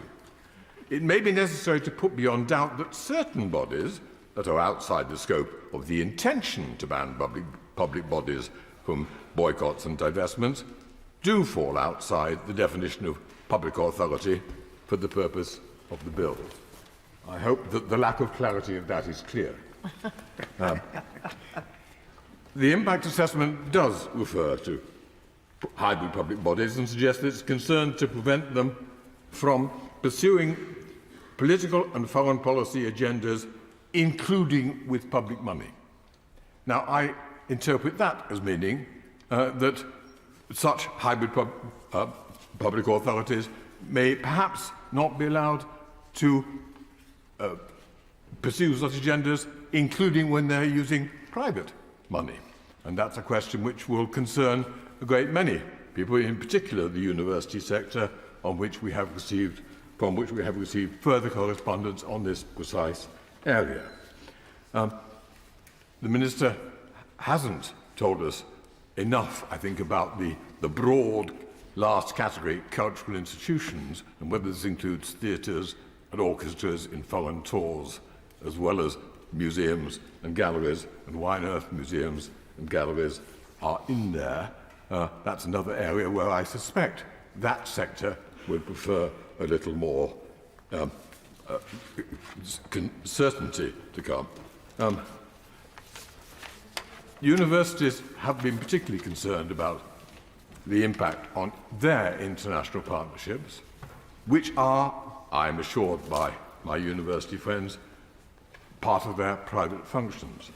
Some of these are education partnerships, some of which are transnational research partnerships. I declare an interest, my son is engaged in this very actively, and some are with foreign companies and donors. And they can be very sensitive, and they can raise reputational problems, as some universities, including the one I used to work for, have learnt to their cost. And again, it would be helpful if we had more detailed guidance on that. May I perhaps also comment that at several points in the impact assessment, the memoranda to the Delegated Powers Committee and others, the government emphasises the importance of ensuring the coherence of British foreign policy, and that it should not allow others to conduct their own foreign policy agendas. I noticed the Express the other week reporting that the government has signed immensely valuable trade deals with Washington State and Texas. It does seem to me an interesting contradiction for the British government to insist that subordinate entities within the UK state should not be allowed to engage in any sort of things with other countries, while actively itself attempting to get past Washington to deal with American states in whether these are not significant trade deals or not. I'm not sure. I have the Memorandum of Understanding with the State of Washington, and it seems to me to be rather less substantial than the Daily Express was suggesting. The Minister may, of course, be thinking that precision doesn't matter so much in this bill, because the bill is intended to be largely performative and not to lead, in practice, to any serious enforcement. The impact assessment does, after all, note how little boycott activity there has so far been beyond discussion, and the bill is unlikely to be implemented before the coming election. But we should not be in the business of permitting the government to put badly drafted law onto the statute book for show. We need much greater clarity. I look forward to what Baroness Noakes will say about the need for clarity in this area. But the Minister shares the responsibility with the House to ensure that the bill does not become an act without much greater clarity about its terminology and the extent of its reach over the UK's public and private bodies. I beg. Amendment proposed, Clause 2, page 2, line 3, leave out from decision maker to end of line 4 and insert is acting on behalf of a public body. My Lords, I share many of the concerns that have been explained by the Noble Lord, Lord Wallace of Saltaire, and that's why I tabled amendments 11 and 12, which are in this group. Like the Noble Lord, Lord Wallace of Saltaire, I too thought this bill was about public bodies, because that's what appears in the title. The Noble Lord read out the definition that we're invited to use in Clause 2, which is the subsection 3 section 6, a definition in the Human Rights Act. And it's clear from that it can capture private sector bodies, and that's where I first got interested in this topic. And it is the reason that I tabled my Amendment 12 in order to probe the extent to which private sector bodies are actually going to be dragged within the ambit of the bill. Now, I have done some more research on that since second reading, and like the noble Lord Wallace, I've been ploughing through some of the legal cases on the definition of the Human Rights Act. And it is clear that private sector bodies can be captured, but it's also probably fair to say that the courts have been tending to give a fairly narrow interpretation of that, so that private sector companies have been caught only in relation to where they're very clearly involved in delivering public functions or exercising public functions. The noble Lord Collins' Amendment 14 seeks to ensure that the only bodies caught within the definition in respect of public functions are only captured for the extent of public function. But it seems to me that that is actually unnecessary because of Section 5 of Section 6 of the Human Rights Act, which says much the same thing in a slightly different way. I would actually go further and suggest that private sector bodies, private sector companies in particular, should not be within the ambit of this Act. Now, when I was carrying out some research, the one thing that I did learn was that the definition of public authority is not clear. And in fact, probably the only clear thing is that if any body is in doubt, it has to take its own legal advice. And the noble Baroness Lady Grey Thompson referred to the problems that this concerns some bodies in her second reading speech, as did the Right Reverend Prelate, the Bishop of Southwark. And if I can make a plea on behalf of SMEs, who I know are very close to the heart of my noble friend, the Minister, they find uncertainty very hard to bear. And so having a definition which is itself uncertain does seem to me to be a problem. Now, the definition which is used for the Human Rights Act, the government were almost rather proud of the fact that it was broad and capable of interpretation by the courts to meet whatever came up in the day. And they made a virtue of that when the bill was first taken through Parliament, and also again when they responded to a report from the Human Rights Committee, the Joint Human Rights Committee of Parliament. But that was in the context of it being a Human Rights Act, and therefore as broad a definition as possible was regarded as a positive and good thing, because the aim was to ensure that private citizens were not affected by the overbearing acts of the state, however they were actually perpetrated and by whom they were actually perpetrated. So what's right for the Human Rights Act, we ought to examine whether it's right for this Act. And I'm myself not convinced that a broad definition, especially one which carries such a high degree of uncertainty, is a satisfactory foundation onto which to build the purpose of this bill, which is quite separate, which is the prohibition of boycotts and divestment activities. So the alternative approach, which I suggest is a better one, is to use a definition which is more certain. Now, the noble Baroness Lady Chapman, in her Amendment 54, which will be debated in the next group, it's proposed that a list of the bodies covered by the bill should be drawn up before the bill is brought into effect. The problem with that is it may be all right on the day that the list is tabled, but it is not future-proofed and will not cope with the changing landscape of what a public body is. So my Amendment 11 does offer a different approach to take the source of the definition not from the Human Rights Act, but from the Freedom of Information Act. That Act provides a comprehensive definition of the bodies, public authorities which are covered, including a very extensive listing in Schedule 1 of that Act. And it is also, as anybody has done any legislation which create or change public bodies know that it is constantly updated as new bodies create or die or are transformed.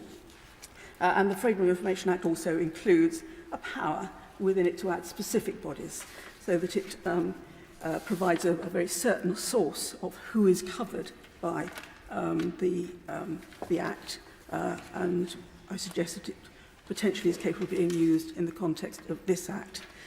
So I say to my noble friend, the Minister, if she's not happy with the amendments I've tabled in this group, I hope that she will consider alternative ways of providing certainty, because certainty, I think, is a very important thing to achieve. And I echo what the noble Lord Wallace of Saltaire said on that. But also, I hope that she will look at excluding private sector companies from the ambit of this bill, because I do not believe that it was intended, they were intended to be covered when the manifesto commitment was made.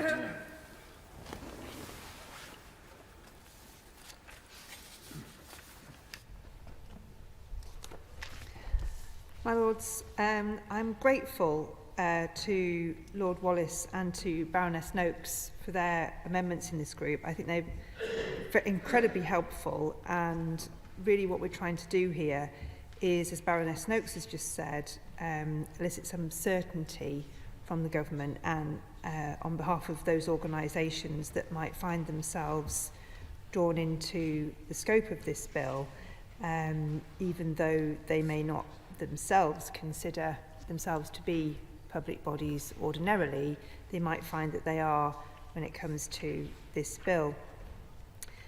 We will come later to an argument about whether universities should be treated as public bodies, and we feel, as we said at earlier stages, clearly that they should not be. But that's not the only area where we feel that the government hasn't thought sufficiently about what it's trying to do. I think that Baroness Noakes' amendment 11, which, as she explained, applied the definition in the Freedom of Information Act, would actually settle this to a very large extent, in that we are very clear about who is and who is not subject to that Act. And it would be very interesting to hear whether the government is minded to welcome that suggestion, because I think from what the Minister has said on previous occasions, all of the instances that she has used as to refer to as justification for the need for this bill, I think probably would be covered. So I'm not sure why the government doesn't just welcome that, to be honest. I mean, it doesn't answer all of our problems, but I think it would go some way towards it. The Lord Wallace's introductory speech was incredibly helpful, and his amendments likewise. He concluded by saying that he suspects that the bill is actually performative in nature, and worries that the operability isn't actually at the forefront of anybody's mind in government, and I've got no idea how true that is. But I share his concern that it is the job of this House to make sure that we don't pass legislation that isn't actually workable and that just causes confusion. Our Amendment 14, it's probing, and I accept what Baroness Noakes had to say about it, but we're just trying various different ways in this group and in the next group too, to work out which organisations are going to be subject to these new rules.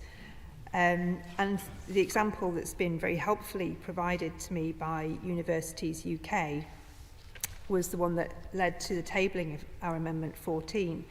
And what we're trying to do is, if the government does get its way and universities are to be treated as public bodies for the purposes of this bill, although I very much hope not for any other purposes, that their activities that we could argue are clearly outside their publicly funded and public responsibilities, that are conducted perhaps with private money or on contracts to private companies, that those would in no way be subject to the rules within this bill. It does refer, there is a reference to this that makes it clear in the explanatory notes, but the amendment we've suggested puts that explanation on the face of the bill, and as I've said, that is in order to probe exactly what the situation would be, because at the moment universities are not clear about that, and it's important that we do give them that certainty. Just as an example though, and as I say, this was suggested to me by Universities UK, it's a hypothetical example, but it's not so outlandish that it's not a situation that is happening very frequently, and I do declare an interest as Chancellor of Teesside University. So here's the hypothetical example. University A is considering a proposal to set up a transnational education partnership in country X. This could involve a partnership with a commercial or a state entity in country X, and the university board must consider a range of proposals. According to the Higher Education Code of Governance, governing bodies should conduct their affairs in an open and transparent manner. It's a fundamental duty of university governing bodies to safeguard and promote the reputation of the institution. As the new partnership would involve a significant investment and carry both financial and reputational risks, the board of University A is therefore asked to take a decision on the proposals. To support deliberations, the board would receive a paper covering the following. It would cover the potential financial exposure and opportunity of each proposal, underlying social, demographic and economic data that underpins a market assessment, due diligence on potential partners, including reputational factors, and a summary of ethical and reputational concerns relating to country X. All aspects of the paper would be deliberated by the board following an extensive discussion of the financial and reputational impacts of the proposals. The board decide not to proceed with the partnership opportunity because on balance the risks are deemed to outweigh the opportunity. So can the Noble Lady the Minister explain whether in this example the transnational educational partnership as described constitutes a private or public activity of a university? Would the fact that the board discussion included reference to reputational and ethical concerns of direct relevance to a higher education institution mean that members of the board could be subject to action under the provisions of the bill? How can boards fulfil their duty to safeguard and promote the reputation of the institution if they're not able to openly discuss and consider material facts that could impact on said reputation without fear of legal action, even if those considerations are not the sole basis for the eventual decision? And how can boards fulfil their duty to conduct affairs in an open and transparent manner if the very fact of discussing issues of demonstrable and material relevance would be actionable under the provisions of the bill? I raise this example just to tease out some of the grey areas that we might be forcing universities to consider, and because I'm worried about the chilling effect that this may lead to, because I just do not think there is a situation in which a university would not consider the reputational impact of a partnership, but I can conceive of a situation where that consideration would not be as open and as widely shared as we have come to expect and the way that we would like things to be done in this country.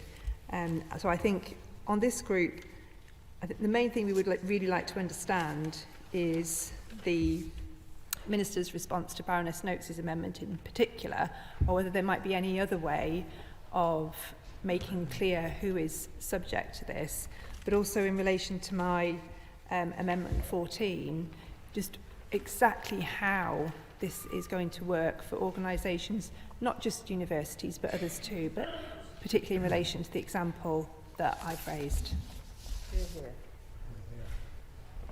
My Lords, can I start by saying that I'm grateful for the thoughtful contributions from across the House, actually on the first day of committee, which also touched on the scope of this bill. And we heard from Lord Collins and my noble friend Lady Noakes, and from the noble Lords Lord Wallace, Lady Fox, and noble friend Lord Johnson. And we discussed the bill's application to hybrid public authorities. And today we've heard, again in slightly different terms, from the noble Lord Wallace, my friend Lady Noakes, and of course from Lady Chapman. And I will try and come back on her essay question, if I can. Obviously, we've carefully considered the points raised in these debates, and I'd like to expand on our view of the scope in relation to Amendments 10, 11, 12, 13 and 14. As the noble Lords have said, the bill will apply to public authorities as defined in Section 6 of the Human Rights Act 1998. And I'd like to explain, in response to the concerns from the noble Lord Wallace of Saltaire, that public body is a general term with no single legal definition. The bill's short title provides a general indication of the subject matter of the bill, and it is not unusual for the short title to use different terminology than the bill's substantive provisions. And perhaps I could now set out why we thought... Yeah. As for interrupting, the Minister will be well aware, I think, that there is a particular use of the term public body by the Office for National Statistics, which means that debt incurred by a public body is then counted as part of the national debt. And that means that the debt, whether or not some of these hybrid public authorities are defined as public bodies, does matter a great deal to their financial planning. And again, the university sector is particularly concerned about this. And this thing, I thank the noble Lord for raising that point again. It has been raised before. I am aware of the point. We're talking about quite marginal sums, I think, here, so it's not going to be definitive. But I'm sure we will come back to that point again. But perhaps I could explain why we've used the HRA definition. It has three important advantages. The first, it's one that has been in the UK statute book for over 25 years, as has been explained. So it places public authorities under important fundamental obligations that they have to observe. And organisations should already know how it applies to them. And secondly, over those 25 years, the courts have further clarified its scope and identified a number of relevant factors. These include, but are not limited to, the body receiving a significant amount of public funding, the body carrying out acts in exercise of statutory powers, and the body providing a public service. And thirdly, the definition ensures that private activity remains out of scope of the bill. Private activity that is rightly protected by convention rights, including freedom of speech. My noble friend Lady Noakes noted that the case law in this area was narrow. However, bodies should already be aware that if they are bound by the Human Rights Act, as that Act places other wide-ranging obligations on them that go much further than this bill. So we're using a formula that is in common use. And that leads me naturally on to Amendment 12, tabled by my noble friend Baroness Noakes, and Amendment 14, which I think was tabled in the name of the noble Lord Collins of Highbury, also in his place. These amendments would disapply the ban from hybrid public authorities. Such bodies have a mix of public and private functions, as defined by Section 6 of the Human Rights Act. An example of a hybrid public authority includes higher education providers, as we all agree. The ban will only apply to these bodies when they are delivering public functions. The bill does not interfere with the private sphere. So, for example, acts that a higher education provider will have to carry out as part and parcel of its functions of providing higher education will be public functions, while commercial activity, such as providing conference facilities or maintaining office spaces, for example, entering into cleaning contracts, may be private activity and outside the scope of this bill. And it's important that the ban applies to hybrid public authorities, given the diverse nature of government functions and the variety of the ways that functions are discharged. it would not be appropriate for hybrid public authorities to misuse public money or lose focus on their primary public purpose, effectively to pursue their own foreign policy agendas when they're delivering public functions. Which brings me on to the vital Amendment 11, tabled by my noble friend Baroness Noakes, and Amendment 13, tabled by the noble Lord Wallace of Saltaire, which provides alternative definitions of public bodies to which the bill should apply, and which we have, of course, looked at. So Amendment 11 would instead apply the ban to bodies subject to the Freedom of Information Act 2000. Now, broadly, the categories of public authorities covered by that Act mirror those captured by the Human Rights Act 1998 definition, and using the alternative definition would actually broaden the ban to private bodies and decisions not currently in scope of the bill, such as the board of the Pension Protection Fund.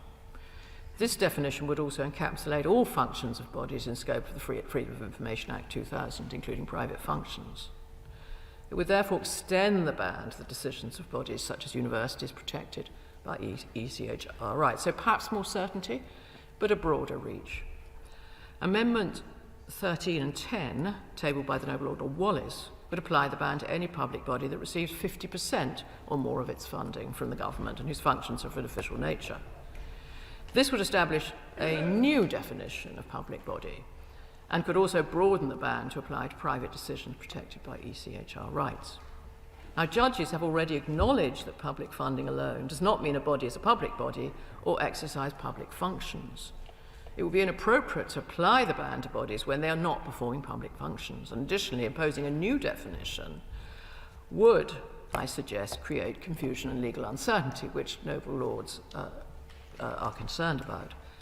But I do thank the noble Lord Wallace of Saltaire for his research on the distinction between a public body and a public authority, and I'm unsure which definition of public bodies he was referring to. There are many, but I hope I've been able to explain that the alternative proposed definition of public bodies would broaden the bill and take it into the private sphere. So that's the dilemma. I'm grateful to the noble lady. I'm completely not clear about what a public body is after listening to that. Perhaps you could explain what a public function is, because that might help us. Right. Well, I think it's a good point and a good question, but I think, and she also raised, a good example, and I think that what I'm going to suggest is that I take away and have a look at this distinction between function, and also that I come back on the example that she's raised, the long example, which she said had been given to her by Universities UK, when on the 7th of May we're due to debate the universities, this is committee, we're due to debate the university amendment. I sort of accept that, but my example, it referred to universities, but you could equally apply it to other organisations as well. So I wouldn't want to see that consideration just narrowed to the issue of universities. I agree with the noble lady. That's an entirely fair point. We've agreed that that the bill is complex in terms of understanding. I'm very sure that I want to make sure that where I'm answering the questions on things like public functions, I'm giving good information that is well thought through and thoughtful. I've tried to explain today why we're using the Human Rights Act. That does have advantages, which is why the government has gone down that road. I should, before I sit down, just respond to the point about cultural institutions, which the noble Lord Wallace raised. Some cultural institutions are indeed in scope of the bill in their public functions only, and I set out earlier a number of factors that courts would consider in deciding whether an act was a public act. The noble Lord also pointed out that the bill contains a power to exclude bodies in scope of the bill from the ban via regulations. I don't think the government currently foresees the need to exclude such bodies, but this power will of course allow the bill to evolve in line with government policy. I mean, for all these reasons, I've tried to explain why we've presented the bill in the way that we have. I think there's a lot of comfort to be taken from using the Human Rights Act, but I look forward to returning some of the questions that have been raised, and in the meantime I'd ask noble lords to withdraw their amendments. My Lords, if I could possibly intervene before the Minister sits down. This definitional debate really is like walking through a giant sticky pudding. I think most of the members of this House are utterly confused about exactly what public bodies are, exactly what public authorities are, which institutions will be in the scope of this bill and which won't. I'd like to raise a specific example. Could you possibly tell the House about housing associations? Housing associations do undertake many public functions, another term that the Minister has introduced but hasn't been properly defined. For example, they deliver social housing, and they do this in partnership with local authorities, often, in fact, managing the social housing that is owned by local authorities. Are they going to be under the scope of this bill, or are they not? I mean, the answer that I have to give in the short term is that it does depend a lot on the courts. I will look at housing associations in particular, and I know they have come up in other bills that we have discussed, including how they're treated, in government finance. The point about using the Human Rights Act definition is you get this 25-year history of interpretation. My Lords, before the Noble Lady sits down, the Noble Lady, the Minister, referred to the issues of funding, public funding associated with universities and the national debt and how it was counted. She said that this was marginal amounts of money. The UK university sector is worth £130 billion a year to the economy and employs 750,000 people. Is that truly the definition of marginal, I would ask? And I must declare an interest as Chancellor of Cardiff University. Second question, my Lords, when we're looking at cultural organisations, does lottery money count as public money or private money? The honest answer is I don't know the answer on the lottery, but I will find that out for the Noble Lady and write to her. But the point on universities, of course, she's right. It's very substantial sums of money, rightly, to the education of our children. What I was explaining was that at the margin that this activity involves, which is procurement and investment, is actually a relatively small sum compared with, obviously, all that's been done by universities.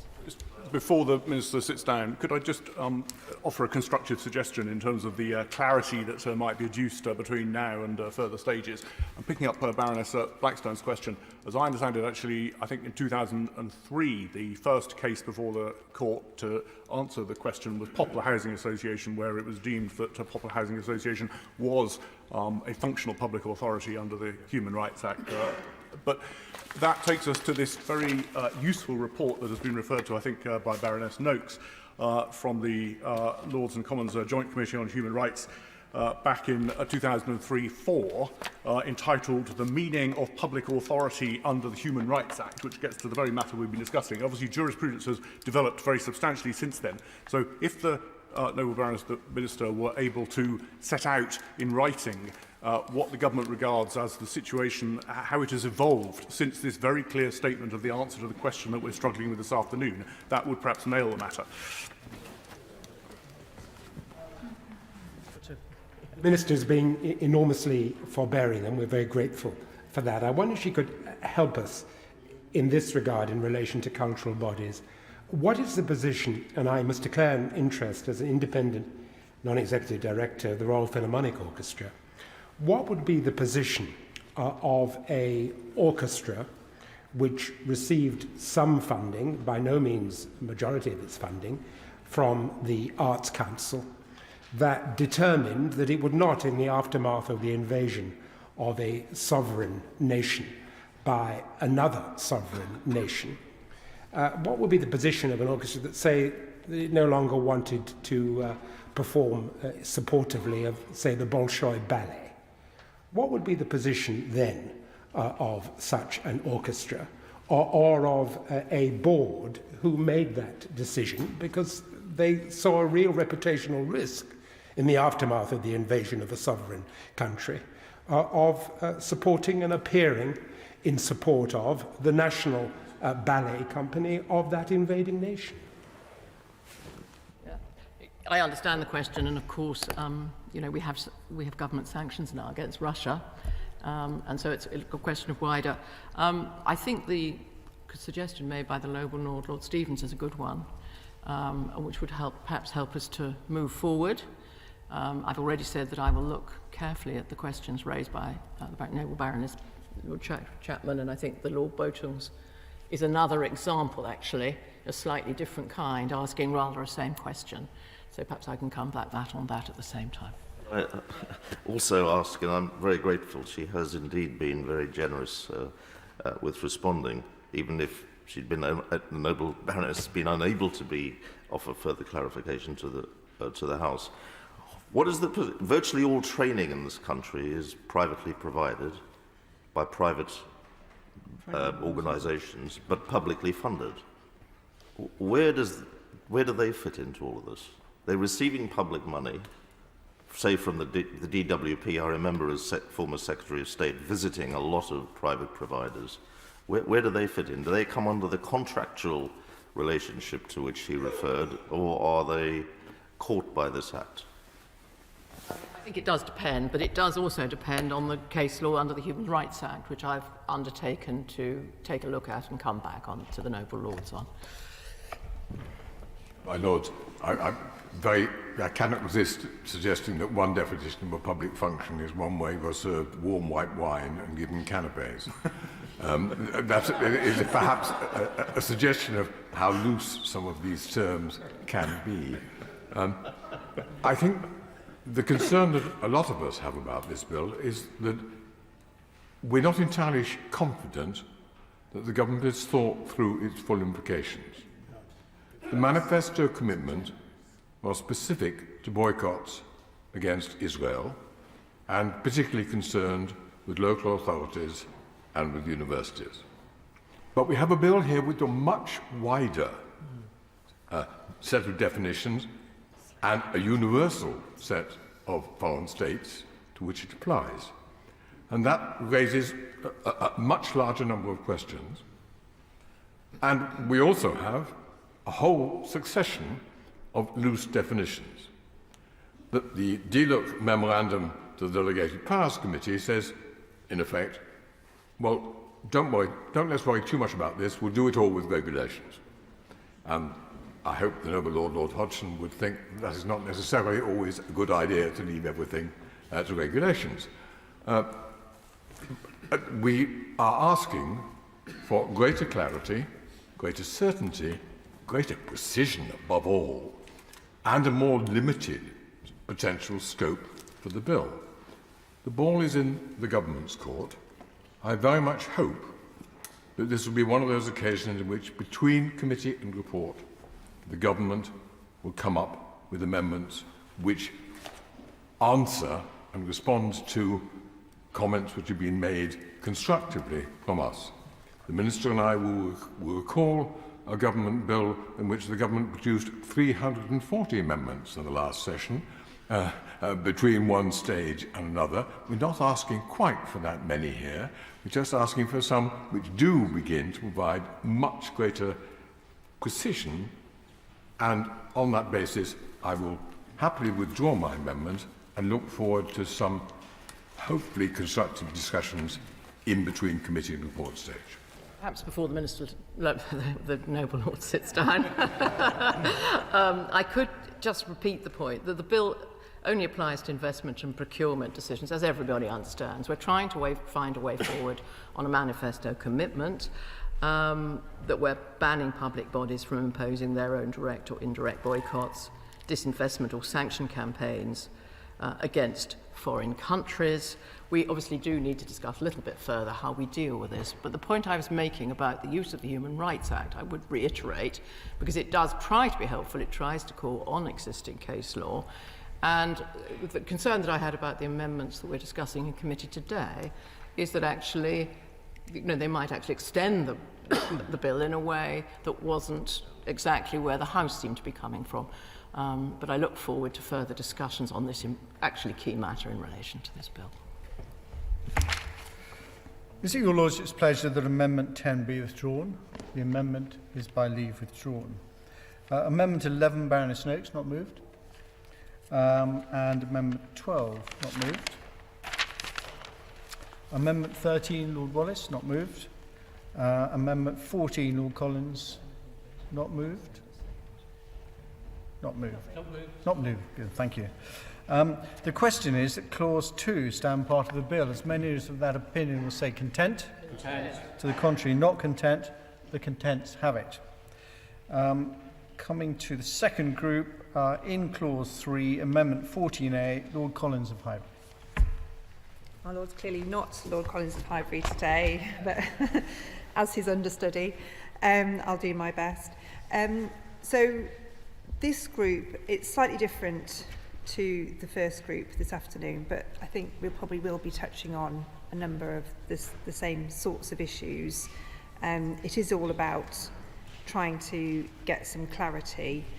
I do take what the Minister said about this only being about procurement and investment decisions, but I think even so, what is procurement and what is investment in relation to this bill is another thing that we might need to tease out, because if an organisation's primary activity is, like the Noble Lord Boateng referred to, performing in another country, is that act of withdrawing from that activity, would that be seen as a boycott under this bill? If the Minister is saying it would not, I think that's incredibly helpful information, and it may well serve to soothe some of the concerns that will be raised as part of our consideration of this group.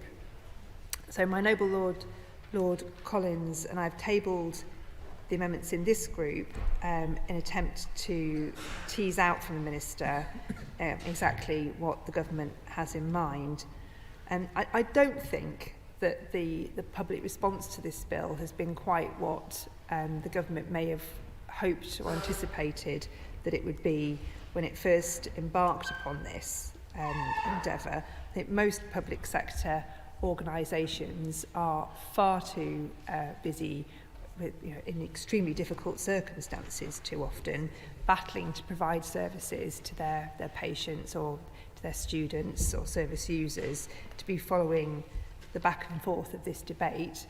But that does, I think, just serve to re-emphasise the importance of our considerations here, to make sure that we don't land them with something that is unworkable and doesn't actually serve to achieve the objectives, which I think many of us do understand that the government set out to do when it started all of this. So with all that in mind, we tabled Amendment 14A to Clause 3 to, again, it's probing, but to try and discover in what circumstances ministers anticipated using the power that they're giving themselves here, which is to change the scope of the application of the bill through secondary legislation. I'm just interested to hear what the Noble Lady has to say about why parts 2 and 3 of Clause 3 are needed and how she thinks they will work in practice. And perhaps this is about the exemptions. It allows the Secretary of State to remove any of the exemptions which are listed on the face of the bill. So removing an exemption, say, on national security, I can't imagine that ever happening, but there are a whole list of exemptions in there, and some of them that we're very pleased to see.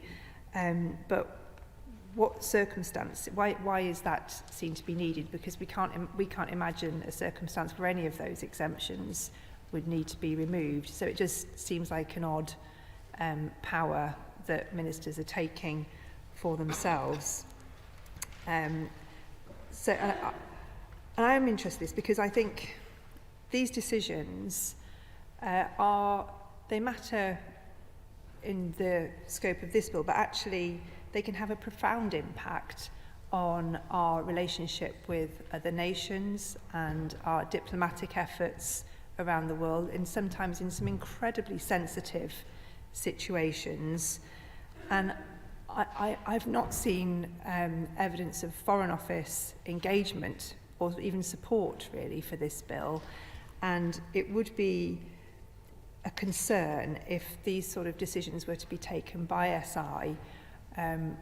Perhaps in a way, we all want government to work interdepartmentally and for all decisions to be consulted upon internally in the right way, but we all understand that that doesn't always, that is not always the situation. And this is a concern that was expressed at second reading. So can the Minister assure us that before any delegated legislation is proposed, appropriate input will always be sought from the Foreign Office? Our Amendment 22, we've got a whole bunch of amendments which really, I mean, they're not, tongue-in-cheek is too strong a word, I think. Probing is what we're saying. But we couldn't think of any other way. I mean, this is how we do things, isn't it? We table amendments and we discuss them, and through that we get a better understanding of what the government's trying to do. So this is a list of, and we could have gone on, we haven't, but it's just to, we've tabled a handful just to make a point. So just to run through those, our Amendment 22 would exempt schools and early years providers from the scope of the bill, and this is just done with a view to finding out whether or not the government intends early years settings to be involved. And this would just come back to the issue of what is and is not a public body. Is a private school a public body? Is an independent nursery that is funded by a childcare programme funded by the government, is that a public body? Is a childminder being paid by the state indirectly? But are they a public body? And similarly, Amendment 23 would exempt charities providing public functions. We've heard an example of housing provision. Some housing providers are themselves charities too. And Amendment 24 exempts community interest companies. There are thousands of such bodies up and down the country, engaged in all kinds of activities. Many are responsible for delivering public services, be that in social care, education, the arts, prisoner rehabilitation, virtually every area of activity you can think of. And how are they to regard this bill? What steps should they be taking to educate themselves and to find out how to make sure that they don't do anything to make themselves fall foul of this bill? Our Amendment 25 exempts sporting bodies. So does the government really want to get into this issue of sporting boycotts, or which athletes or should be doing what where, or if a sporting body didn't deem that there was to be a boycott, but individual athletes decided that they did not want to take part in a tournament, what happens then? Because there is pressure and there is debate, and there are inevitably, whether they're part of a BDS campaign or not, how you define what that is, I don't really know. But how would that be considered, and how could those people make sure that they're not in any way falling foul of this legislation? Very helpfully, so we've also tabled an amendment asking for a list of public bodies, because I was trying to be helpful and to try and work out the best way of getting this clarity, and it could be a list that the Minister takes the power to be able to amend and add to answer Baroness Noakes's earlier point, although I completely accept that any schedule containing a list would very quickly need to be updated, and we wouldn't want to put something in a bill that wouldn't stand the test of time. But I think that these things are done, schedules are amended on a fairly regular basis. But the government website, I asked the government website for a list of public bodies, and there is one. And it contains 601 organisations, which I doubt is a comprehensive list, but it contains the 24 ministerial departments, 20 non-ministerial departments, 421 agencies and other public bodies, 113 high-profile groups, they're interesting, 19 public corporations, including the BBC, and the 3 devolved administrations. And I looked through this list, and there were some public bodies listed that I thought we need to discuss this a little bit further, because what would happen with some of our defence related organisations, and there is an exemption for national security, but how would that be defined in relation to this bill? Would that need to be something that would be tested in court? The Minister sighs, I can well understand why. But there are defence training academies, there are organisations that deal with the media in relation to defence and make decisions about what adverts and so on can be used. And these are all public bodies that have duties that relate to our relationship with other nations, and that could conceivably be asked to make decisions that would fall foul of this legislation. And I just think the government hasn't really thought about the implications for some of these bodies, because I accept some of them probably are relatively low profile, small in scale, inactive, but our job is to make sure that we make this as future-proof and workable as we can, and that's why we've tabled the Amendment 54, which asks for a list, because if your name is on a list, then at least you can be alerted to the fact that this is happening and you can take the necessary steps to comply. But if not, it becomes very confusing for decision makers. Often, as we discussed at second reading, these will be volunteers or people who haven't had the necessary training and who aren't following the proceedings here. And we really wouldn't want to criminalise people inadvertently, when actually what the government's seeking to do is something that's quite narrow, really, and as she has said, involved mostly local authorities and universities, which could be done in a completely different way. Amendment proposed, clause 3, page 2, line 17, leave out subsections 2 and 3. My Lords, I rise to speak in favour of Amendment 54, to which I've added my name. I do also support the other amendments in this group, and note, as others have, that the strong overlap between this group and the previous one. I did listen carefully to the previous debate. My concern, again, as others have said, is that we get, before we pass this bill, clarity as to who it actually covers. But I ought to declare a very particular interest in that those of us on these benches, along with other diocesan bishops of the Church of England, do carry out public functions, which from time to time might then bring an individual one of us, in our corporate capacity as Bishop of the Diocese, within whatever the definition of a public body or a public authority we might eventually land on. In responding to an earlier group, actually before the recess, the noble lady, the Minister, referred to the fact that mayors, police and crime commissioners, and indeed, of course, government ministers also exercise public functions and hence fall under the scope of the bill. However, what these office holders have in common is that they're elected or appointed primarily to exercise political functions. And so I can see a logic that maybe they shouldn't use their investment and their procurement functions in order to pursue a foreign policy in contrast to that of His Majesty's government. However, notwithstanding the fact that some of diocesan bishops are members of your Lordship's House, is it really intended that we, along with the small charitable funds which are responsible in our corporate personality, should fall under the scope of the bill? If we place those modest charitable funds with an external investment body, do we have to constantly be ensuring that entity does not at any point seek to make restrictions in contravention of the bill, investing our money where it shouldn't be, or not investing it where it ought to be? I think there are other church institutions that are potentially at greater risk of being inadvertently caught up with the scope of the bill. Noble Lords will be very familiar with the Church Commissioners, the body that manages the historic endowments of the Church of England for the furtherance of the mission and ministry of the Church in perpetuity. It was my great privilege to chair the Commissioners' Board as delegated deputy of my most reverend friend, the Archbishop of Canterbury, until the end of last year. During my tenure, we grew our reputation alongside our sister Pensions Board as being among the world's leading ethical and responsible investors. As Noble Lords well know, the Commissioners require parliamentary approval to spend capital.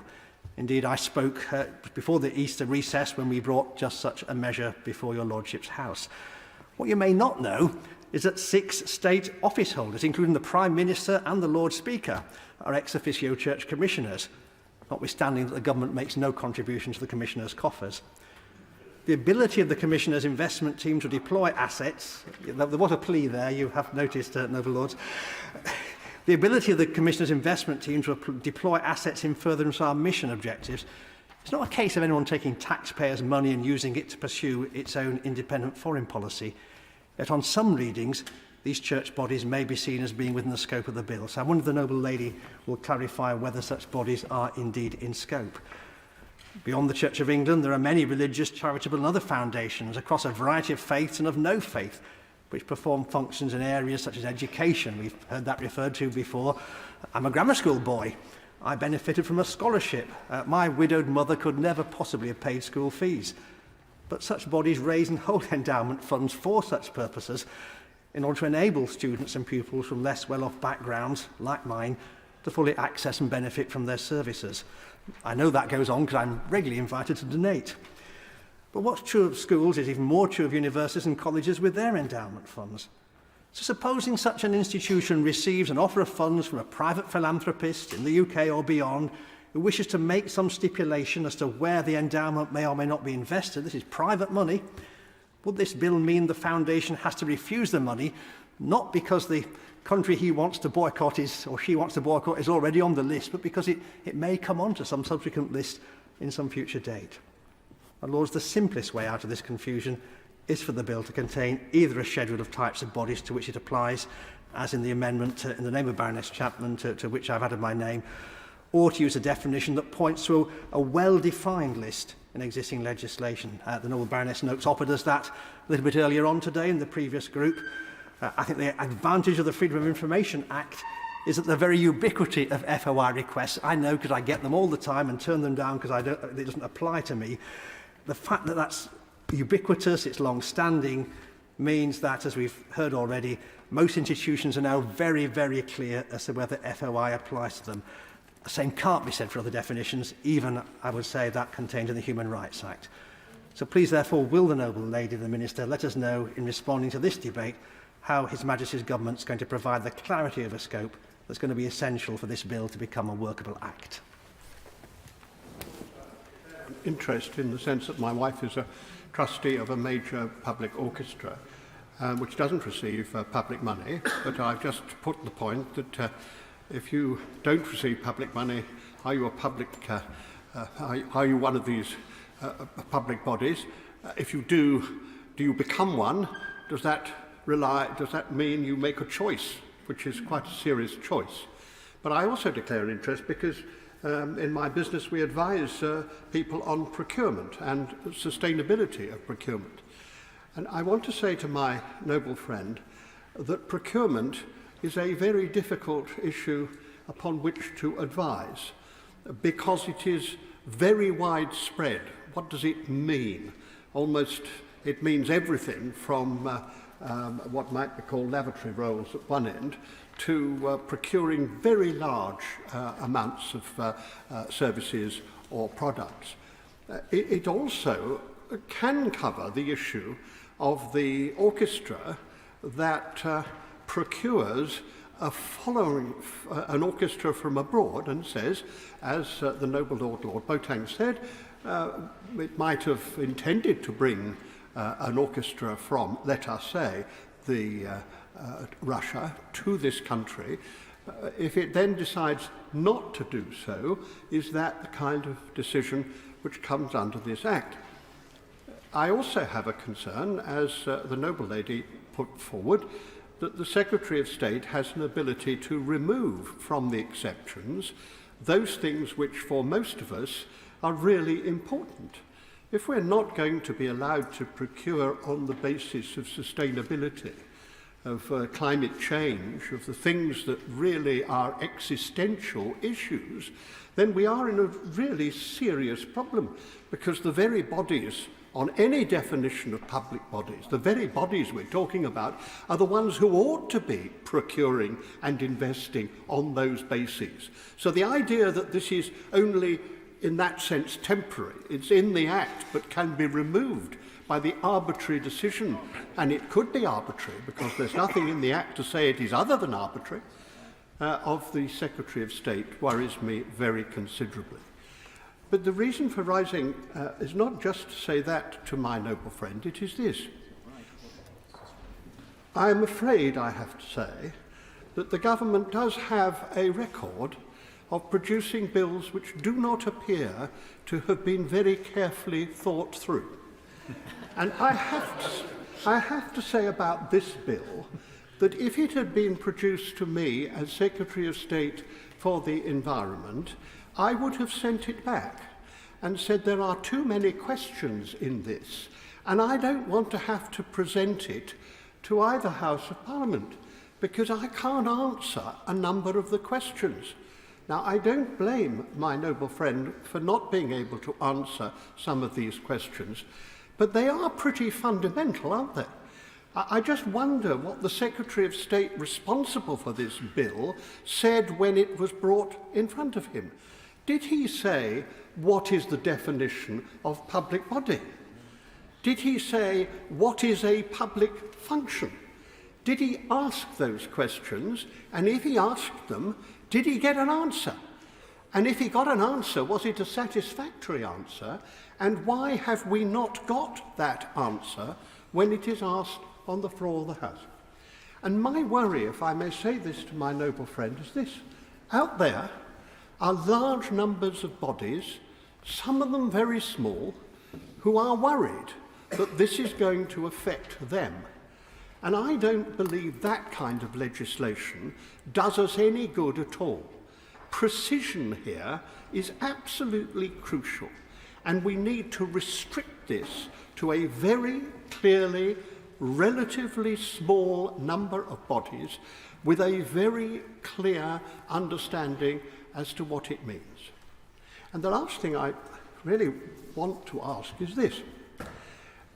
If we take sporting bodies receiving government money, I can't claim to be a sportsman. I declare no interests whatsoever on this front. But it does seem to me that if individual sportsmen wish to boycott something, then the sporting body probably has to discuss that. If it discusses it, it seems to me that under this Act, it can easily get itself into a position in which that is improper, if not illegal. Again, I don't see why people should have to ask themselves this question. We are at the moment seeing, I think, a very inelegant discussion about individuals' decisions on tax matters, I think pretty unfairly in most cases that I have heard. But I just have to say it's pretty difficult to understand quite a lot of the detailed tax legislation. But to produce this legislation is going to ask a whole lot of other people to understand very detailed and extremely difficult concepts. So I say to my noble friend, all I want is to feel that I could vote for something that I understand and that other people can understand, that doesn't reach beyond the necessary areas, and that does actually achieve some good. Those are three perfectly reasonable requests. I'm not sure that the bill, so far meets any of them.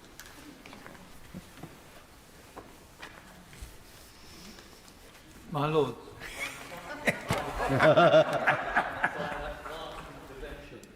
To raise the issue of litigation We are dealing with a bill here which is in territory which is highly controversial.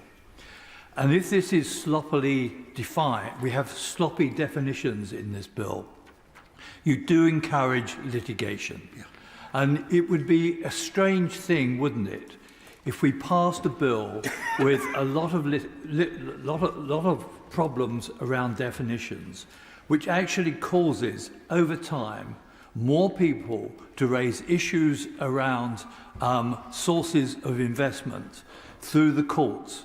And I have to say, with all due respect to the government of Israel, they have from time to time shown quite an enthusiasm for litigation from time to make their points. And we'd also, picking up from the last group of amendments, we live in a rather different time in terms of who raises money for public services, particularly capital money for investments.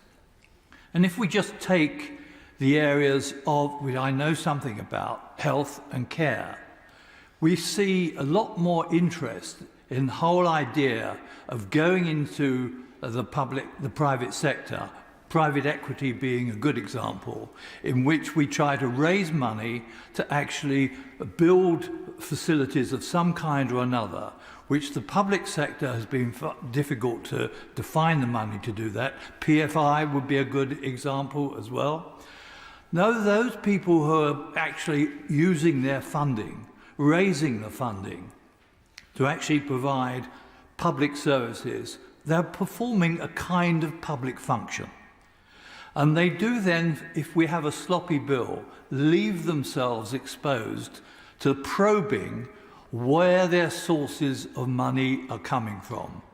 And you run the risk then of driving these people away from the kind of investments in public service we may need to get some of our old capital structures improved over time. So I do suggest to the House that if we don't tighten up these definitions, we run a series of risks which are self-defeating to any government.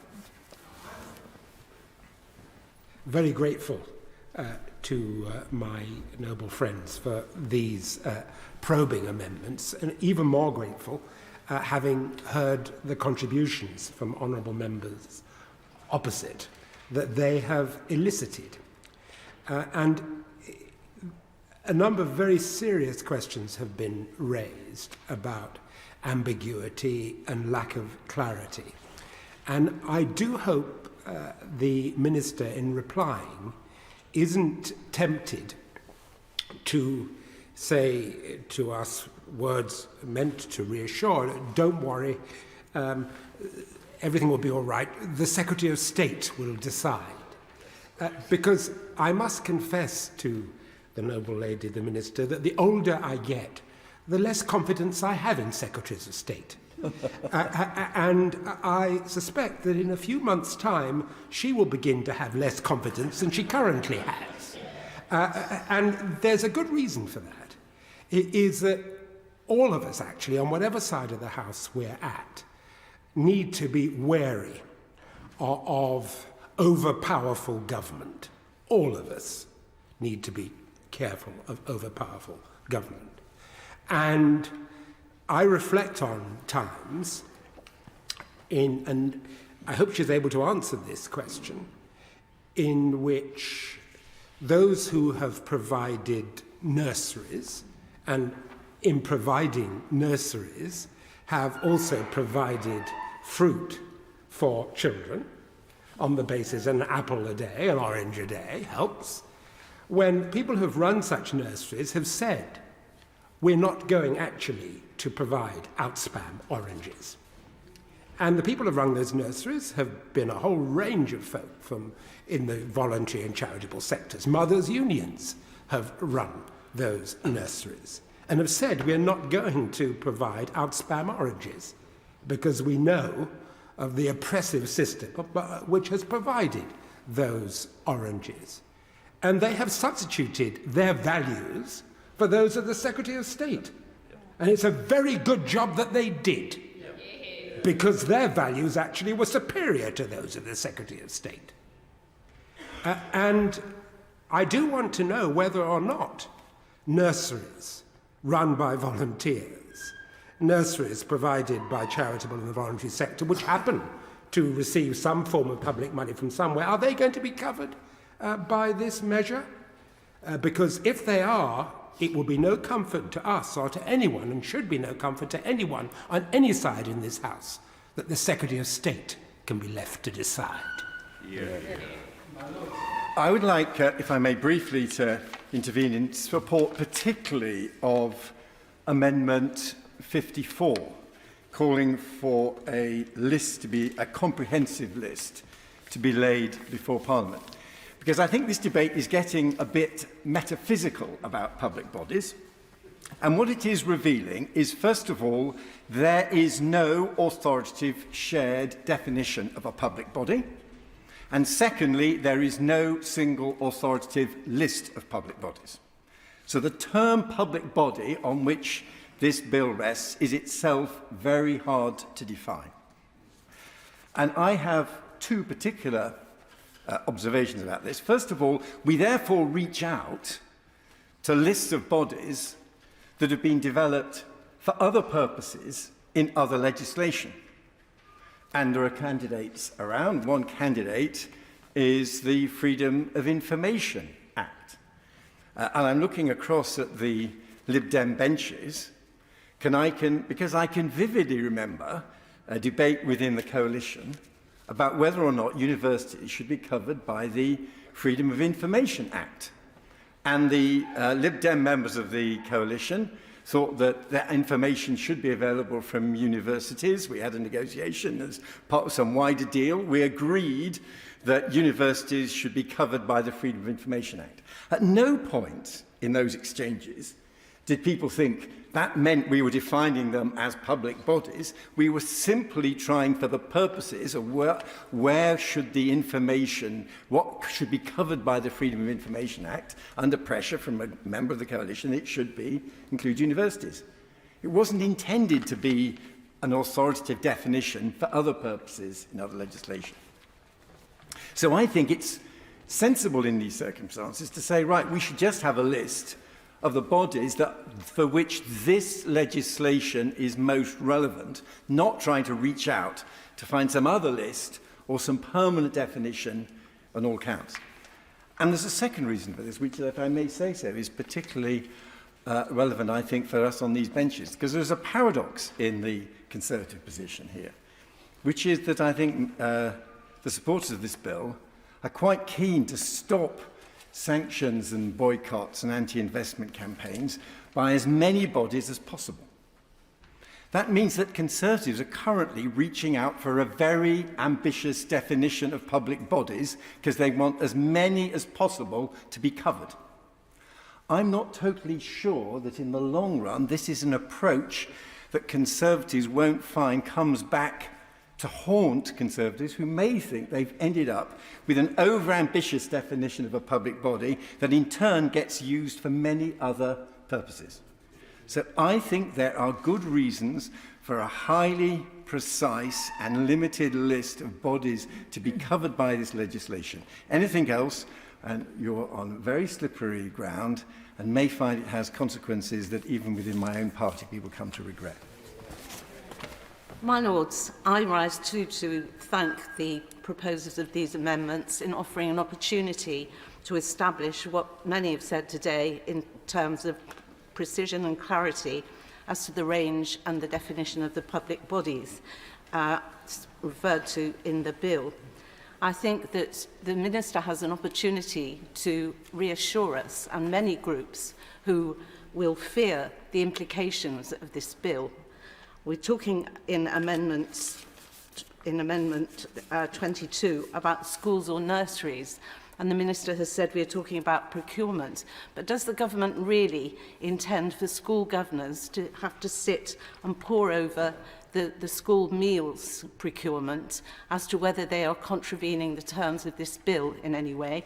And indeed, as Lord Deben said earlier, would they, in even talking about it and taking advice, would they also contravene the terms of the bill? Does the government intend for charity commissioners and trustees to have to take into account the implications of this bill and to face perhaps vexatious challenges to contest some of the decisions that they've already made? I think that the fact that the definitions are so poor, as many people have said here today, they will leave open legal action and vexatious possibilities of weaponising this legislation by the whole scope that seems to be covered. But the Minister can reassure us today, or in writing, that the list of public bodies covered is, as Lord Willett said, closely defined and clearly identifiable by those whom it affects. Particularly concerning in A26 is the implication of charitable organisations delivering public functions in terms of overseas aid and humanitarian work, often founded on moral principles. As the Lord Bishop said, many of these organisations have foundations which relate to moral principles and values, which they take into account when taking their decisions, whether for procurement or investment. And I do believe territorial considerations must also be key to the functioning of these groups and these charities.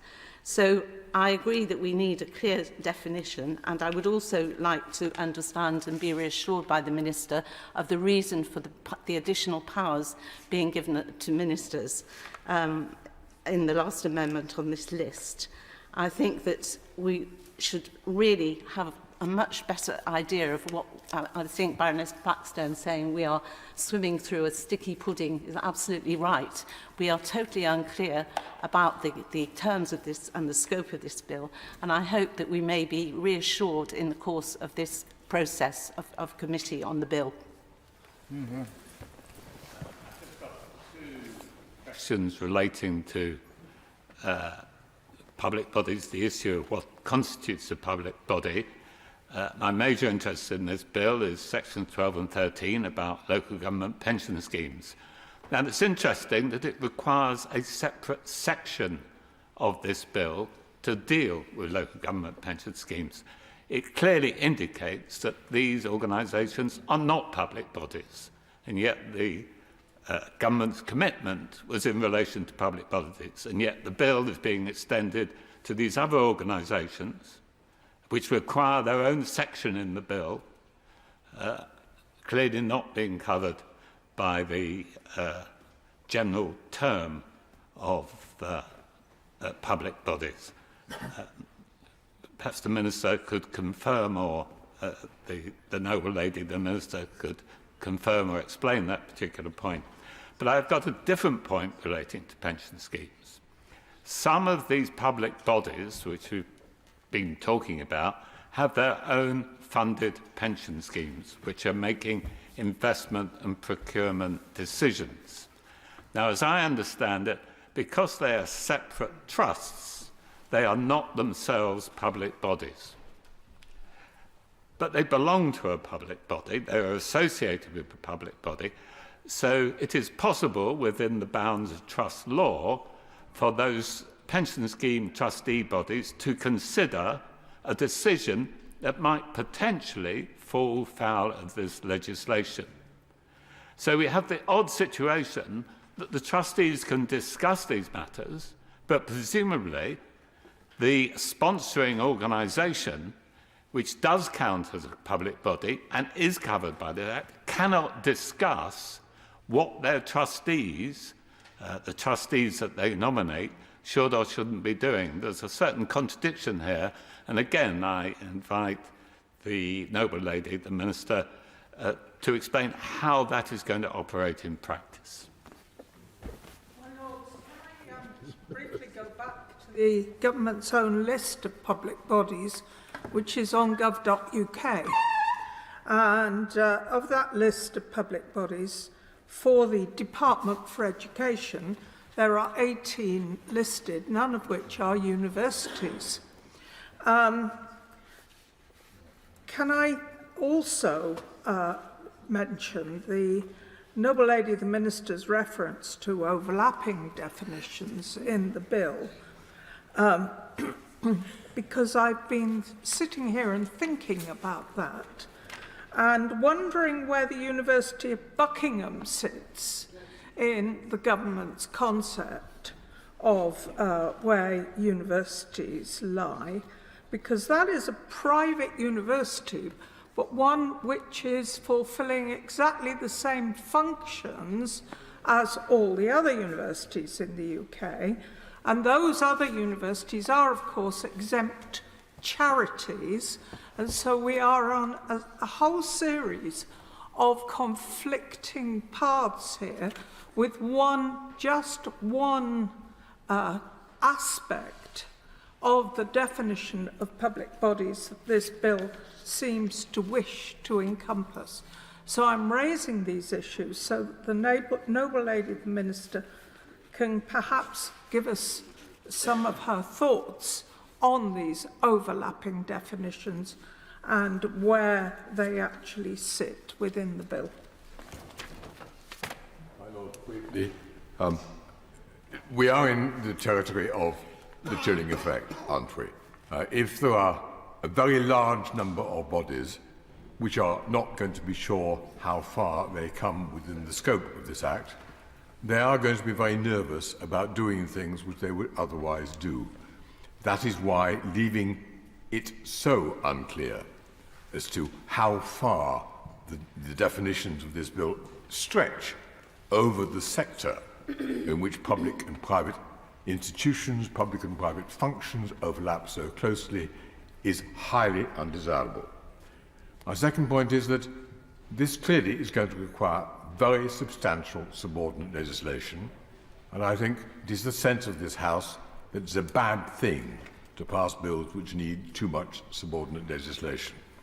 Yesterday, the noble Lord Hayward, whom I regard as an extremely good friend, said to me that the subordinate legislation under the Elections Act, which we passed last year, is now approaching 1,000 pages, and that the Electoral Commission is spending a considerable amount of its time providing guidance for local authority electoral registration officers on what this means for them. That's bad legislation. We want to avoid that again here. Thirdly, there have been occasions, as others have, where lists of public bodies have been provided. The Minister will remember the SI on trade union levies being taken or no longer being taken automatically from pay scales by particular public bodies, which had a list at the end in the schedule of over 200 public bodies, which included some quite interesting ones like the Scottish Salmon Council and various semi-charitable local institutions to do, as I remember, with care homes and with nurseries. Fourthly, just to add on the question of universities, where universities are most concerned, of course, is whether the student loan book, which is a very large sum, is or is not included on the Treasury's calculation of national debts. That's not a marginal issue. It's quite important. And that is why definitions like this and how they're used by different parts of government and recognised by the courts are extremely important. In the previous group of amendments, I did explain that I was concerned about the lack of certainty involved in the definitions. I do feel, however, that the debate on this group of amendments has engineered more uncertainty than, in fact, exists.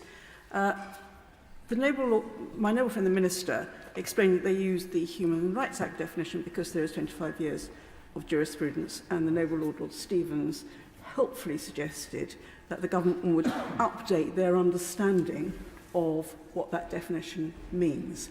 I believe that most of the bodies know whether or not they are subject to the public sector duty that's involved in the Human Rights Act. Not everyone, and there are certainly issues at the margin, but I do think we need to get this in proportion. I suspect that most of the bodies that the Right Reverend Prelate referred to, for example, know already whether or not they are subject to the human rights duty in Section 6 of the Human Rights Act. And so while I continue to believe that clarity is important and we need to find ways of finding that clarity, I don't think we should overstate the difficulties of establishing who is within the terms of this Act and not. Yeah. All right. Ask the Minister if she could comment on the actual functions of some of these so-called public bodies. I assume that schools will be regarded as, secondary schools will be regarded as a public body, but they have a wide range of functions focusing on educating the children who are pupils there. But they are also responsible for their school buildings, their development, their improvement. So if you take an example of a school that has an extremely rich alumnus who wishes to reward the school for the excellent job it did in educating him and allocates to the school a very large sum of money to put up a completely new building, is that going to be caught by the scope of this bill so that the school has to decide whether it is going to be found to be breaking the law because it takes into account moral and ethical considerations in its purchase of goods for providing a very large new school building? These are the sort of questions that people are going to be faced with, and I'm not sure that the governors of most state secondary schools will be terribly familiar with the Human Rights Act, Section 6 of it, and nor will they find it that easy to get advice about it. So perhaps the Minister could comment on that sort of situation. I take the point that Baroness Blackstone has just made in respect to schools, but I would also agree with the point that Baroness Noakes made about the jurisprudence which has arisen that has clarified this for a number of institutions, including, I think, the Right Reverend Prelate that Bishop of Manchester will find for the Church of England. In fact, I believe the first case to test whether or not a body in the church was indeed a public authority was Aston Cantlow Parochial Church Council, who were trying to exact a chancel repair charge, and the appellate court of the House of Lords at the time, Lord Hope, deemed that clearly the Parochial Council was not a public authority. So there are many details that have been laid out by the courts quite clearly over the years, but if the government could actually adduce that onto a single sheet of paper in the way that's been described, that would be very helpful.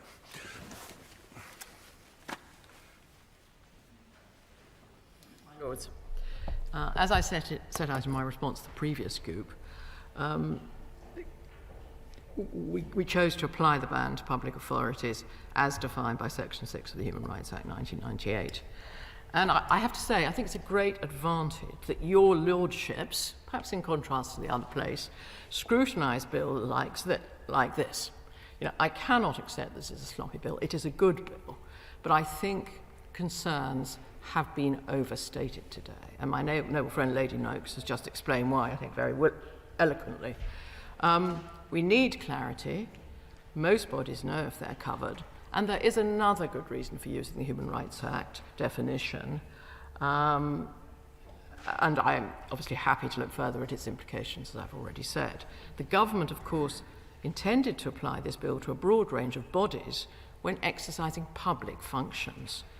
This was to ensure a consistent approach to foreign policy across the UK's public institutions, to stop public bodies legitimising divisive campaigns, which can undermine community cohesion, and allow public bodies to focus on their core purpose when engaging in procurement and investment. And that was the intention of the manifesto commitment that I mentioned during the last group. And the group of the amendments here seek to probe rightly the scope of the bill's definition of public authorities. They also probe the need for the power to make exceptions to the ban, and I'll try to address them in each in turn. I should say that I'm very glad that the Right Reverend Bishop of Manchester has joined the debate. The Church of England would only be in scope of the bill to the extent it exercises public functions, and we've heard a little bit about the interpretation of that in the courts. Before I address the specific amendments, I would also like to remind the House that the bill is not creating any new criminal offences. I think that's a very important point. And I'd also like to take the opportunity to address the point raised by the Noble Lord Boateng and the Noble Lady Chapman, and picked up by my noble friend Lord Deben, on orchestras. Orchestras are very unlikely to be regarded as public authorities. However, withdrawing from an event is unlikely to be regarded as a procurement decision for the purposes of our bill. The definition of procurement decision does not include contracts where it's the public authority providing the service. And I'd also like to reassure the noble lady that defence contracts, the noble lady who raised it, defence contracts are also exempt from the bill. In addition, for contracts in scope, the bill already contains an exception to the ban for national security considerations. In practice, if a case is reported to an enforcement authority, it will look at whether the public authority has regard to any of the exemptions to the bill, for example, the national security exemptions during the decision-making process. And evidence of this might include if the public authority shows it was following guidance from the UK government or became aware, for example, that a supplier was engaged in espionage. Amendments 26 and 23 probe whether charitable organisations would come under the scope of the bill. Charities would only be captured by the ban if they are performing public functions, and it's the government's understanding that most charities will not be covered by this bill, and I hope that provides reassurance to noble lords. Sorry to interrupt, I'm just checking the relevant parts of the bill in relation to enforcement. The noble lady said that there's no new criminal actions arising from this bill. What we do have is the power of the Secretary of State to have enforcement powers that include monetary penalties. If people refuse the monetary penalties or to pay, what does that result in?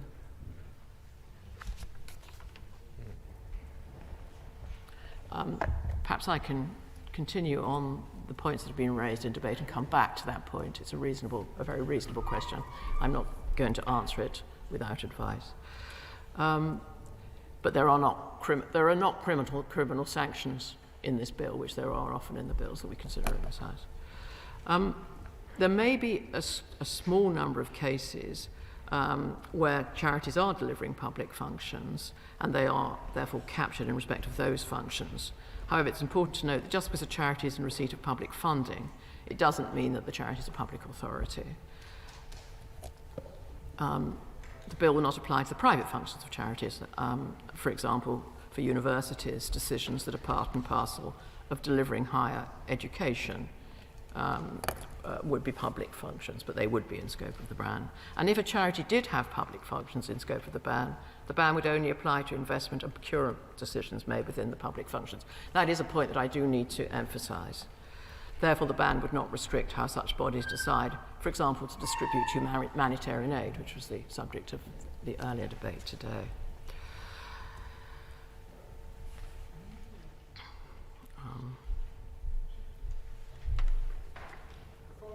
Yeah, sorry. Lady the Minister sits down.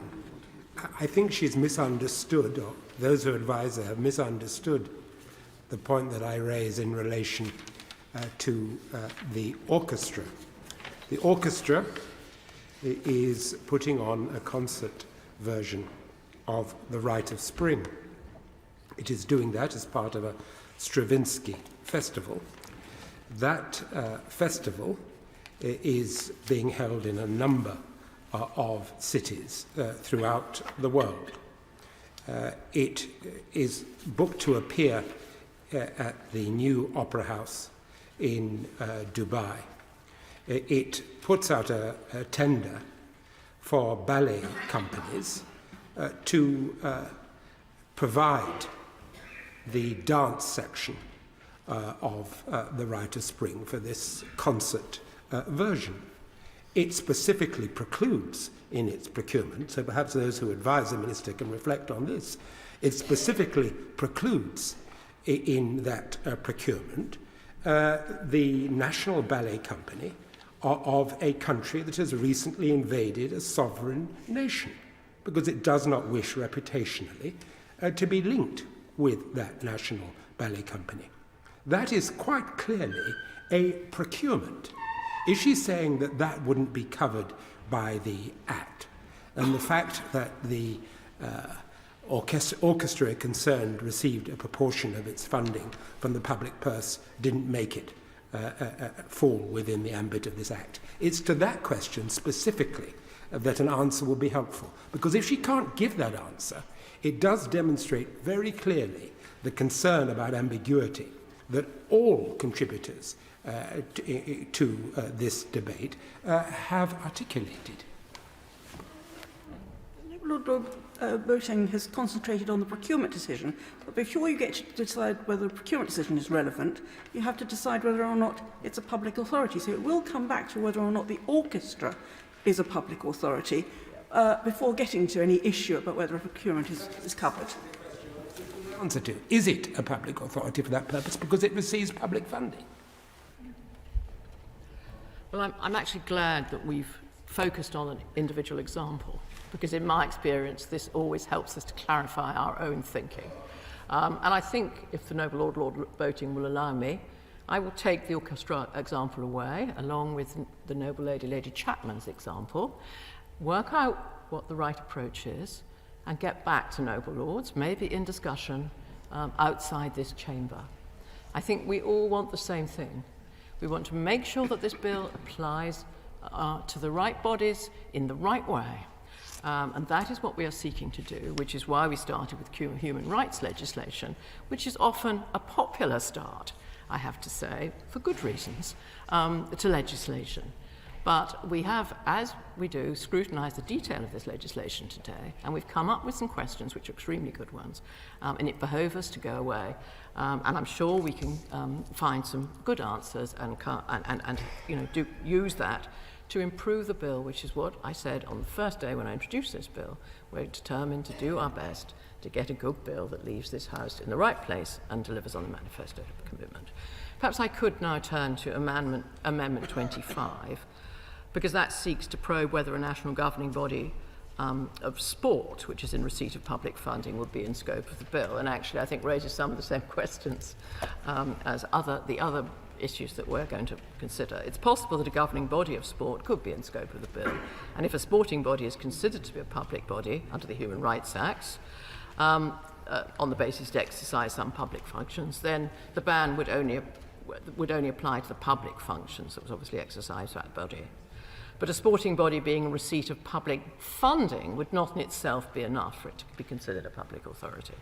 And these bodies play a significant public role. Public function thing again, which she's referred to frequently, because I think she has clarified that the public funding is part of what will determine whether or not the sporting governing body is a public body. But she said it would only be relevant in the conduct of public functions. I'm not clear, given that we were promised a response at the end of the last group on what a public function is that would follow, I think she said, in writing, but she's relying on that term frequently during the response to this group of amendments, which I don't think is necessarily helpful unless she's able to say something more at this stage about what she considers a public function to be. I think the Noble Lady is right that we need to use the term public function with care. We need to be entirely clear what it means, and that but the receipt of public funding is also another legitimate issue that we do need to understand, and understand the scale of that as well. Yeah. Just as an example, suppose a young people's badminton team were to be taking a tour of Southeast Asia, and it was felt that they didn't want to take part in events in certain regions of China, and they came under some pressure on this from perhaps parents or other groups. How would that be? Because you could say that enabling young people to engage in sport is perhaps a public function, I don't know. So how would that be considered? My own feeling is that wouldn't be either procurement or investment, so it would be outside the scope of this bill, the particular example. But I obviously that she's raised the point, and but the sporting bodies can be within the scope, as I explained, in procurement and investment decisions. And I think the reason for this is that these bodies play a significant role in public life, and it would send a very unhelpful signal if we were to single out governing bodies of sport as an exception to this bill. about this. But there is then a need to define procurement, because in the example that I am perhaps tenuously relying on, there would be procurement, surely, in that example, because there would be procurement of transport services, of accommodation services, of catering services, and venues. And so that would constitute procurement, surely. It seemed to me that the issue here was boycotting of a sporting event, and that's not a procurement or investment decision. But I've already undertaken to look carefully at these individual examples, because we all want to understand exactly clearly what we're talking about and to come to the right outcome. Amendment 24 would carve out community interest companies. While it's not inconceivable that a community interest company might perform a public function, neither their purpose or structure naturally lend themselves to that. It's not by and large what the bill is designed for. Amendment 22 seeks to probe whether schools and early years providers such as nurseries are in scope of the bill. I can confirm to the House that all public funded schools will be captured by the ban when they're performing public functions, and some early years providers will also be public authorities on that definition. Other early years providers may be captured to the extent they're performing a public function. However, I will take Noble Lord's concerns on that issue away, because I think it comes into the same category as the other two examples that we've been looking at. Privately funded independent schools, and I think this one will probably apply to a private university, will be captured to the extent that they perform a public function. However, they're unlikely to perform functions of a public nature, and are therefore scenarios where they're captured as hybrid public authorities, which we discussed in the last group. The ban will ensure publicly funded schools remain shared spaces for all, and the bill will ensure that schools and early years providers can remain focused on their core duties rather than being distracted by divisive campaigns promoted by BDS and others. I'm sorry about that.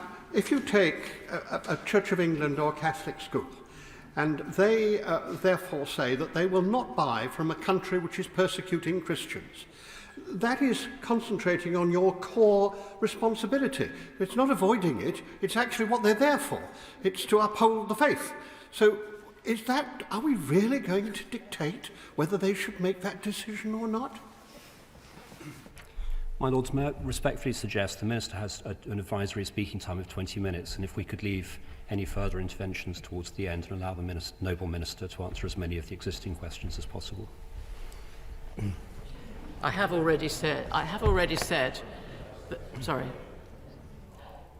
I'm trying to answer as many questions as Noble Lords have made. There have been a great many interventions on me. I've been very patient.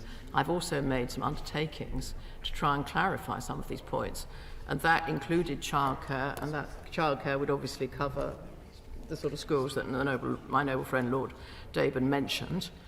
But perhaps I could turn to Amendment 54, because that requires the Secretary of State to provide a comprehensive list of the bodies in scope before the provisions in Clause 1 can be brought into force. Now, the government is not able to provide a comprehensive list of bodies captured by the Human Rights Act definition. However, I've tried to be clear on the categories of bodies, so that includes, just to repeat, central government agencies and non-departmental bodies, UK government ministers and devolved ministers, local authorities, administering authorities of local government pension schemes, universities and higher education providers with public funded functions, publicly funded schools, and some museums and galleries in receipt of significant public funding. And as with any definition, there will be further cases at the margins of the definition where it is impossible to generalise without the full facts of the case, and that's, of course, where the courts come in. Legislation often uses general definitions, for example, the Human Rights Act, from which we have taken the scope, or the scope of bodies covered by obligations under public procurement legislation. But finally, I'd like to turn to Amendment 14A. This would remove from the bill the powers granted to the Secretary of State to amend the schedule to make exceptions to the ban for certain bodies, functions and types of consideration, and to amend or remove regulations made under these powers. I understand concerns about the use of subordinate legislation. The Noble Lord knows that, and we are lucky that we have such a good committee to supervise their use.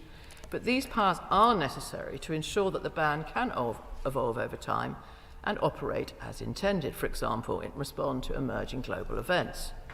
I'd also like to assure the Noble Lady, Lady Chapman, that the FCDO are fully supportive of this legislation, and all regulations made under this bill would follow the normal procedure of cross-governmental clearance and, of course, be approved by the Foreign Secretary. Noble Lords, in the event that in future the ban has unintended consequence for a certain public authority, it is right for the Secretary of State to have the power to exempt that body or a function of the body from the ban via a statutory instrument. I think today's debate shows that that is necessary, and this would be subject to affirmative resolution by both houses. These powers would also allow the Secretary of State to exempt certain types of considerations for the ban. For example, ministers may decide to exempt a narrow type of consideration to ensure that the ban can evolve in line with government policy. The powers future-proof the legislation to ensure the ban can continue to operate effectively and mitigate against unforeseen circumstances. But before I close, I should perhaps address the point made by the Noble Lord, Lord Deben, on the environment. The ban only applies to decisions that target a particular country or a particular territory. For example, environmental campaigns, including campaigns against fossil fuels that are not country-specific, are outside the scope of this bill. I'd also like to reassure the Noble Lord, my noble friend, that the power in Clause 3 can't be reused to remove any exception to the ban in the bill as passed by Parliament. There is a schedule that he can look at, which includes environmental misconduct, which we're coming on to discuss. And I'd also like, hope finally, to address the point raised by the Noble Lord, Lord Davis of Brixton, in regards to why there's a separate clause in the bill for local government pension schemes. The administering authorities of local government pension schemes are public authorities under Section 6 of the Human Rights Act. Capturing administering authorities of LGPS in a bespoke provision means that the pensions regulator can use its existing powers and procedures to enforce the BDS ban for the administering authorities of LGPS. That avoids the pensions regulator setting up a separate enforcement system for the bill. But I'm happy to have a discussion with him, as we often discuss pensions issues, which are of limited interest sometimes to the whole House. I hope that my response to this group of amendments, most important of all, alongside the undertakings that I gave in response to my previous group, which we expanded a little bit to bring in telling examples, will help the House to understand why we've chosen the Human Rights Act definition. And I would ask the Noble Lords to withdraw their amendments and look forward to further discussion. At this point, I'm able to intervene before the Noble Lady sits down. Some of these new rules that have been introduced for the committee stage I find incredibly damaging to our ability to properly scrutinise this bill. I did raise that point at the committee. The Noble Lady said that the FCDO fully supports this legislation. And I think she may recall that at the last committee day, I raised specifically this question because what I wanted to do was to inform the House the precise nature of the FCDO's advice following United Nations resolutions regarding the occupied territories, which of course are specifically mentioned in this bill. So perhaps she can take this opportunity to tell us how that advice could potentially impact on the sort of investment and procurement decisions that organisations might make. There is advice that the FCDO has issued in relation to occupied territories. Well, we're going to be discussing the occupied territories in relation to a group 2 or 3 down this bill. And I don't have an answer to the Noble Lord on this particular point today, except to reiterate that this bill has obviously been collectively agreed. I was particularly talking about the arrangements for regulations, which in turn had been collectively agreed. And of course, I explained the system. that when you have a new statutory instrument, there's a right round, and that involves all relevant ministers. And in this particular act, that would certainly be the Foreign Secretary. Can I just ask her to take away the point I was trying to raise earlier, ineptly, which is the issue of whether there is a public body, and particularly we could take as examples housing, health and care, where there is an investment decision to be taken by that public body on a new building and or new services. Is the public body expected to find out more about the sources of the money that that funding entity is going to use to provide those public services, perform public functions and provide new public buildings? Are they expected to go that far? I'm grateful for that point. I'm not sure I entirely understand it, so perhaps I could offer either to meet or to write to the noble lord on the point and make sure that he gets an answer in good time.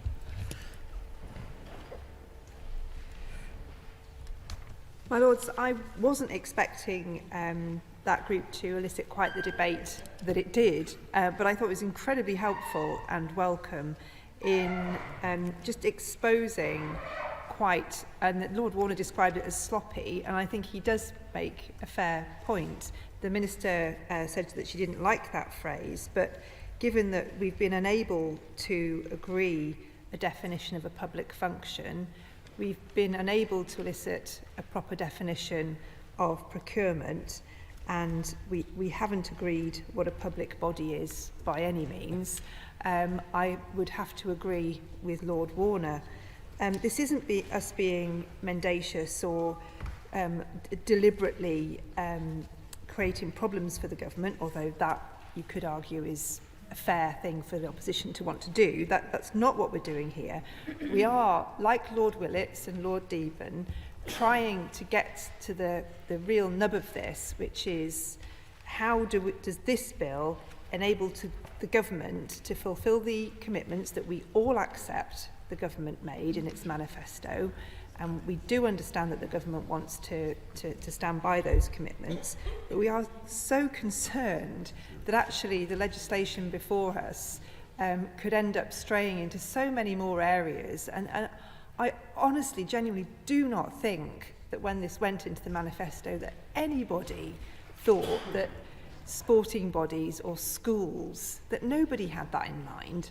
And yet here we are with the Minister unable to answer some quite straightforward examples, including a very good example from my noble friend Lord Boateng. I think that I regret that, and I have to say I agree with my noble friend Lord Collins when the government whip pops up to try and rescue the Minister from having to take too many more interventions. Well, that's fair enough. Those are now the rules. But actually, this place is supposed to be able to spend a bit more time at committee and to be able to... I give way. I think that's a little bit unfair. The noble lady knows that I'm always ready to take interventions. I've continued to take interventions, and I'm doing my best to actually do the job that this chamber does so well. We've used the Human Rights Act definitions.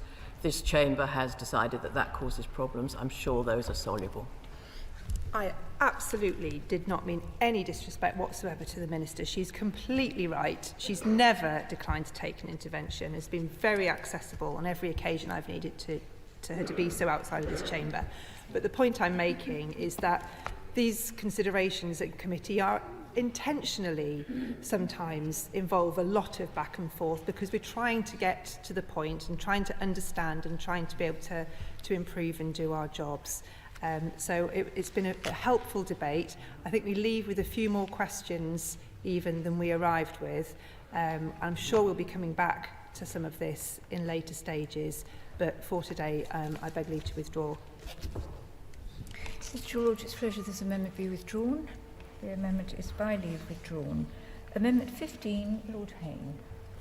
My Lords, my Amendment 15 seeks to answer the question, what would happen if a public authority imposed a boycott campaign which related to Israel and arose as a result of environmental misconduct in occupied Palestinian territories illegal under international law. My Lords, under the bill's schedule, the Section 1 prohibitions on the consideration of moral or political disapproval is lifted so far as that consideration relates to environmental misconduct.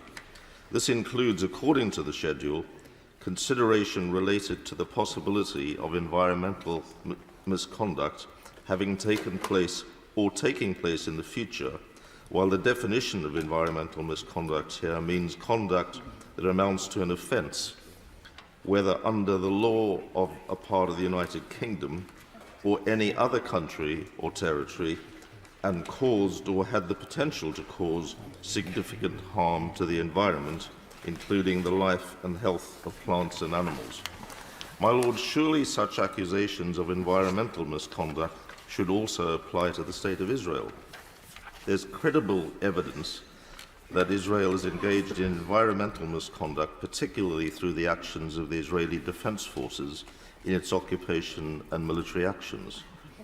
In its military action in Gaza, there are serious questions to be raised about environmental misconduct.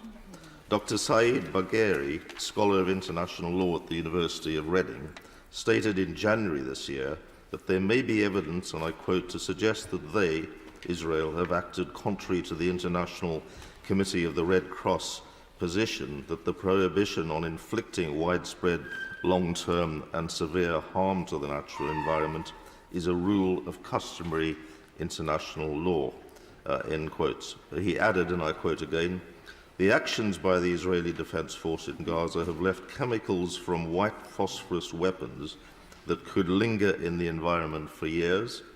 This can have a long-term impact on the soil, affecting the growth of crops, and in Gaza, agriculture takes up about a quarter of land.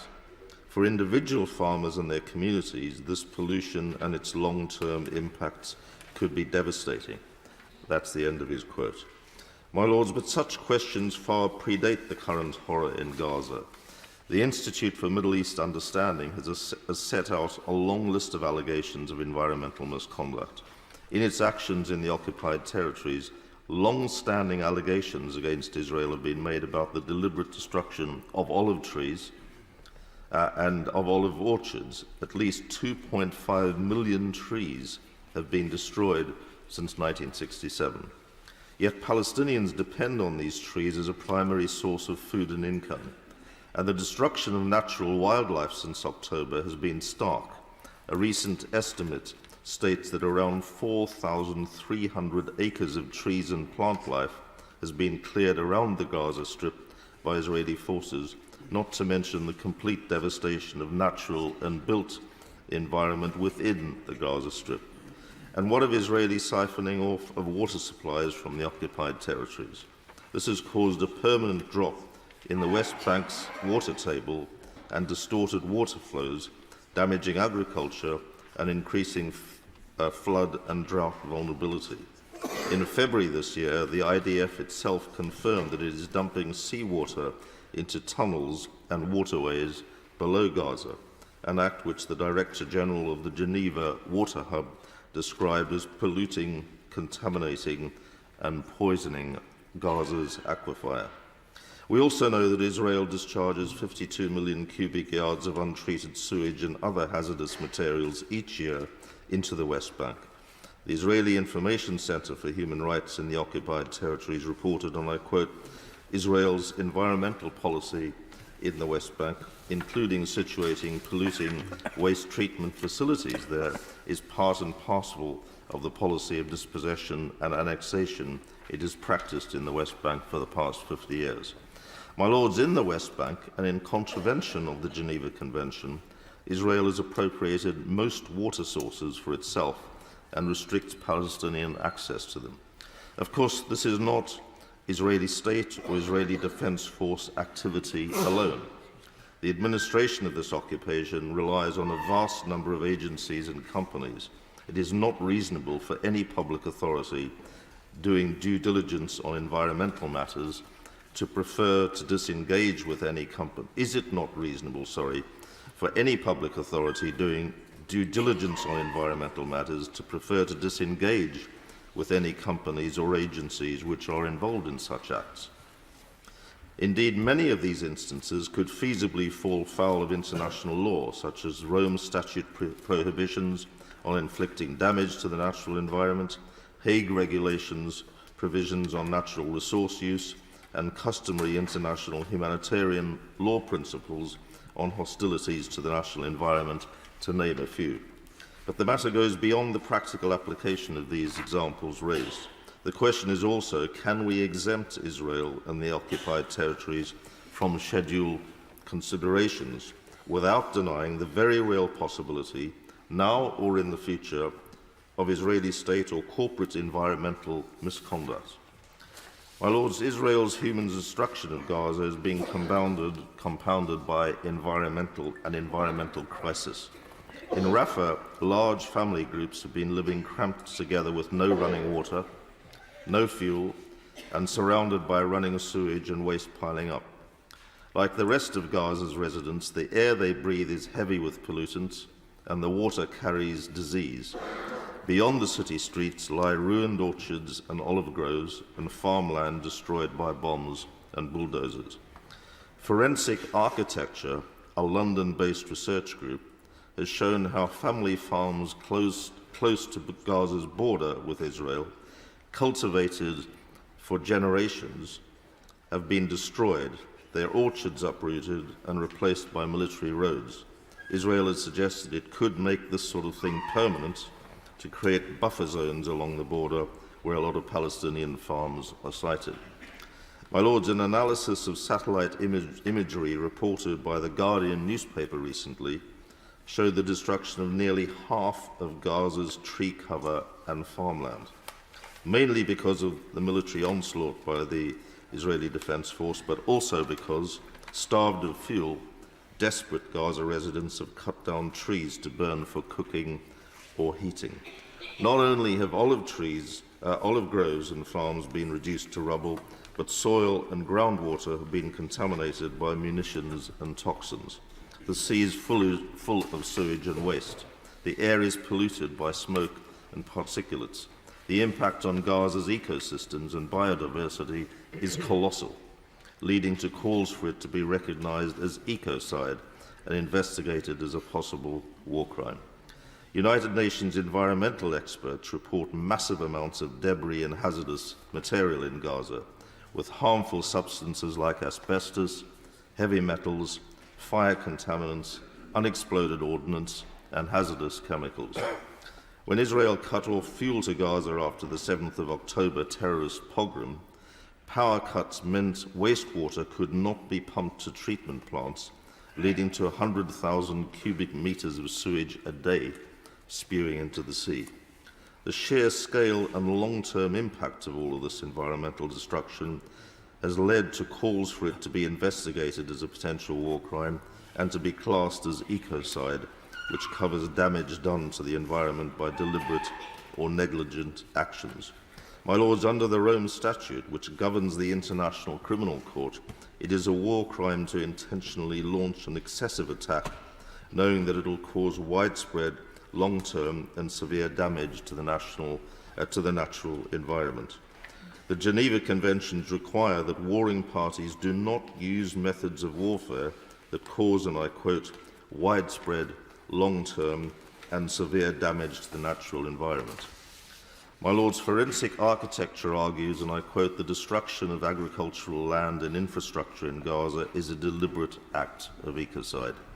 And so I put Amendment 15 to your Lordship's House with the intention of asking, how should a public authority act if it wishes to disengage with a company or enterprise which may be involved in acts such as these, which could amount to environmental misconduct under UK or international law, if that company is Israeli or if it engages in alleged misconduct overseen by the State of Israel?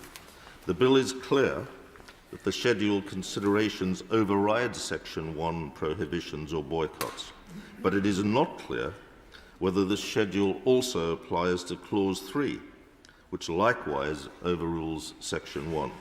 This could present a glaring contradiction in the current formulation of this bill, and one which I very much hope the government and the noble lady, the Minister, will respond to, which needs to be resolved through this amendment, which I very much hope that the noble lady, the Minister, will accept and hopefully come back to report having accepted it to deal with this matter.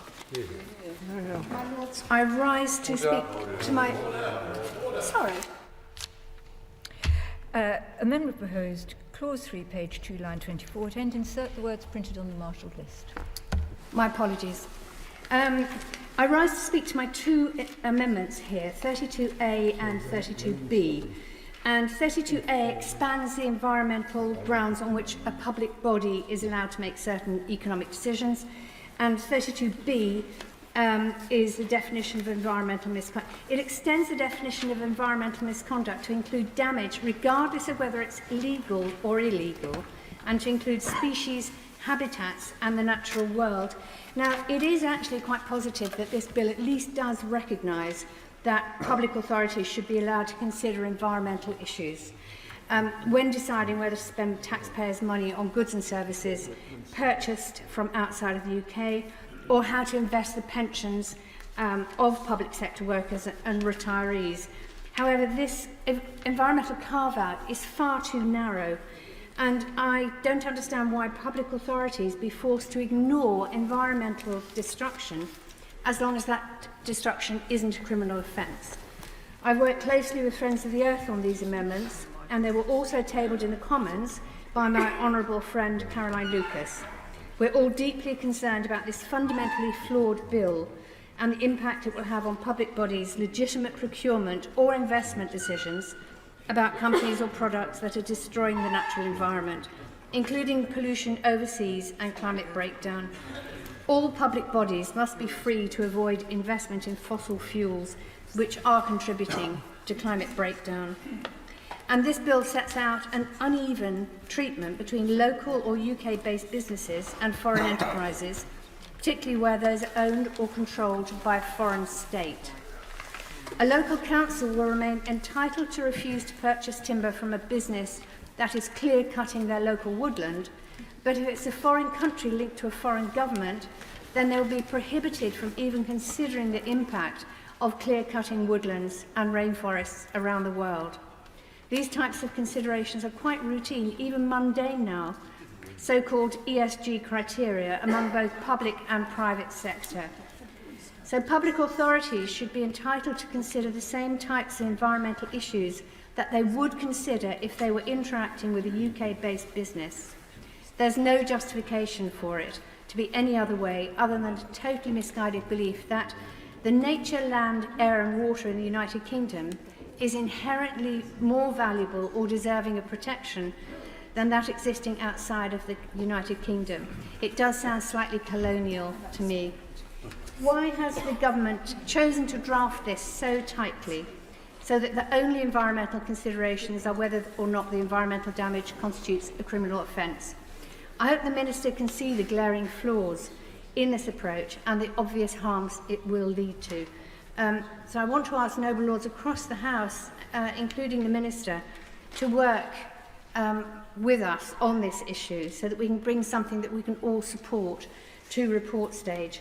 Because environmental crimes must not be set as a bar beyond which anything goes in terms of public procurement and the investment of public pensions.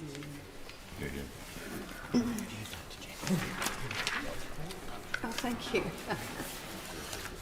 Thanks. My Lords, we are now ready to start ping-pong on the Rwanda Bill. We'll resume the committee stage once this is complete and the Department of Health and Social Care statement. My Lords, I beg to move the debate on Amendment 15 be adjourned. The question is that the debate on Amendment 15 be adjourned. As many of that opinion will say content. Content. To the contrary, not content. The contents have it. I beg to move that the House now be resumed. The question is that the House be resumed. As many of that opinion will say content. Content. To the contrary, not content. The contents have it.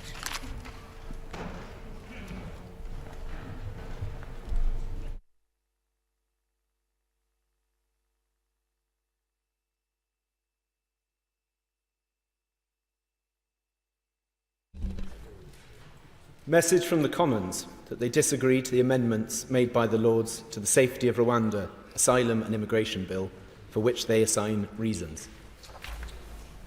My Lords, consideration of Commons reasons on the Safety of Rwanda Asylum and Immigration Bill. Lord Sharp of Epsom. My Lords, I beg to move that the Commons reasons be considered forthwith. Order. My Lords, the question is that the Commons reasons be considered forthwith. As many as are of that opinion will say content. Content. To the contrary, not content. The contents have it. Motion A, Lord Sharp of Epsom. My Lords, I beg to move motion A, that this House do not insist on its Amendment 1D, to which the Commons have disagreed for their reason 1E. I will also speak to motions B, B1, C, C1, D and D1. My Lords, I am grateful to all noble lords on all benches for their careful consideration of this bill. We have debated the same issues for some time, and it is of course right that the bill is properly scrutinised. However, the time has come to get the bill onto the statute book. My Lords, motion A1 relates to Lord's Amendment 1D in the name of Lord Coker, which seeks to make clear that on the front of the bill that the Act must have due regard to international law and specific domestic legislation. As I made clear yesterday, the government takes its responsibilities and international obligations incredibly seriously. The bill simply ensures that Parliament's sovereign view that Rwanda is a safe country is deferred to and binding in domestic law.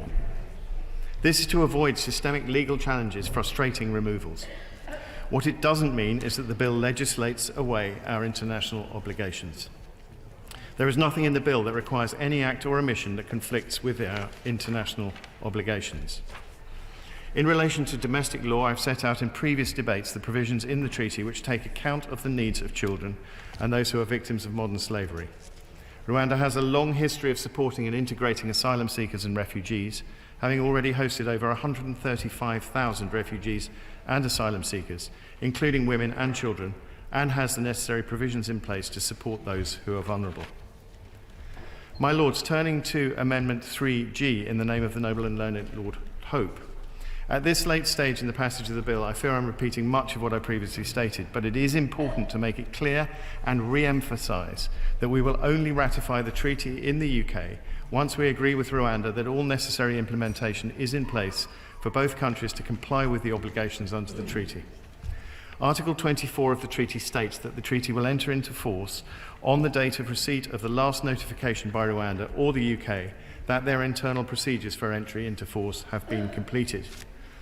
My Lords, both I and my noble and learned friend Lord Stewart of Durlton set out yesterday the details of the internal procedures that are now in place and continue to be put in place.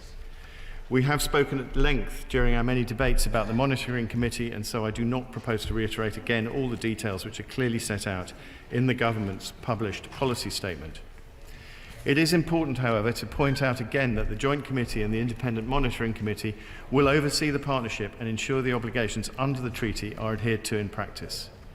This will prevent the risk of any harm to relocated individuals, including potential refoulement, before it has a chance to occur, and as I said yesterday, there will be an enhanced phase of monitoring. As I also set out yesterday, Article 4.1 of the treaty sets out that it is for the UK to determine the timing of a request for relocation of individuals under the terms of the agreement, and the number of such requests made. This means that the government would not be obligated to remove individuals under the terms of the treaty if there had been, for example, an unexpected change to the in-country situation in Rwanda that required further considerations. Pausing removals to particular countries in response to any potential changes which may affect that country's safety and suitability for returns is the general approach the government takes across the board and will continue to take when looking to relocate individuals to Rwanda. Moving on to Amendment 6F in the name of the noble lady Baroness Chakrabarti. As clearly expressed by the other place on several occasions now, this is an amendment that the government simply cannot accept. It seeks to undermine the key measures of the bill and is completely unnecessary. We have made it clear that we cannot allow relocations to Rwanda to be frustrated and delayed as a result of systemic challenges on its general safety. In this context, the safety of a particular country is a matter for Parliament, and one in which Parliament's view should be sovereign. The evidence we have provided and the commitments made by the United Kingdom and the government of Rwanda through the internationally binding treaty enable Rwanda to be deemed a safe country. This bill makes it clear that that finding should not be disturbed by the courts. And turning to motion D, which relates to Amendment 10F in the name of the Noble Lord, Lord Brown. As I said yesterday, and I'll again reassure Parliament that once the UKSF ARAP review has concluded, the government will consider and revisit how the Illegal Migration Act and removal under existing immigration legislation will apply to those who are determined ARAP eligible as a result of the review, ensuring that these people receive the attention they deserve and that they have earned. The government recognises the commitment and responsibility that comes with combat veterans, whether our own or those who have shown courage by serving alongside us, and we will not turn our backs on those who have served. My Lords, I beg to move. The question is that motion A be agreed to. I wish to speak to motion B1 as an amendment to motion B, that at the end there be inserted the words and do propose amendment 3G as an amendment in lieu of amendment 3E. My Lords, I've asked for a further amendment in lieu to be put down because I believe I have raised important issues which need to be resolved before the bill passes through Parliament finally. As has been mentioned by the Noble Lord, the Minister, the Act will come into force on the day on which the Rwanda Treaty enters into force. That means that your Lordships are being asked to say that as from that very moment, and without more, Rwanda is a safe country. But that is not all. Clause 2 of the bill states that as from that date, every decision maker, including the Secretary of State himself, must conclusively treat Rwanda as a safe country. That is so whether or not the treaty has been fully implemented and whether or not at some time in the future Rwanda ceases to be safe. The Secretary of State, just like any other decision maker, will be locked into the proposition that Rwanda is a safe country by the statute, with no room for any escape. It is no use, in other words, for his advisers to say that things still need to be done before all the protections and the systems that the treaty provides for are in place. Nor is it any use for his adviser to say that as these arrangements have broken down, Rwanda can no longer be considered safe. The Secretary of State is required by the statute to disregard that advice. He has no discretion in the matter. That's what the word conclusively in clause 2 means. Now, the Noble Lord, the Minister, has told your Lordship several times that the government are not obligated by the treaty to send anybody to Rwanda if the facts change. That may well be so, but that is not what the bill says. The Secretary of State is bound by the statute to ignore any such changes. He is required by clause 2 for all time conclusively to treat Rwanda as safe. Now, if the Noble Lord the Minister will forgive me, his position, his head is buried in the sand, like that of the proverbial ostrich. My Lord, so my amendment seeks to add two provisions to clause 1 of the bill. My first point is that before Rwanda can be judged to be a safe country, the mechanisms in the treaty that the treaty provides for must be put into practice. Ratifying the treaty is an important step, but that is not enough. As has been pointed out repeatedly, the situation on the ground is still being developed. The treaty must be implemented before Rwanda can be considered to be safe. So my amendment seeks to write into the bill a provision that Rwanda cannot be treated as a safe country until the Secretary of State has laid before Parliament a statement from the Independent Monitoring Committee that the key mechanisms that the treaty provides for its implementation have been created. And it provides that Rwanda will cease to be a safe country for the purposes of the Act if the Secretary of State makes a statement to Parliament to that effect. In other words, it provides the Secretary of State with the escape clause that he needs if he is to escape from the confines of Clause 2 should that situation develop. My Lords, I remind your Lordships of what Sir Jeremy Wright said in the other place when my amendment was being considered there on the 18th of March. What he said was this: it simply is not sensible for Parliament not to be able to say differently, save through primary legislation, if the facts were to change. The government should give some thought to the situation under the bill. It must be right for Parliament to retain the capacity to reconsider and, if necessary, to revise it. He said that on the 18th of March. Developing the point this afternoon, he said that I was wrong to give it to the monitoring committee, in my amendment as it was then, to decide whether or not Rwanda was safe, as this should be a matter for Parliament. I agree with him, and as it happens, I've already deleted the reference to the monitoring committee from this part of my latest draft. What I'm proposing now is that it be left entirely to the Secretary of State to decide, although, of course, he would no doubt seek the advice of that committee. Sir Bob Neill and Sir Robert Buckland, both of whom spoke in support of my amendment last time, also spoke in support of it this afternoon. Sir Anthony Buckland accepted that there needs to be a system by which it can be verified that the treaty has been fully implemented. He said that to do this would reduce the possibility of legal challenge, and that a reliable method of doing this was to use the monitoring committee to set up by the treaty itself. He also said that there needs to be a mechanism for dealing with the situation if Rwanda is no longer safe, without resort to the time-consuming method of primary legislation. That is what my amendment seeks to provide. And so far as the question of what happens in the future, my system is flexible.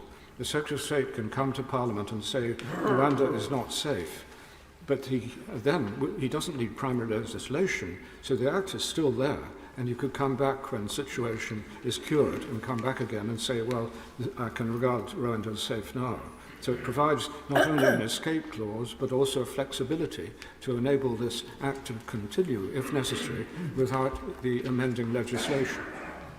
Now, Lords, the Commons' reasons, which are set out in the marshalled list, are exactly the same as last time. They state that my amendments are not necessary because the bill comes into force when the treaty comes into force, and that it's not appropriate to legislate for Rwanda adhering to its treaty obligations, because its ongoing adherence to its treaty obligations will be subject to the monitoring provisions set out in the treaty. No doubt that is so, but that still fails to face up to what I'm saying on both points. Lords, in short, the coming into force of the treaty is not enough. We need confirmation, verification, that it has been implemented before we can make the judgment that Rwanda can be considered safe. And it simply is not sensible for Parliament not to be able to say differently, save through primary legislation, if the facts were to change. Lords, I very much regret that I've had to press my points yet again. It's certainly not my intention to obstruct the operation of the bill in any way. The amendment that I'm proposing is necessary to make sense of the bill. It's modest and simple and easy to operate. The Lords, the other place needs to think yet again. I beg to move. My Lords, it's an absolute privilege to follow the noble and learned Lord Hope. There are 3 amendments left, B1, C1 and D1. B1, as we've just heard, is the Parliamentary Sovereignty Amendment, because that is what, if I may say so, the noble and learned Lord has just described. If this bill is about restoring sovereignty to Parliament, then Parliament must have an ability to scrutinise the ongoing future safety of Rwanda. Forgive me for paraphrasing. C1 is the Rule of Law Amendment, which has been amended after listening to a particular exchange last night about what would happen if the facts changed in Rwanda. Would the Secretary of State be able not to send people to Rwanda? And as we've just heard once more from the noble and learned Lord, the Secretary of State's hands are tied by this legislation. Even if the Secretary of State, or dare I say it, a future Secretary of State, believed that the facts had changed, they would be bound by this legislation to send people to Rwanda. So I amended my amendment to take out immigration officers, to avoid systemic challenges, but just to allow the Secretary of State to make a judgment and for that to be reviewed by the courts. That was the Rule of Law Amendment. And of course D1 in the name of my noble friend, Lord Brown of Ladyton, is the Debt of Honour Amendment. To those who have paid in courage and blood for a promise that they would be looked after by the crown that they served, and they are only refugees in the first place, many of them, because they served this country. Those are the 3 amendments left. I will not be pressing the Rule of Law Amendment, because it is right for your Lordship's House to focus on what is attainable at this stage in this process. So the Rule of Law Amendment will not be pressed, but I take this moment to thank noble lords for across this House for the leadership, the moral and practical leadership that they have shown on this legislation to this generation of voters and future voters, that your Lordship's grandchildren can be proud for what you've done over this bill. I will not be pressing B1, but I urge every noble lord in this House to support the noble and learned Lord Hope of Craighead with his Parliamentary Sovereignty Amendment, and my noble friend, Lord Brown of Ladyton, with the Debt of Honour Amendment this evening. Yeah. Well, I'll just say it's a great pleasure to follow my noble friend, Lady Chakrabarti, and I thank her enormously for her words of support for Amendment 10F, and I also thank her for her continued support throughout the time that I have been pressing this amendment in my preparations and other aspects of what I've been doing in your Lordship's House. Well, as I will speak to motion D1 and Amendment 10F in lieu. Well, as I began my remarks yesterday with a promise not to rehearse the moral cause for the amendment, and I add to that promise not to rehearse the compelling long-term strategic security case for it to protect our future credibility as an ally, nor to rehearse in detail the irrationality of the government's 2 principal lines of argument in refusing to accept the principle of exempting a small number of ill-served brave Afghan fighters who are already here in the UK from deportation. Rather, as this is the 5th time I have had to make a speech in your Lordship's House in support of a variant of this amendment, I shall refer your Lordships to columns 9, 06, 7 and 8 of the official report for yesterday. That's for those of you who are not already word perfect in my speeches on this.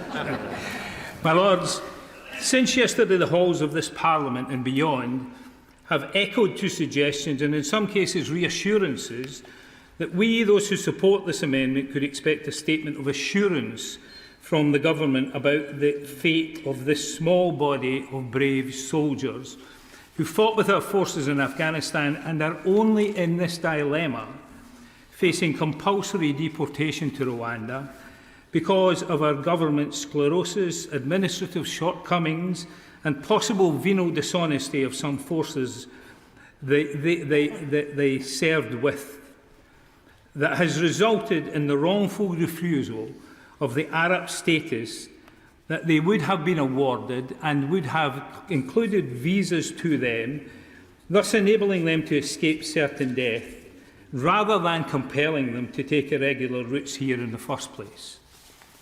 Assurances, my Lords, with which, if they were bankable, our party and I would have engaged. Assurances, the promise of which is supported by credible evidence of high-level exchanges, but which were withdrawn this afternoon. I understand because of a political policy decision at number 10, which is reflected in a statement by the Prime Minister's spokesperson. I won't read it out to your Lordships, but you can read it for yourselves. So we are now left, my Lords, with the best the noble Lord the Minister, Lord Sharp, for whom I have a great regard, can offer. I will read to your Lordship from column 901 yesterday what he repeated, the assurance he repeated today in his short introductory speech. It is as follows. I turn to motion F and amendment 10D. As we have set out before, the government recognise the commitment and responsibility that comes with combat veterans. whether our own or those who have shown courage by serving alongside us, and we will not let them down. Once again, I reassure Parliament that once the UKSF, the UK Special Forces ARAP review has concluded, the Government will consider and revisit how the Illegal Migration Act and removal under existing immigration legislation will apply to those who are determined ARAP eligible as a result of the review. And this is the important part of it, because it's the ensuring that they receive the attention that they deserve. My Lords, that's what we have. I don't have any faith, my Lords, in the Government's attitude to the brave men and women concerned from that assurance. I don't understand what it means, but I don't have any assurance in this, given not only the way these individuals have been treated, but the way your Lordship's House and my noble friends have been treated over the last 24 hours. My Lords, I also don't have any assurance in this, and I don't, because on the occasions in my life, both as a parent and as a practising lawyer and as a politician, in ensuring that people receive the attention that they deserve, it normally results in me scolding them, disciplining them, or telling them they were wrong and they will have to be punished. It doesn't seem to me to give any assurance that there will be any possible result, a positive result. It sounds like a threat rather more than anything else. My Lords, I said in conclusion in my remarks yesterday that now is the time to give these people the sanctuary their bravery has earned. This worthless assurance won't do. Therefore, my Lords, I feel compelled to test the mood of your Lordship's House and to send a message to the other place that it's time that they learned the political consequences of their failure not to give either an assurance that is bankable or to accept this amendment. Because, my Lords, there is little, if any, support in your Lordship's House for their failure to do this, and there certainly is no majority support in the country for us to treat these brave people this way. Yeah. My Lords, I don't intend to repeat the arguments that were made yesterday in rationale for the two amendments which I understand are going to be pushed to the vote. Just simply to say this about the noble Lord Hope and learned Lord Hope's amendment. It provides Parliament and government with protection.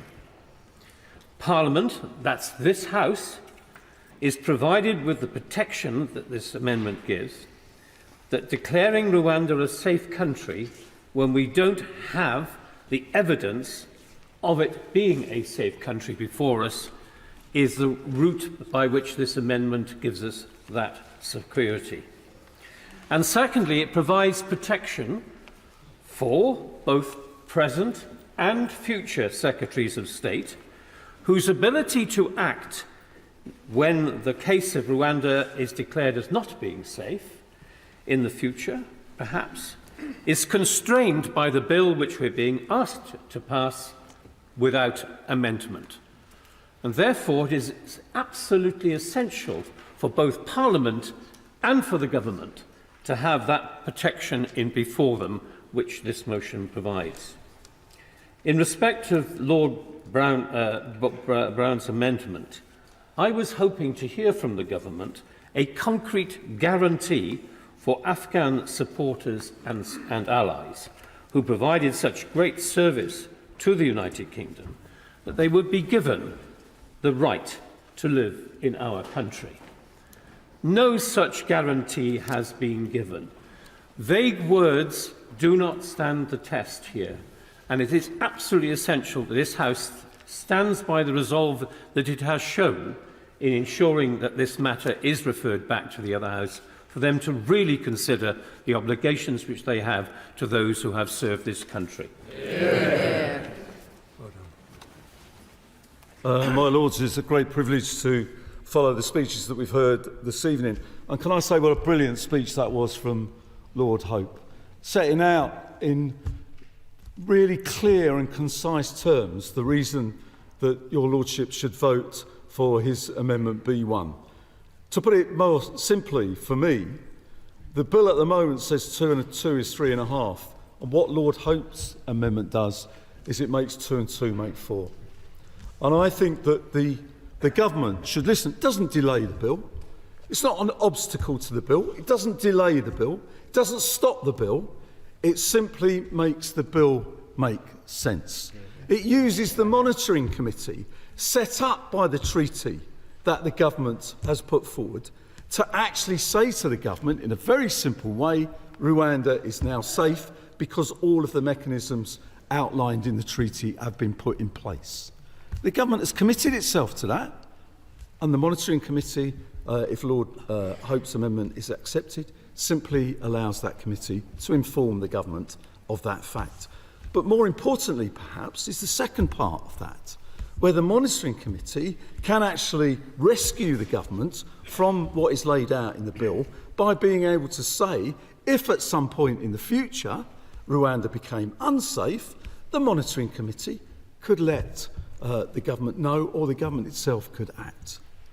What on earth would the government, or why on earth would the government oppose that particular amendment? It is one of those things that is completely unbelievable. It is unbelievable that a sensible amendment like that is not accepted.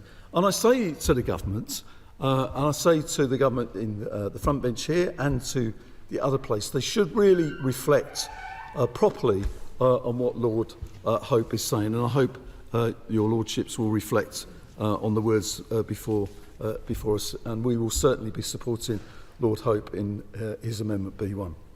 Can I also say the other brilliant speech was my noble friend Lord Brown in moving D1. It is with a lot of regret, and I say, I've said this, and I say to the Minister, I do not blame the Minister or the front bench sat in front of us, but it is inexcusable for the government to be, on the one hand, 24 hours ago, saying to His Majesty's opposition, and indeed others, that we could expect something to be done about this amendment, that we could accept almost that this amendment would be accepted and changed and put onto the face of the bill, only to find out this morning when we wake up and see what's happened, that nothing like that has happened. It is a terrible way for the government, not the front bench in front of me, but it is inexcusable for us to be told, in the way that the Minister has carried on with this bill for months now, he's included us, talked to us and treated us with respect. Somewhere along the line, the government here, the front bench here, have been told by somebody, and we would like to know who has turned around and said that my noble friend Lord Brown's amendment is unacceptable. Who in this House believes that we don't have a moral duty to ensure that those who stood by our armed forces, fought with our armed forces, in some cases died with our armed forces, did all they could to ensure that the values of this country and the coalition that operated in Afghanistan, to ensure that they were as successful as they could be? Who on earth in His Majesty's government has decided that they do not deserve the protection of the amendment put forward by my noble friend Lord Brown? It is an absolutely astonishing situation. It is wrong. It is morally bankrupt. And the government has failed in its duty to protect those it promised to protect. And that can't be right. And I say to noble lords opposite, particularly when you are asked to vote with respect to Lord Brown's amendment, this is not only to do with whether you are a Conservative, a Labour, a Liberal, a crossbencher, or of no persuasion at all. It is a matter of standing up for the moral certainty of what His Majesty's government, of whatever colour, stands for. That when His Majesty's government gives their word to other countries, to those defending the freedoms and democracy and values that we care for, that they can trust that word. The government of today is breaking their word to those veterans, and that is what Lord Brown's amendment seeks to address. Lord Hope's amendment is important from a legislative and a moral point of view. Lord Brown's amendment speaks to what sort of country we are. It speaks to what sort of country we would expect others to, or we would want others to see us as. How on earth do we stand in the corridors of power of the various international institutions and have the moral certainty and moral position that we would all want? I finish with this point. I do not believe that the front bench sat in front of me agrees with their own government on this. I don't. But what they are asking, and their government is asking them to do, and all of their backbenchers sat behind them, is to vote for something which is morally bankrupt. To vote for something which goes against what we promised those who stood with us in Afghanistan, and we promised them that we would protect them. And we are not going to do that, because we are not going to pass Lord Brown's amendment if we send it to the other place and the other place doesn't give way. We are not going to exempt them from the provisions of this bill. That can't be right. It doesn't matter what political party you stand for. That can't be right. And I would ask and urge every single member of your Lordship's House to consider, yes, Lord Hope's B1, but when it comes to my noble friend Lord Brown's D1, to consider what the consequences are for this country if we cannot ensure that our word is our bond. Yeah. My Lords, I thank all Labour Lords for their contributions to this relatively short debate. But the Commons have now considered and rejected these amendments on several occasions. I will keep my remarks brief and simply remind noble Lords of the key points. We will only ratify the treaty once we agree with Rwanda that all necessary implementation is in place for both countries to comply with the obligations under the treaty. Rwanda has a strong track record of welcoming asylum seekers and looking after refugees, and it has also been internationally recognised for its general safety and stability. The bill complies with our international obligations and allows direct access to the courts and an appropriately limited possibility of interim relief, consistent with what is required by the ECHR. And my Lords, no word is being broken. We will not turn our backs on those who have supported our armed forces and the UK government. My Lords, it's simply not right for criminal gangs to control our borders and decide who enters the UK. It's not right that they exploit vulnerable people, nor is it right that they put lives at risk, their own and others. And my Lords, it is not right if this Parliament does not pass this legislation, which will enable us to protect those being exploited, protect our borders and stop the boats. I beg to move. Yeah. My Lords, the question is that motion A be agreed to. As many of that opinion will say content. Content. The contrary not content. The contents have it. Motion B, Lord Sharp of Epsom. Move formally. My Lords, I've already spoken to motion B that this House do not insist on its amendment 3E, to which the Commons have disagreed for their reason 3F. I beg to move. The question is that motion B be agreed to. Motion B1, Lord Hope of Craighead. I do not wish to say any more. I simply wish to test the opinion of the House on my amendment 3G. The original question was that motion B be agreed to, since when motion B1 has been moved as an amendment to motion B, at the end to insert the words as printed on the Marshall list. The question, therefore, is that motion B1 be agreed to. As many of that opinion will say content. Content. The contrary not content. Not content. The question will be decided by a division. I will advise the House when voting is open.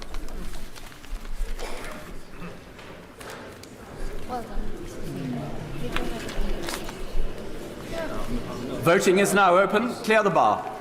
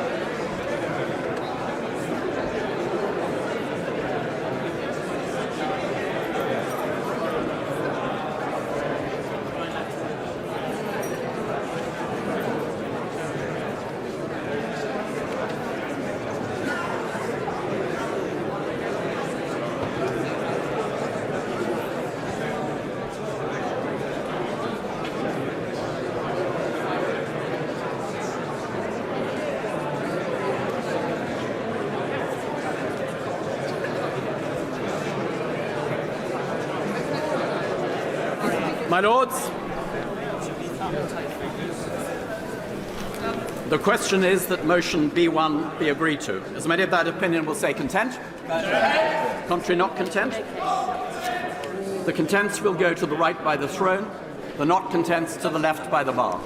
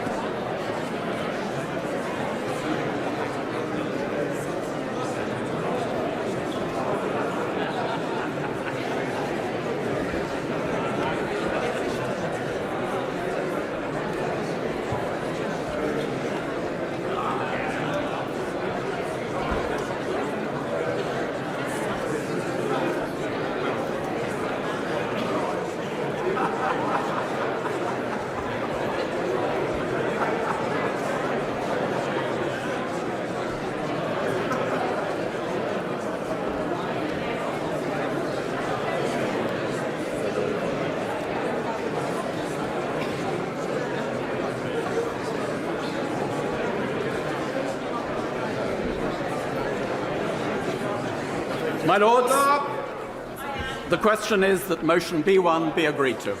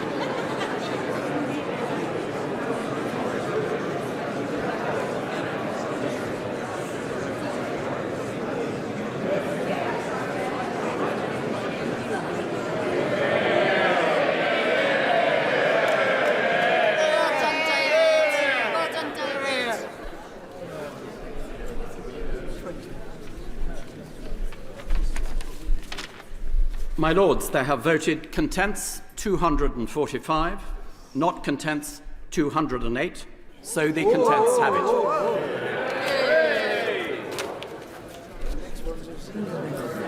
Motion C, Lord Sharp of Epsom. My Lords, I've already spoken to motion C that this House do not insist on its amendment 6D, to which the Commons have disagreed for their reason at 6E. I beg to move. The question is that motion C be agreed to. Motion C1, Baroness Chakrabarti. Not moved. The question, therefore, is that motion C be agreed to. As many of that opinion will say content. The contrary, not content. The contents have it. Motion D, Lord Sharp of Epsom. My Lords, I've already spoken to motion D that this House do not insist on its amendment 10D, to which the Commons have disagreed for their reason 10E. I beg to move. Motion D be agreed to. Motion D1, Lord Brown of Ladysmith. My Lords, I beg to move motion D1. That's the opinion. The original question was that motion D be agreed to, since when motion D1 has been moved as an amendment to motion D, at the end to insert the words as printed on the martial list. The question, therefore, is that motion D1 be agreed to.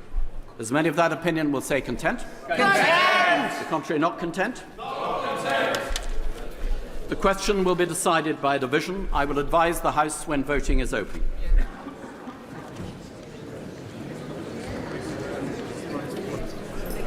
Voting is now open. Clear the bar.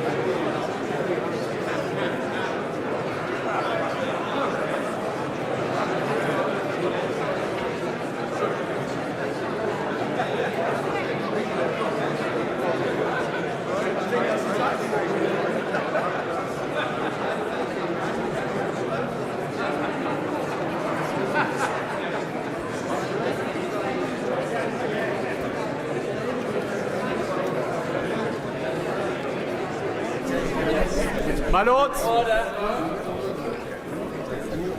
the question is that motion D1 be agreed to. As many of that opinion will say content? Content! The contrary, not content? The contents will go to the right by the throne, the not contents to the left by the bar.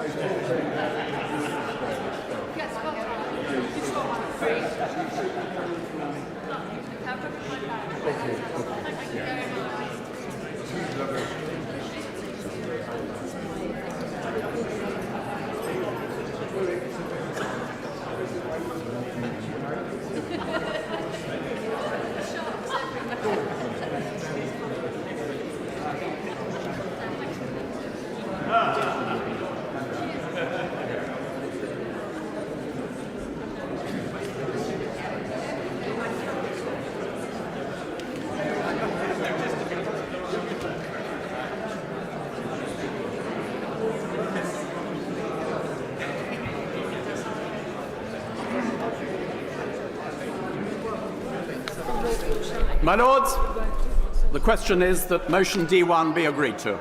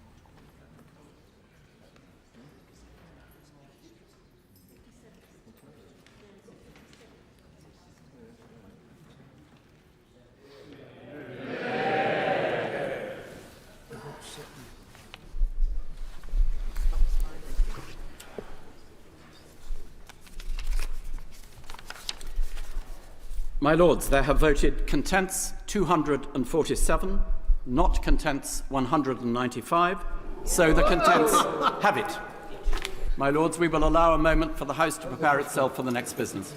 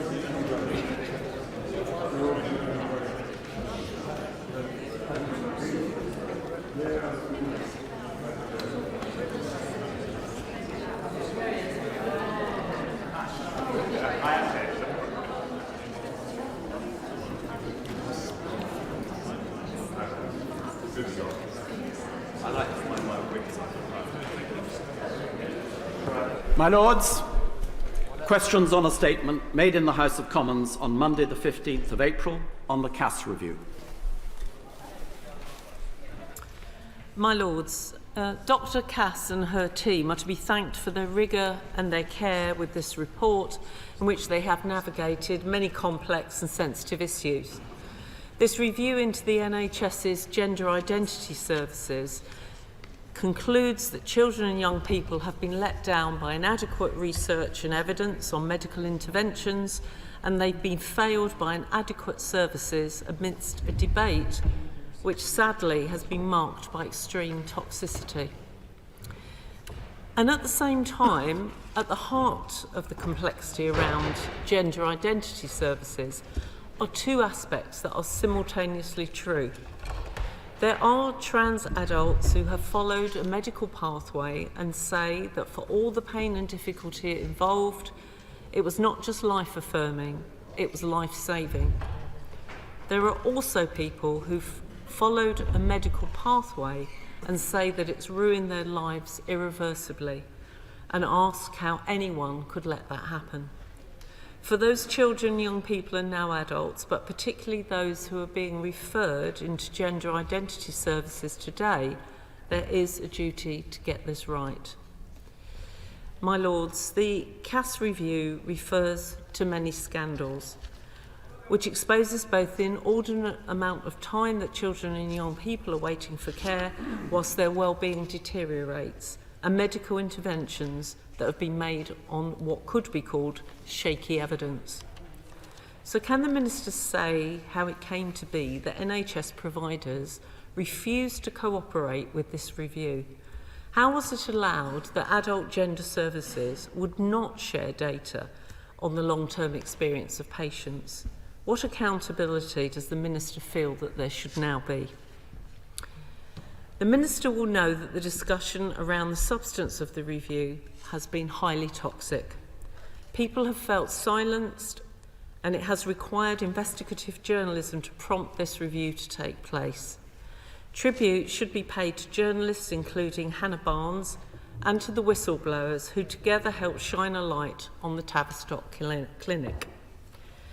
It is concerning to note that Dr. Cass said, "Toxic, ideological and polarised public debate has made the work of the review significantly harder," and that it will hamper the research that is essential to finding a way forward.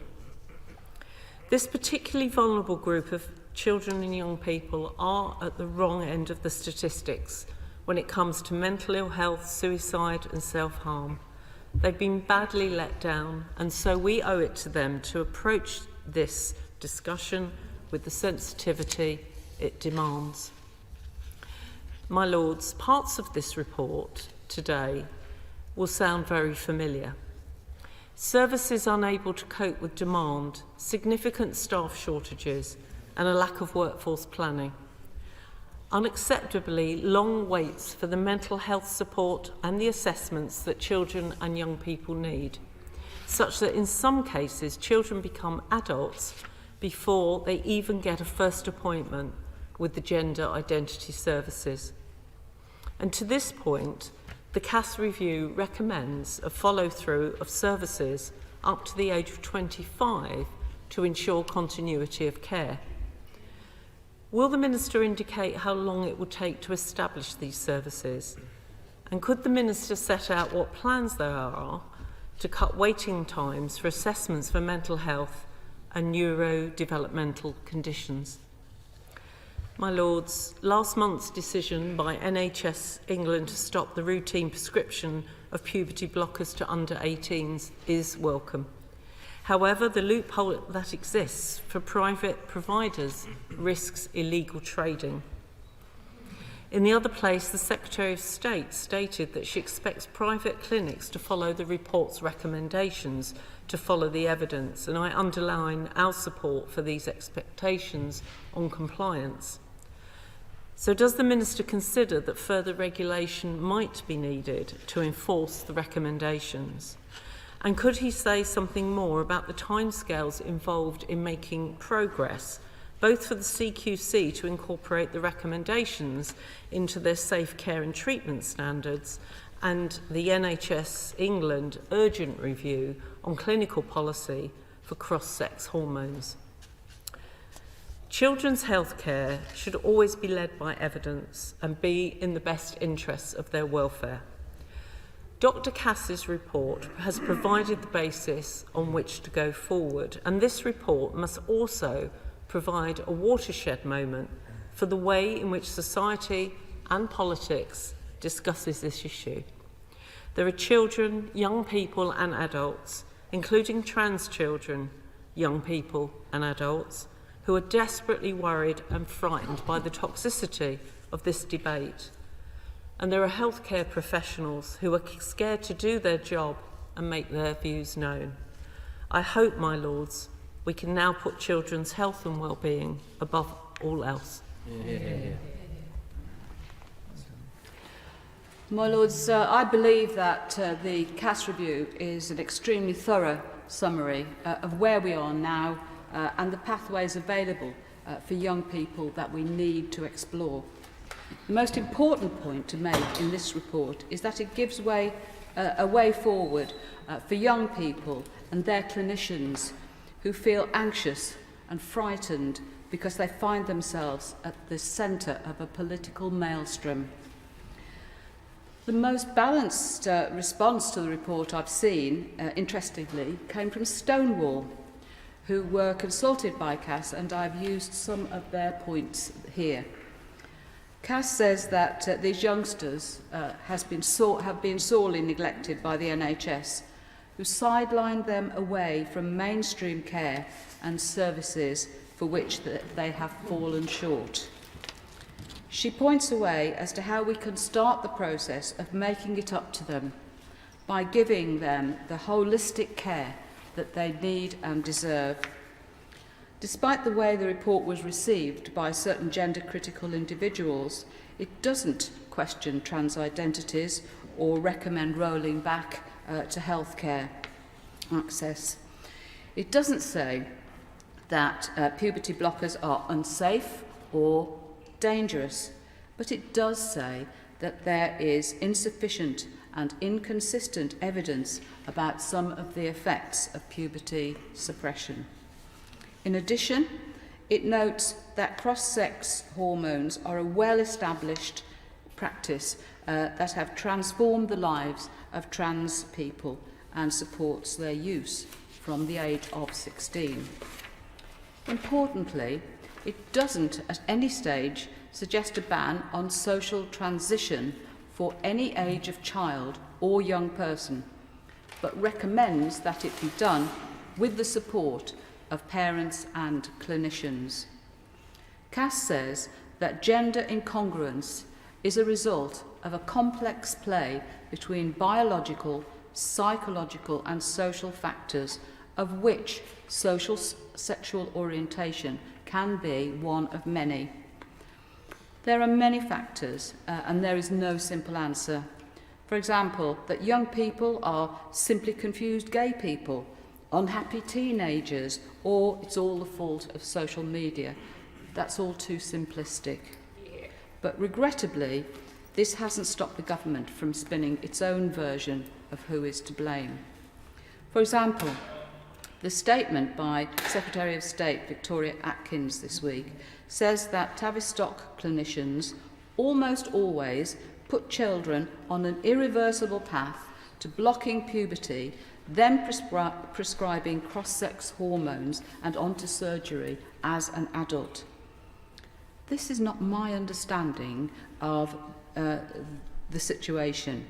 In 2019-20, only 161 under-19s were referred by Gender Identity Development Services for puberty blockers, and it was estimated that only around 1 in 6 GIDS patients ended up being prescribed with puberty blockers.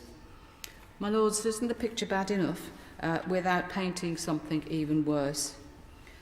There are currently over 5,000 children on the waiting list for treatment. The NHS has confirmed that everyone currently on puberty blockers via the NHS, which is less than 100 children, will be able to continue them. But these children and any new recommendations for puberty blockers will not be prescribed unless they agree to take part in a clinical trial to properly test the effectiveness of puberty blockers. So my first question for the Noble Lord the Minister, can I ask how long it's going to take, does he estimate, for this clinical trial to be set up? And speaking of waiting lists, I understand that it currently takes 3 years waiting for a child on the list to be even seen. So how will the trial ever be set up, except for the few on puberty blockers now, while the rest languish on waiting lists for years while their puberty seeps away? So my second question is, how long does the Minister estimate it will take? I've asked you that question. I won't ask you again. Sorry. Will the Minister not agree with me that it is time to make up this shocking treatment that has, or rather hasn't, been given to children by the NHS, and put them immediately on a par in priority with other NHS services? My Lords, these are our children. They and the clinicians who want to treat them have been intimidated by the toxic environment that we all have helped to create. I've heard the CAS report described as a rock that we can now all cling to. We will never all agree about some quite fundamental issues regarding trans and the nature of trans, but we must never make our children suffer for it. We must never make our children pawns in a zero-sum game. We must rise above it and argue well, with more light than heat, to protect our children, who, after all, must be at the centre of all we seek to do. Minister. I thank the noble lords and baronesses for the important points and sensitivity raised today. Firstly, I want to echo the Secretary of State's thanks and gratitude to Dr. Cass and her team for undertaking a considered, comprehensive and courageous review into an extremely contentious area of healthcare. I mean, so much that I've heard officials describe to me it's probably the best report that they've seen in terms of excellence and thoroughness and sensitivity, and I would like to echo that. Since the NHS England commissioned the review in 2020, they've meticulously unpicked what went wrong, what the evidence really shows, and how to design a fundamentally different service that better serves the needs of children. The noble lords and baronesses will be aware why this review was commissioned, but I think it is worth repeating here. The statistics are startling. As recently as 2009, the NHS's sole gender identification development service at the Tavistock and Portman Trust received fewer than 60 referrals for children and young people, and just 15 for adolescent girls. Since then, demand has surged. In 2022, more than 5,000 children and young people were referred to gender identity clinics, and almost 3/4 were female.